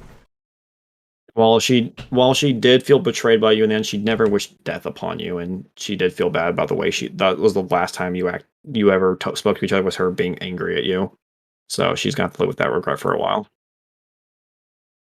But eventually she does see that this reactor is going to be your legacy, and it's going to help power many factories within Seder Krupp.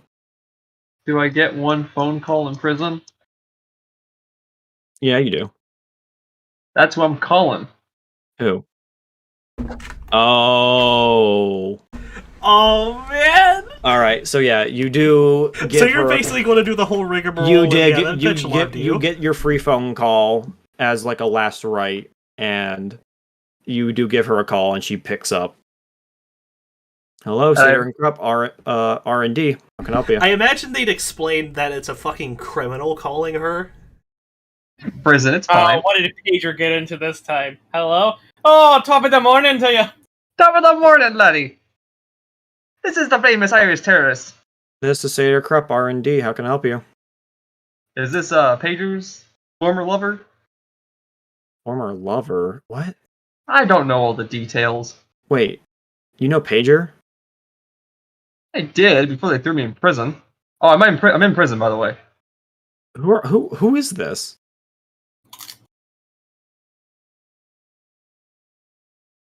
Call me your wee leprechaun.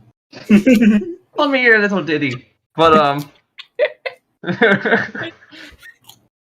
oh, you haven't? You don't recognize the voice? Oh my god. You're that one person that called me a couple months back. Yeah. So what do you want? Well, I made a promise to Pager, but now I don't know where Pager is. I didn't know if you knew where Pager was, but I like keeping promises because I don't usually make promises. I usually blow things up. I don't know if you've heard that about me, but so I can't leave, and I thought, you know what? I'd give you a call and invite you to come down to the prison, and if you'd like, we could talk about Pager. I can't exactly visit prisoners. That's kind of not in my contract. Why don't you just tell me what you need right now on the phone? Shit, what did you actually tell me to tell her, Pager? That it was a horrible misunderstanding. I never meant to hurt Oh, her. right. Oh, yeah, well, Pager told me to pass along to you that she was really sorry and she loves you. Doesn't really help now that she's fucking dead. Oh. You can kind of hear like a little sniffle. I guess I should tell you that Pager died from a brain hemorrhage about a couple months back or so. I'm sorry you had to hear from me. I'm going to get out of here. And when I do, I'm going to kill every single one of them. Then he hangs up the phone.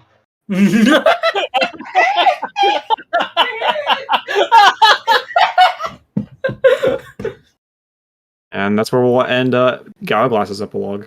Oh my That's god! fucking perfect. That's fucking perfect. All right.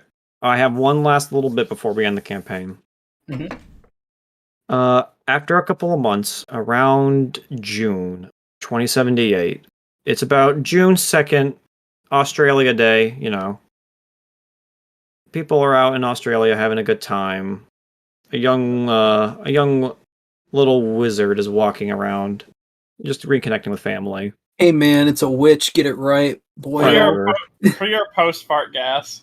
But back in Boston, though, a young woman finds herself entering a bakery. She's wearing a raincoat to help obscure her identity, but she has a certain individual she's looking for. And as she enters, I imagine she finds a man and a woman, I imagine, Ed? A woman. Yes. Hello there. I'm looking for a man by the name of Minerva.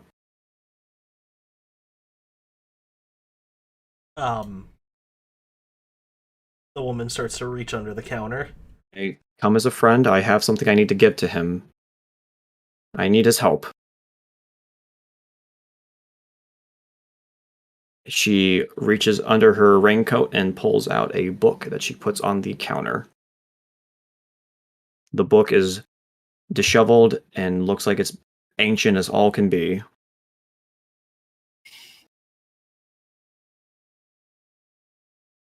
Get out of my sight. Leave it. Like it will call you.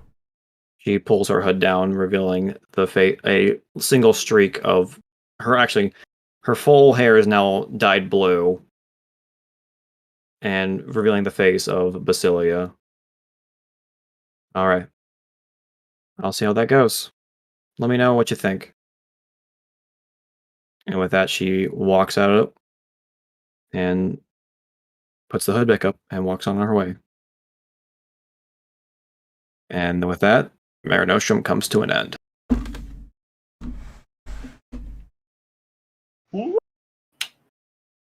Alright, so karma. Nice. Yeah, can I get a death karma? All right. Now we start up the Q&A. Is there any questions anyone has for me?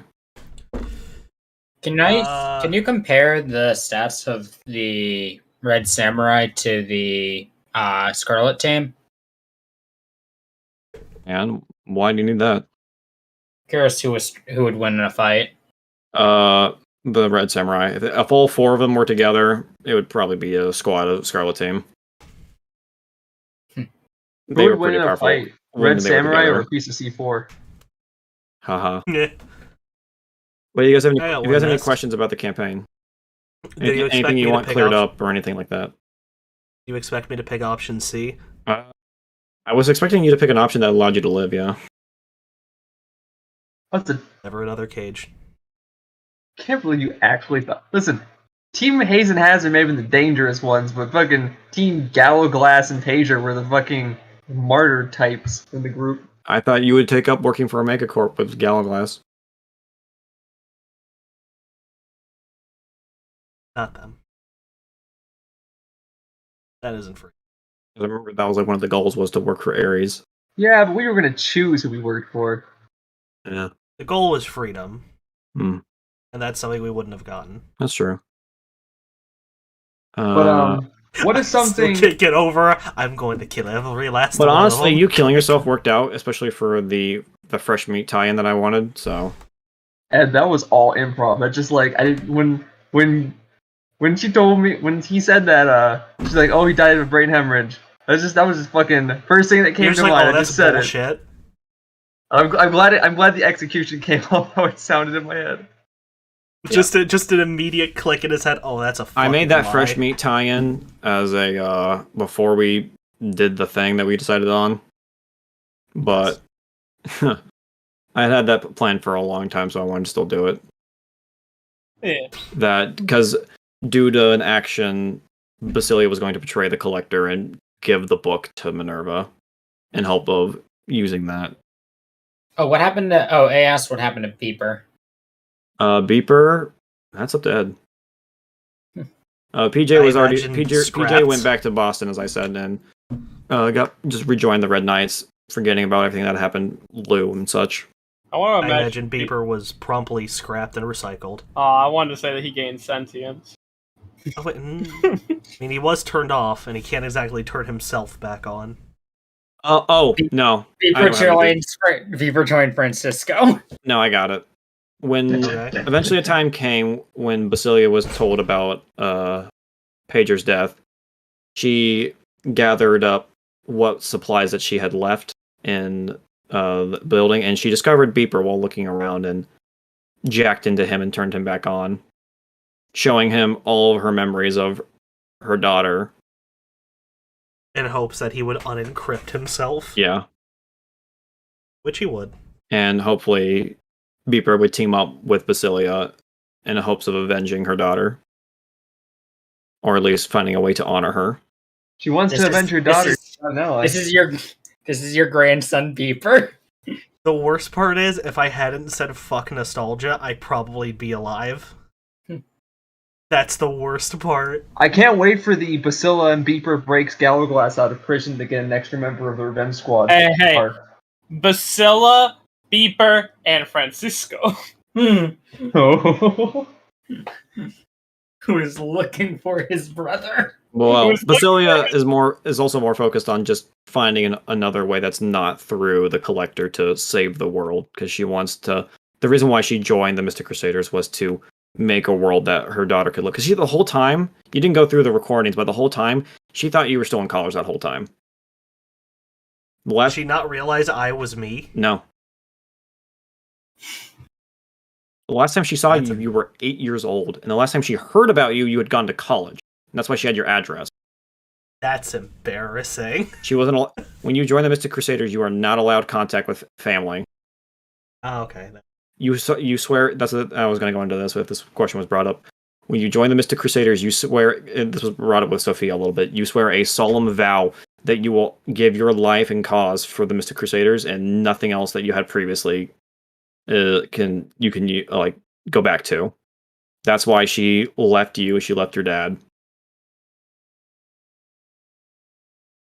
She just wanted to make a world that you could live in. A nasty fucking divorce. Yeah, just walking out on your husband with no explanation. Yeah, that was kind of rough on your dad. God, that must be tragic for her. She devoted her whole life to creating a world that her daughter could live in safely, and then her daughter's dead. Yep. Her's dead because of her organization. Yep, that's why she left, and that's why I said it worked out, because that's why. Because I was like, how? Okay, because with the ending that we did, because the whole thing I was gonna do originally, because I'm going into some cut content right now. One of the cut content for the finale was that you guys were going to side with the Collector and work against Lou. Side with Lou and work against the Collector, and there was going to be a big fight between Lou and Basilia. And Lou's ideology was going to break through to Basilia a little bit about how sharing this knowledge with others can work rather than keeping it locked up. And so while she doesn't believe sharing it with the public is a good idea, she wants to find people that's not just through a megacorp that she can give this information to. So she was going to steal the book and bring it to Minerva in the normal ending. But since you guys just had this whole thing where Blue was just knocked out immediately, that couldn't happen. So I'm like, fuck, how am I going to get this tie-in to work? But then you picked your ending, Ed, and it just went perfectly. Well, if she goes down this dark path, if she ever gets desperate, she knows where to find me. I can't exactly move. And I thought it was fitting that she would go from having the one strand of blue hair to having the full hair being dyed the same color blue that you did. Question of great significant Well, importance. she's also an elf too, so she's got that going too. So Miss, I have a question of great plot importance. Sure, what's up? What color is my jumpsuit? Green. No, it's a Irish flag color. I'm just wearing an Irish flag prison sub jumpsuit. No, it's a lime green. That's not even the best kind of green. This really is prison. A green jumpsuit and a top. Yeah, if you guys have any questions about cut content or anything you want cleared up, Just give us some highlights of the biggest pieces of cut content. I'm still reeling from the fact that there is no way I could have justified not offing myself in character because of my poor decisions. Woo! The biggest piece of cut content I would say was probably the finale. I cut out a lot of stuff due to how everything landed. Originally, it was supposed to be the cure was supposed to be a lot bigger, and you were going to make your way through the cure before you got to the spear in the book. There was going to be a lot more rooms to go through, a lot of fights, etc., etc. Depending which side you on, you either had to fight the defenses of the cure with Lou, or you had to fight the Red Knights that were left behind by Lou. And so, but due to you guys splitting in two, that would mean doing one with one group and doing another game with another group and doing a whole bunch of rooms twice, which I didn't want to do. So I had to cut the cure down to only a couple of rooms, sadly. So it's a lot smaller than what I wanted it to be. A asks, favorite subversion of your plans? Favorite subversion? Probably gonna say I'm probably gonna say the fucking the courthouse. That one, that can't be beat. Just having Galaglass run out and go yeet with his fucking C4, even though the rules weren't supposed to be able to do that. Still, I'm like, all right, Red Samurai fight. Let's do this. I got the big giant one. This is gonna be awesome. Oh, never mind. He is dead. Were you mad? No, I was not mad at all. I noticed that if you ever drop a big guy in Shadowrun, they tend to just get blasted. Yeah. Like, yeah. The legacy of me lives on. Yeah. I feel like the one exception is the troll from Session 1 of Scarlet Lady. Yeah, he kept up for a minute. I do like how over the course of this campaign, though, even to this last session, I don't think I ever truly had any grasp of the gravity of like how wide these explosions can be. And it was just a constant theme about the campaign of me doing like, oh, this will kill a couple guys, and then Ed going, you know this is gonna blow up the whole map, right? The ancient texts! Fireballs, yum! Oops, knowledge gone. So yeah, anything else you guys want me to go over? Knowledge restored. What is something you wish had happened in your campaign at dinner? I had to cut out a whole thing with Deathwish's old gang. I was gonna go more into that because I actually have their tokens here. I'll post them real quick. So Deathwish's gang was gonna have a whole like shebang thing where they were going to, if you had sided with everyone had sided with Lou, you guys would have gone on to raid the ship together in the night and then planted the bomb, and you would have worked with this heist crew to do it. So you have the three other members of the gang. You have Overkill. You have where is he? You have Mayhem. And then you have where is he? Then you have Death Sentence. Their names, of course, being a reference to the Payday 2 difficulties. Because Deathwish himself is a big inspiration from a bit of Hoxton and Bang. Who made you laugh the most throughout the campaign? What made me laugh the most? Who made you Honestly, laugh the thing most? that made me smile the most was just the theory crafting you guys did throughout this campaign. I absolutely loved just sitting here in the VC while you guys talked about, oh, what did this mean? Could it be this? Maybe it was this. And just hearing all these different theories being brought out, I absolutely loved that shit. That was so much fun to listen to. Well, were you happy when we came to it? Oh yeah, I was like, oh, they got it. They finally got it. Oh yeah. We cut that deadline close. Yeah, you guys were like 3 sessions away from it being revealed anyway, so it worked perfectly. Pour one out for Da Vinci. Pour one out for Da Vinci. Do I have any other? What was that thing that we found in like this fucking on the beach? What's up? You rolled a 100 on the loot table or whatever. Oh, that's another piece of cut content. So the some of the items you guys collected were, so that little thing was supposed to be put together. You're supposed to attach 2 parts of it together, and it was going to open up a door in the cure, but that was ultimately cut though. What would that door have led to? It would have led to the side path that I would have had some of the side characters go into. But I then realized that it was just going to take up more time, and there was just too much going on, so I decided to just cut it. Here's a question I've had for a long time that I've kept till the end.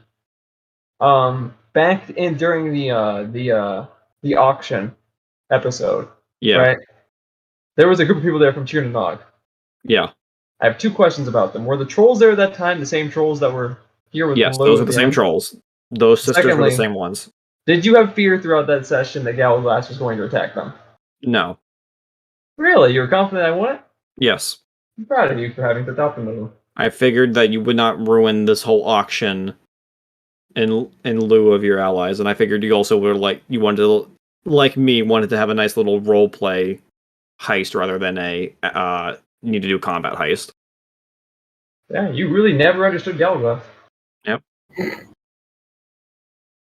That was my favorite thing, is when you were talking to Hollywood, and you were just saying like, oh, we didn't predict Galaglass would do this, or we didn't predict Galaglass would do that, and I'm just sitting here like saying, I also did not predict those things before I did them. All right. Is there anything else for me? Because I have questions for you guys. Ask us some questions. I'll tell you if I got something. Okay. Because these are questions that I'm using to hopefully improve as a DM, so that's why I like that. I have 5 questions I want to ask.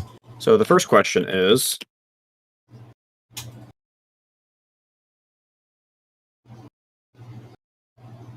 Silence. what did you like best, and what did you like least? We'll start with Monica, and we'll work our way down. Well, I'm sorry. I have nothing to say really. There was nothing that you liked in this campaign best, nothing that you liked the least. No, and that's mostly just my fault, really. Just because I made a character I wasn't really interested in, and that just made me not interested in the game, really. There was nowhere you had fun at all. Yeah, I just feel really like tired, and I have a headache right now, and I just like. You know, this is just Q&A. You don't have to stick around. You can go to bed if you want. Nah, I'll stick around, but I really don't have anything to say. Sorry. Okay. All right. We'll start with Galglass then. Ryan, what did you like best? What did you like least? What I liked best is or least and then best. Either one works. I'll start with a handshake and then I'll go for a slap. Okay. The thing I liked best is I thought that how to put it. I feel like the lore of what was going on was fleshed out really well. There was a mystery there, and it didn't feel pulled out of your ass. It felt like it was established, and everything was just building onto it. So I guess I like the story, is what I'm trying to say. I like the aspects of the story. The thing I like the least is sometimes throughout this campaign, I felt like you failed to adapt to situations as a DM. And I feel like a bit more skill with adaptation to unexpected events would help you improve as a DM. Okay. All right. Medi. I have a weird one because it's what I liked and disliked at the same. I think that you can handle encounters very well, but I think that you may balance them the wrong way. Okay. Because nowhere in the campaign did I feel like we were fighting an unwinnable fight, but I definitely noticed that there were instances where characters were getting countered when they really did not need to be countered. Like, obviously there's like the typical nerfing thing, like Hollywood had her drones nerfed like, I think, a quarter of the way in, and that's fine. And them hunting down the drones, that's fine. I think Firefox being countered, even if it made sense lore-wise, really wasn't good for the the turn economy or the combat. So even if it means like suspension of disbelief a bit, I feel like if you do balance more towards the power players than realism. Okay. I also like the story. The story was fun. And the characters. Okay. Anything else? On the adaptability thing, I think this is mostly just within working as a time constraint DM. I feel like there are instances where enemies who weren't on screen should have probably vanished off screen. And I did that a lot. Yeah, don't worry. I had a lot of times where I'm like, okay, I'm just gonna delete that enemy real quick. Like specifically, one instance was the guys on the roof at the warehouse. Yeah. Besides that, I thought it was a good campaign. I had a lot of fun. Okay. Ed. As I've told you before, your stories in general aren't really for me. You turned that around at the end. Good job. Had me on the edge of my fucking seat, at least at the end. Ending's paramount, all that shit. Quote from Very nice. All right. Cool. Nobody fucking anime reviewer I watched when I was 13, and that quote will live rent free in my head. Regardless, continuing. I apologize for rules lawyering your fucking pants off and throwing homebrew at you like every 30 seconds for a while. That's alright. I got on your ass way too bad, and looking back on it, I feel like the biggest fucking prick. Listen, this is a critique of me, not a critique of you. So what did you like? What did you like least? There were several times where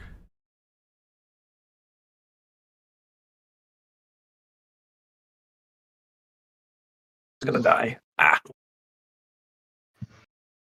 There were several times where I felt like this goes back to the adaptability thing, where it was like an attempt at a solution kind of got blown over or just told no, and then... Ed, I'm so sorry. I had to get up for like 1 second to grab my charger because my phone's gonna die, because I have these questions on my phone. Please just start over like 3 seconds ago. I'm sorry. Cool. This goes back to the adaptability thing Ryan brought up, because there were a good few times where I tried to propose a solution that was out there, and I feel like it just kind of got brushed over and forgotten, and I kind of just sat there a bit sour every time that happened.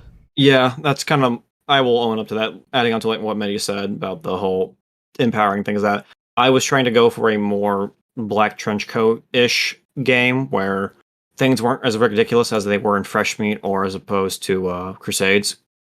So I wanted to do something a little bit more like, you know, Deus Ex as opposed to Amen, I guess you could say.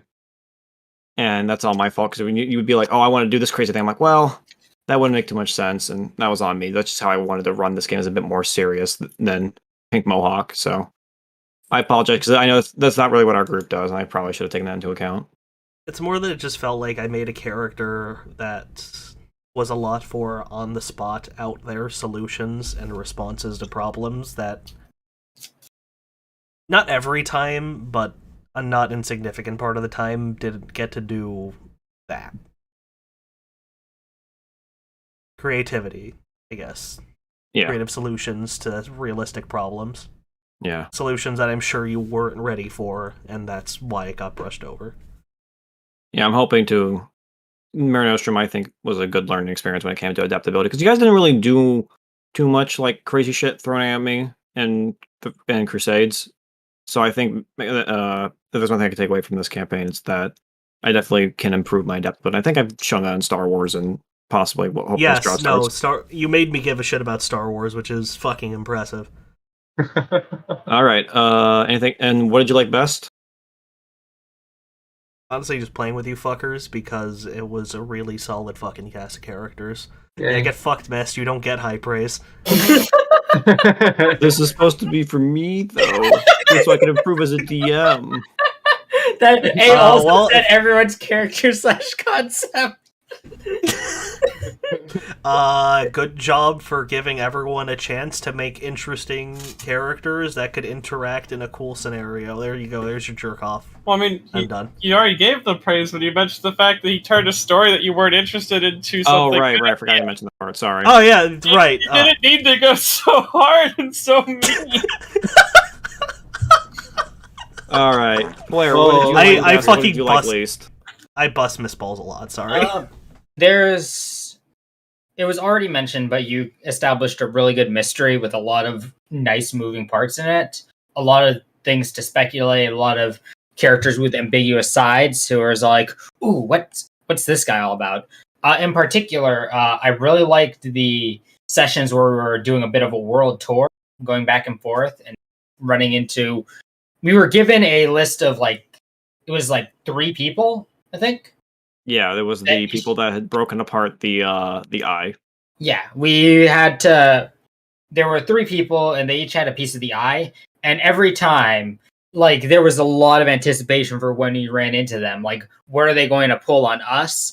And when we tried to interrogate them, and they blew up, and then we adapted the next one, that felt like that was really exciting to do. Yeah, I think the world tour arc went really well. That was like, I'm like, okay, I want to give everyone a personal session, like somewhat tied to their backstory, but I'm like, how the fuck do I get that when everyone's from all over the world? So I'm like, wait a minute, what if I do this? It was really well. Really well handled, and the fact that we had a nice checklist of faces to go down and build anticipation in meeting them and knowing how that encounter would go. With every time our attempts to pry information out of them going south one way or another, that built some further anticipation for, all right, who's behind this? That was a really you did a great job at building excitement for certain aspects of this campaign. The part I liked the least does relate to this though with Scarlet Team, who didn't have any major faces that we would meet all too often. And they were a bunch of very strong people who countered parts of the party that as they didn't need to be countered. And no matter how many of them we killed, it didn't feel like we were making a dent in them.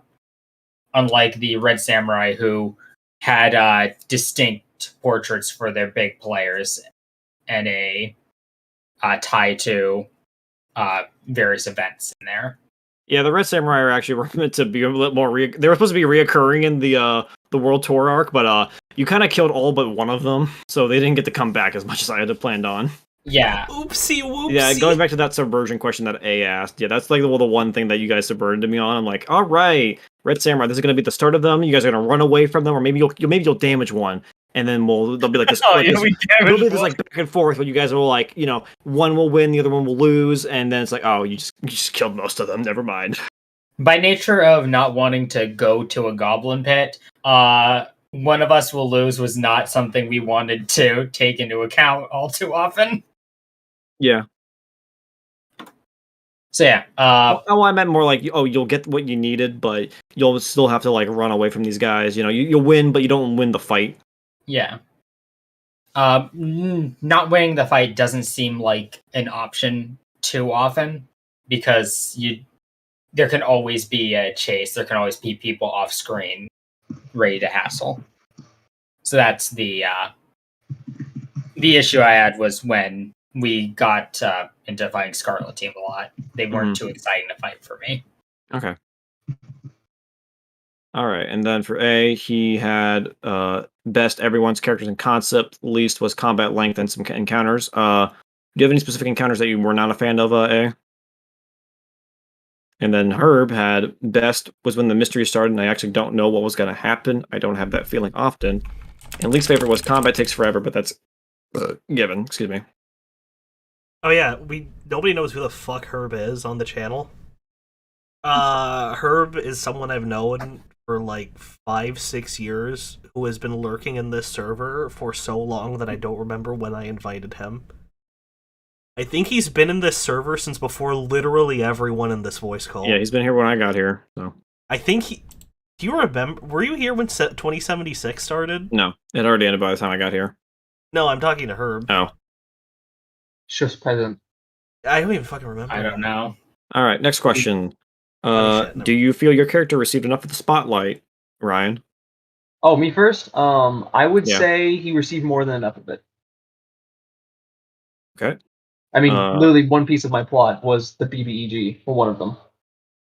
Yeah, that was the thing when I was working on I'm gonna give everyone a session dedicated to them to their character. Was that I'm like, well, I think I'm gonna tie in Galaglass and pager into the main plot rather than giving them stuff. Because you guys had backstories that were a little more complicated working. Because like we can't really go to Ireland without there being problems. And Ed's backstory was more of a my backstory was literally a carte blanche of go nuts, have fun. Here's like 7 hooks. Yeah, and I used them. He said, I'm happy with what Medi, do you feel you got enough spotlight? Yeah. I think Hollywood sometimes got more spotlight than she probably deserved. She figured out a lot of shit and just wandered off on her own and found the plot like 20% of the time. Ed, do you feel like you got enough spotlight? I feel like I solved a lot of problems, but I wasn't like super important to the plot until like the latter half.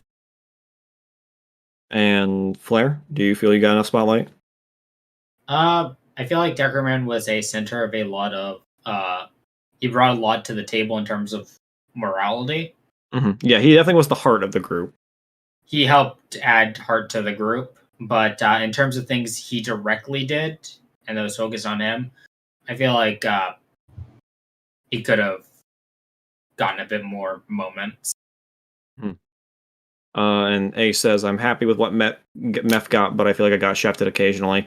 Yeah, that's just kind of the problem with our groups, is that we're very loud, and so since A's a little quieter, we kind of speak over him every now and again. Yeah. I would have liked more technology moments. Alright, next question. Are there any rules/home rules that you think should have been approached differently? Ryan? I'm sorry, could you repeat the question? Are there any rules or home rules that you think should have been approached differently? Not in specifics, but I do feel like way too often rules were getting figured out like during combat, the turn of it coming up. Which I think helped increase combat length by too much. I think that it was a main contributor, was constant checking the rules for things. Yes, there's a lot to Shadowrun that I don't have memorized, sadly. That's fair. Consistently inconsistent. I have that pinned. The other half of what I'd say about that is I also feel like occasionally we were too flip-floppy on rules, where we would be like, this is how it's supposed to be done, according to Shadowrun. Then 2 sessions later, actually, this is how it's supposed to be done. And then later in the campaign, actually, really, this was the way we were supposed to be doing it. And I would have personally preferred if we had just said, you know what, we did it wrong, but we're stuck in it at this point, we'll do it right in the next campaign. Yeah, that's, before we go to the next person, that is something that I have said before, is that Mare Nostrum crawled so that Scarlet Lady could walk, and I will be, next time I do run Shadowrun, which will be after my break, I will be using the rule set that Ed has made for Scarlet Lady from now on. Should I just compile it into a fucking PDF? Probably. That sounds good. Because we started using like actual rules with Mare Nostrum, like, you know, limits, actual dodge dice. We started using a lot of the actual Shadowrun rules because freshmen didn't really use that. Automatic fire got really weird on and off there for a while. Yeah. Yeah, that was one of them. We didn't figure out how explosives actually worked until I was dicking around on the wiki like 2 weeks ago. Yeah. Explosives are so fucking complicated. Medi, is there any rules/home rules that you think should have been approached differently?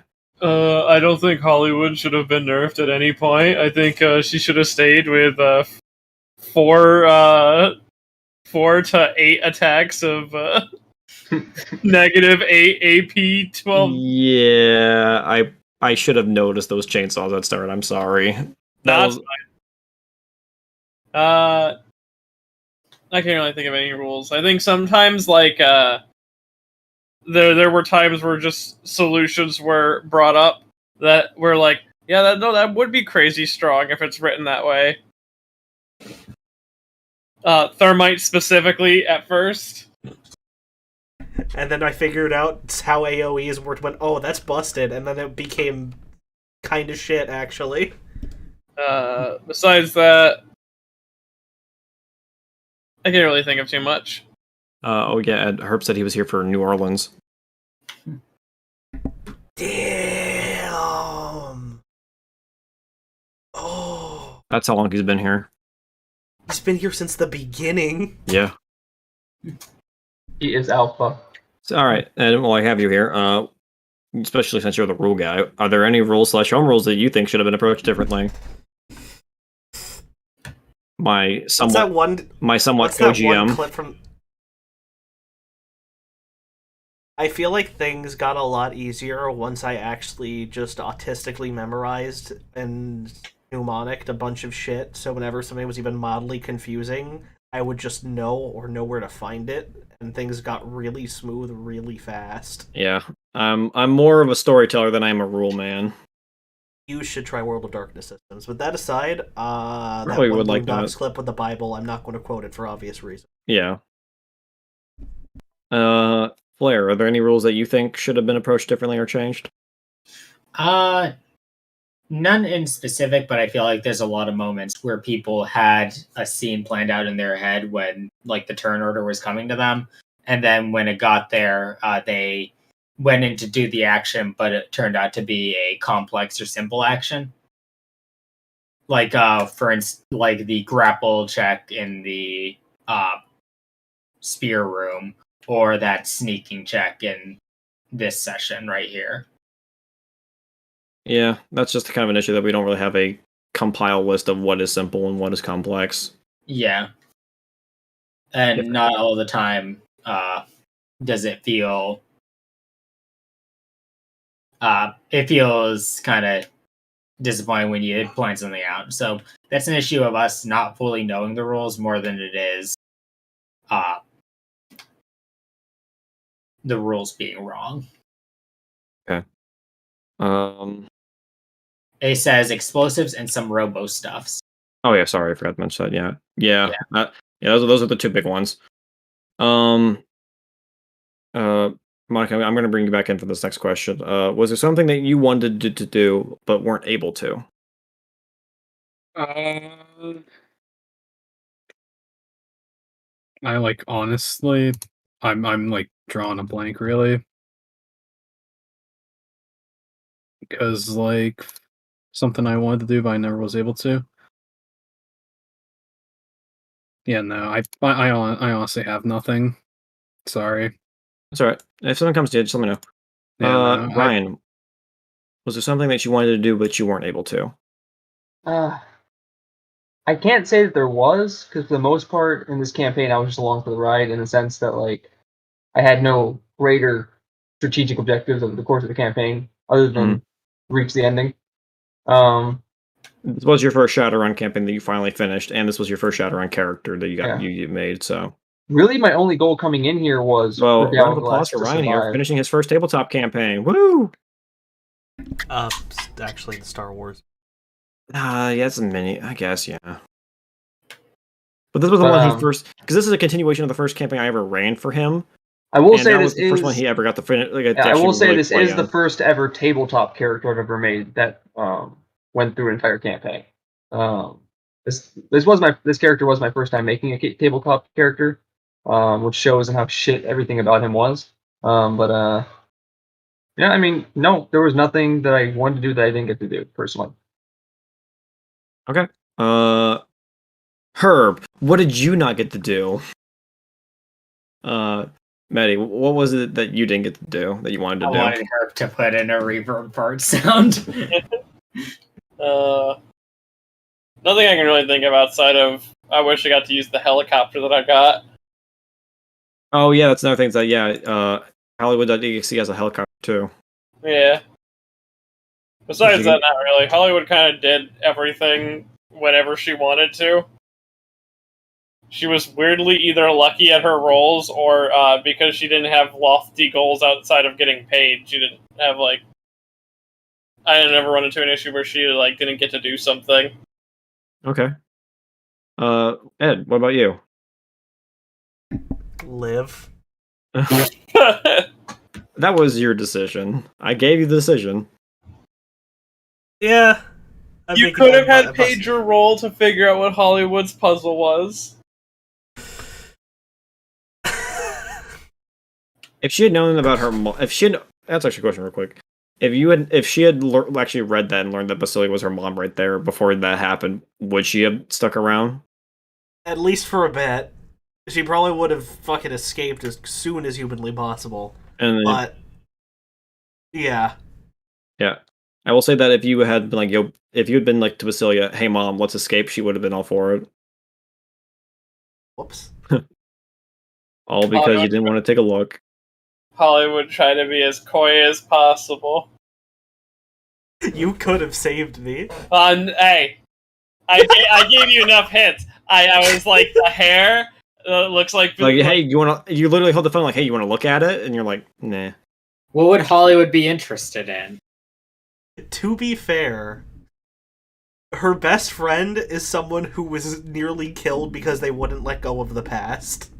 Yeah. Yeah, but the bangs was like Basilia's bangs, and she pointed at her eyes to say like one of Hollywood's key traits is that she has her mom's eyes. Oh, that's what the eyes were. Yeah. Yeah, no, I find it funny that the Basilia reveal hit more with Hollywood than it did with Pager. I was not expecting that. I am proud of my way into an ending I didn't want and on some levels dislike, but find nonetheless incredibly fitting and satisfying. Who says you're dead, though? Hey, I guess he's out there, probably still being a shitty fucking London physics teacher. What? No, I'm saying, who says Pager's dead? We didn't see a body, did we? I burned Edge. I burned She is a vegetable in a hospital, and I mean, that is actually the same ending of my first Shadowrun character, who was also a Decker, and she was shot in the head. I mean, if we want to go down that conspiracy rabbit hole, Deathwish did pull out some kind of syringe as you were hemorrhaging on the ground. Pager wakes up and she just has a book that just says "Thank Nominee." maybe we'll get that in the future someday. But I mean, anyway, I wake up and it's like, boss, you've been in a coma. I mean, you gotta remember you can revive someone with blood magic. Oh god, they totally fucking could have. Yeah, but then they're gonna revive you and figure out that you injected copper into your spine and electrocuted the thing that he wanted out of you. Yeah, no, they had. Oh, I forgot to reveal that. Yeah, they just turned it off. It didn't actually destroy it. Okay. So yeah, they had a whole 2 minutes to blood magic me back to life. If that had actually worked in destroying CFD, Galaglass would have been kept around. I'll tell you that. Listen. Oops. Some of the world's smartest people are idiots. Anyway, that's why I Ed, cured was there CFD. anything that you wanted to do that you weren't able to?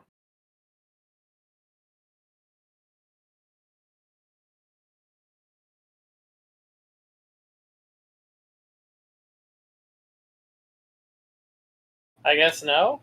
Guess no. Ed? My fucking mic was off. God damn it. Oops. Outside of weird solutions, that I felt got brushed over. No, not really. Okay. Flair, was there anything that you wanted to do that you didn't get to? I want Degeran to have more opportunities to interact with technology, with his magic. That spell list was something I was really looking forward to pulling out, but I didn't have too many opportunities. I was very happy when it did come up, though. Okay. And then A said he wanted more stuff to happen with his backstory being in the mob. Yeah, that backstory stuff was kind of hard to work in. I tried to bring it in as best I could with your session, especially with the son of your old boss. But that was like the best I could do with it because this was a bigger campaign. Well, next time I run a campaign, I plan on doing just a city, like Scarlet Lady did. Mm-hmm. Probably a revamp of a campaign I started but didn't ever finish. We'll see how that goes. And I have one last question here. All right. Was there something I could have done to make the game more fun for you, Monica? As was said before, I don't feel like that's your fault. I think that's mine. Just because I feel like I built Firefox poorly for this game. There's nothing I could have done for you? No, I really just think it's my fault, really. Okay. Ryan, was there something I could have done to make the game more fun for you? See, that's the weird thing for me. This most of the campaign I was having fun. So like, and every time I wasn't having fun, it was isolated incidents where it's mostly my fault. So no, I don't really think you could have because I just had a grand time from beginning to end. Okay. Medi. Not that I can really think of outside of maybe loosening the restrictions on how to get things. Because like sometimes we would just be sitting on money, but no real way to actually spend it in a like reasonable way. Yeah, that was kind of the problem, just being on a on the move campaign. Like I said, next time I run Shadowrun, I plan to having it be in a nice little place where you're not moving around too much and you have access to things, so you have ways you can buy stuff. Ed, do you have anything? Was there something I could have done to make this game more fun for you? More opportunities to build things. Hello? Hello? More Hello. opportunities to build things is what he said. Yes. Okay. Fucking Mike. Mike. I think that's more on my end, not you. Yeah. Yeah, we all heard you, Ed. It was missing didn't hear you. Oh, okay. Yeah, I think that was a connection problem on my end. Sorry. And then Flare.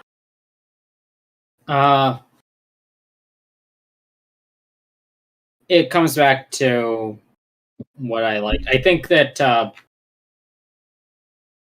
shortening the amount of like Scarlet Team members in any given encounter, and maybe not have two of them two warehouse where Scarlet Team shows up sessions. Didn't like that. Didn't like those antagonists. Okay. With that, that's the last of my 5 questions.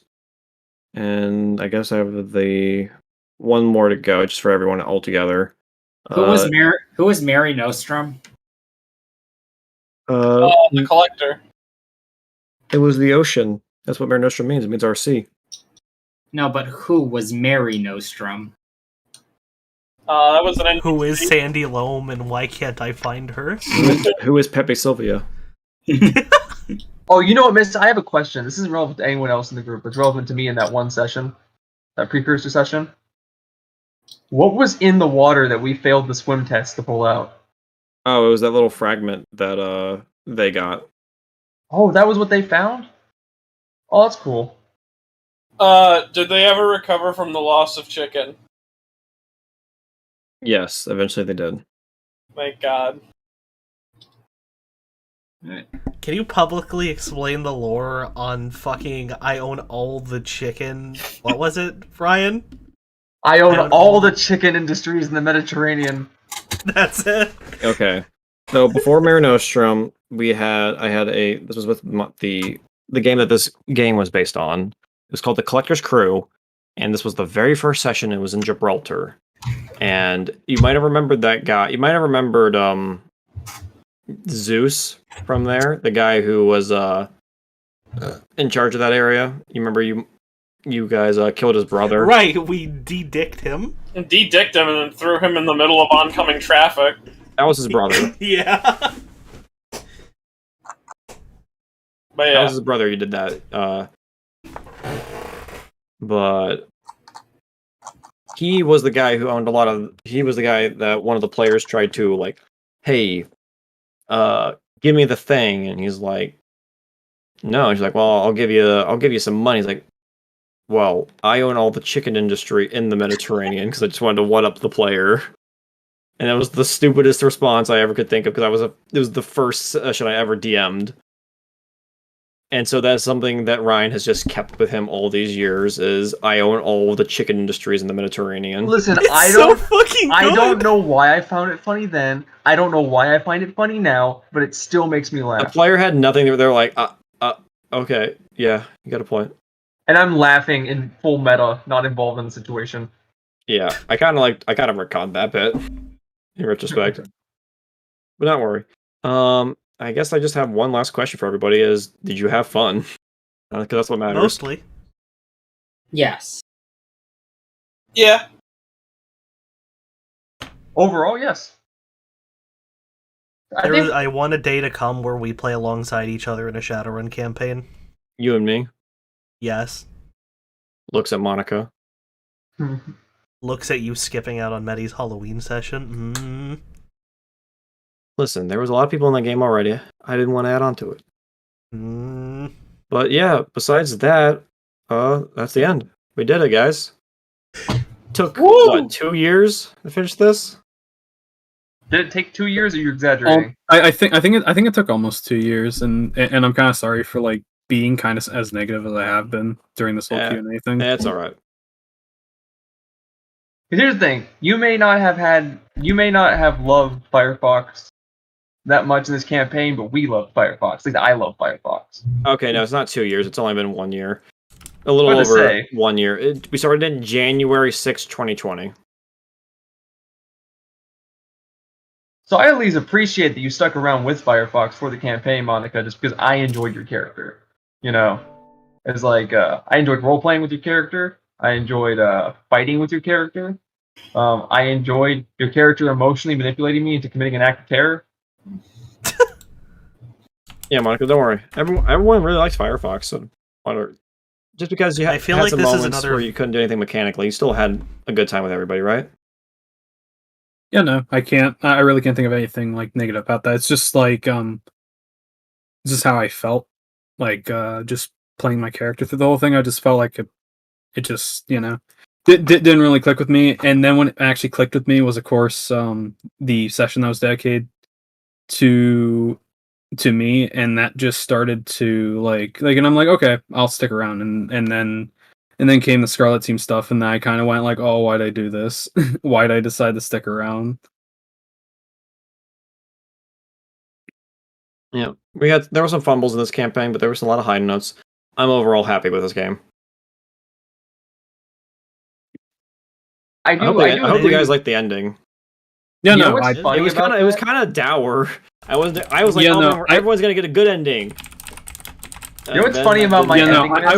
I was actually fine with all like the ending bits. I did feel like everything up to like everything at the start in terms of like the combat and like just the ending scuffle and all that sort of stuff like that, to me just I don't know why it felt like it either went on for too long or just nothing happened. It's weird. I mean, yeah, that was a combat encounter that got left off that was meant to be done last time. Yeah. We didn't have time last time, so. But I actually hated my ending until the phone call. That I just randomly decided, I was like, I get since you reminded me of that, I'm like, oh, I forgot about that. Let's work that in. Yeah, but no. That phone call amused me so much that I'm now entirely happy with my ending. Yeah, but no, I think I'm starting to gather my thoughts a little bit more. Like, I think the really big thing that really kind of brought me down a bit was that I kind of made the character with the intention of being either more combat oriented or at least being the front wall for the party, and the issue was that didn't happen. Like, because combat would either end turn 1 because of either the mosquitoes or thermite. So me having spells didn't matter. Me having like the DR dice I had didn't matter. And then because I wasn't able to really get up like any of my attributes, or because I wasn't able to do too much, I wasn't able to get too much karma, which then meant I wasn't able to at least get myself up to a position that I could actually, punch someone and actually do damage, because I was pretty much I pretty much couldn't do any damage whatsoever. Yeah. Even with either spells or melee. So I was kind of bringing that up. Speaking of the rules from earlier, is that from now on I'm going to be using the Scarlet Lady thing of you have just flat rates of karma every session rather than you relying on players for extra karma. Bonus karma was a thing that gave some people a lot and kind of screwed over other people depending on what they could or couldn't do that session. Yeah.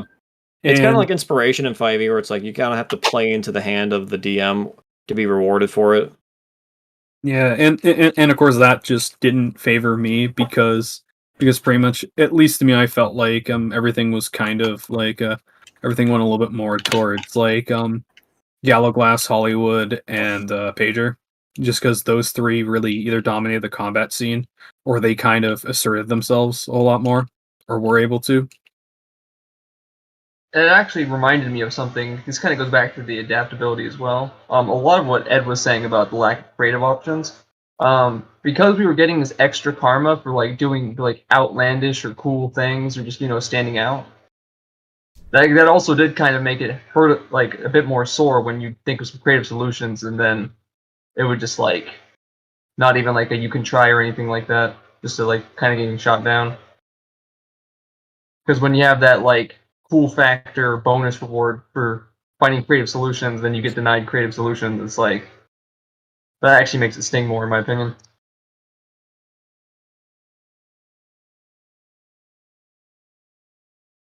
Ryan, do you mind if I read out one of the things you DM'd me after your epilogue got read? Go for it.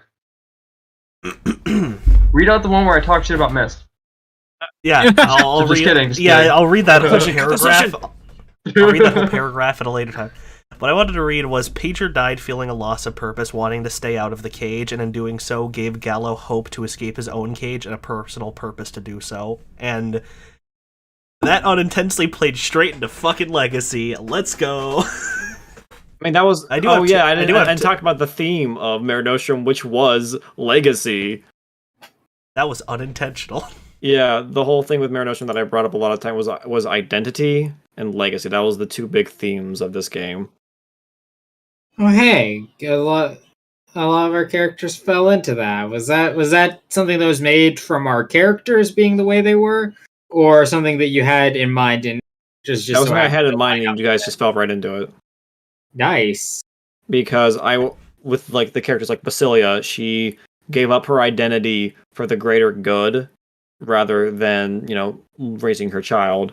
But she ended up following Legacy. Lou was originally a Drake who got his independence by breaking free and became his own person, but ultimately, in the end, ended up just becoming a slave in the end and losing his identity. Pager lost some of her identity to the dunk in her head and was fearful of losing her identity altogether. Come to think about it, I did get a bit of a laugh about the fact of how Lou got factory reset was basically just the equivalent of sticking a pen in the calculator to reset it. Yeah, basically. You could see him do the Vista reboot in real time. Yeah, pretty much. Man, when Lou turned to me and he was like, "Would you like if you ever smell the Irish grasses again?" I was standing there like, "This is really touching, but I have a strong feeling I'm not gonna be smelling shit for a long time." That line was an inspiration from Project Wingman. You fucking nerd. There's a line at the end. There's a line at the end of It Project wouldn't- Wingman that really hit hard, and I'm like, I It want would to use have that. been. It would have been 10 times more touching if I could not already see the writing on the wall that what was going to happen to Galaglass. I didn't know exactly what was going to happen to him, but I had a feeling that I wasn't going to talk my way out of this one. Yeah, we both went in there ready to get shanghaied. I'm gonna have this be our big image at the end here, because I think this is a good little bit to end on, image-wise. I did want to say, I actually have 2 questions for us little band of schmucks. First, what the fuck are we going to call this session? Finale. Yeah. Legacy. Legacy, that's a Legacy. good one. Yeah.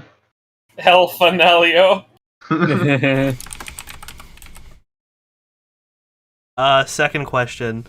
Anyone ready to take a break from globe-trotting adventures for a while? Are we sure. going to a crazy, noisy, bizarre town now? That's kinda literally Scarlet what I Lady, wanted yeah. to do with Scarlet Lady. I mean, like to me, I've never really liked globetrotting adventures. To me, I think it's better if you just have an like if you have it either in a city or you isolate it on either a continent or like 2 countries. So yeah, Miss, next time, what I would probably suggest for you to try and get your feet wet again with Shadowrun. I already know what my plan is. It's to revive Miami. Oh fuck. Okay, that's cool. That's what when I get back to Shadowrun, I'm bringing back Miami. I was going to suggest trying a more concrete, semi-linear game on a smaller scale. But yeah, I'll take Miami. I'll take fucking Miami any day. Shit. Just having focusing on a city, I think would be a lot different from what I'm used to. I feel like focusing on setting is something that if we're going to do with Shadowrun, where there's so much unexplored world, despite how much globetrotting we do, if we're going to continue the fledgling-verse, or whatever the fuck, I feel like that's a good thing to work with. We got Boston. We have New Orleans now. Can you say that we should also maybe like not have all of our games just be weighed down by the fledgling verse? Now you brought that up. I thought you mentioned that to me once. That is true. Because all of our Shadowrun games are tied down by Fresh Meat and 2076 and trying to connect back to it. I mean, you could just say that they exist in the verse without making any reference to it. Yeah, like Scarlet Lady. Yeah. That's true. Yeah, it exists there, but like no one's gonna walk on screen and say, "Oh, hold up, I gotta go get to." Oh yeah, Hold on, I need to take a trip to Boston. right there, guys. As well, speaking of canon, how did you guys feel about how I used the canonical characters within Shadowrun? I thought it was interesting. I liked Damian Knight a lot. Fuck Spinrad. None of my homies hate Spinrad. I actually prefer Knight over Spinrad. Thank you. I wish Hollywood got to bang Spinrad. Yeah, is there any final thoughts you guys have before we end it here? Yeah, I don't know, like, I feel like the past few sessions has been this kind of, like, doom and gloom hanging over the campaign, but what I really enjoyed is I felt like none of that was here in the last final session. I felt like we all were just having fun. Which made it 10 times, easier to, like, have fun. Yeah, I think it ended on a good note. It ended on a good note. Looks at Patriots Corpse. Yeah, good note. Ended on a good note. Looks at the bolts of my feet. Yep, ended on a positive. Ended on a good note. Hollywood. I literally said to Ed and Ryan last time, I'm like, "Oh, hey, everyone's gonna get a good ending. Don't worry." Hollywood forgot everyone. I want to have a reunion. It's okay. Yeah, great reunion. One person's in prison, one person's dead, one person functionally doesn't exist anymore, and another one just disappeared functionally. It's okay. Gallowglass Revenge arc starts now. Yeah, what's funny is that Gallowglass is the only one who went through all the cure and stuff and still has his memories. He did not get brain wiped. Because who the fuck's going to believe him? I mean, yeah, the goal is that he's going to eventually get, executed for his crimes. But maybe something will happen in the world of Shadowrun that will prevent that from happening, and he'll go down fighting. Something will happen where... There was a second half to that message in DMs that Ed didn't share, which was after the phone call. I can say for a fact that Gallowglass was so pissed off by the news that temporarily avenging Pager has taken priority number one over his ideological war. Whoa. Yeah. Revenge against who, though? Against anyone and everyone involved with either the Mythic... I'm gonna kill every one of them. Anyone and everyone involved with Dunkelzahn. A lot of people. Yeah. that is a lot of people. He's got to get started. You're gonna have to make good friends with S Technology. Oh god. Probably. Anyway, so yeah, we kept tearing up. So final thoughts, everybody, before we end it. You already know. It was good. Yeah, good. My only issues are my own. How will we publish all this Atlantean knowledge? We will not. No one will believe you. Yeah. Well, I guess we'll see you guys next time. Curse of Strahd never, cause scheduling hell. Curse of Strahd never. Scarlet Lady never. Star Wars never. Never. Emperor's Hey, Maddie, Game you got 2. how's Desperia Conquest? Alright, good night, folks. Bye, everybody.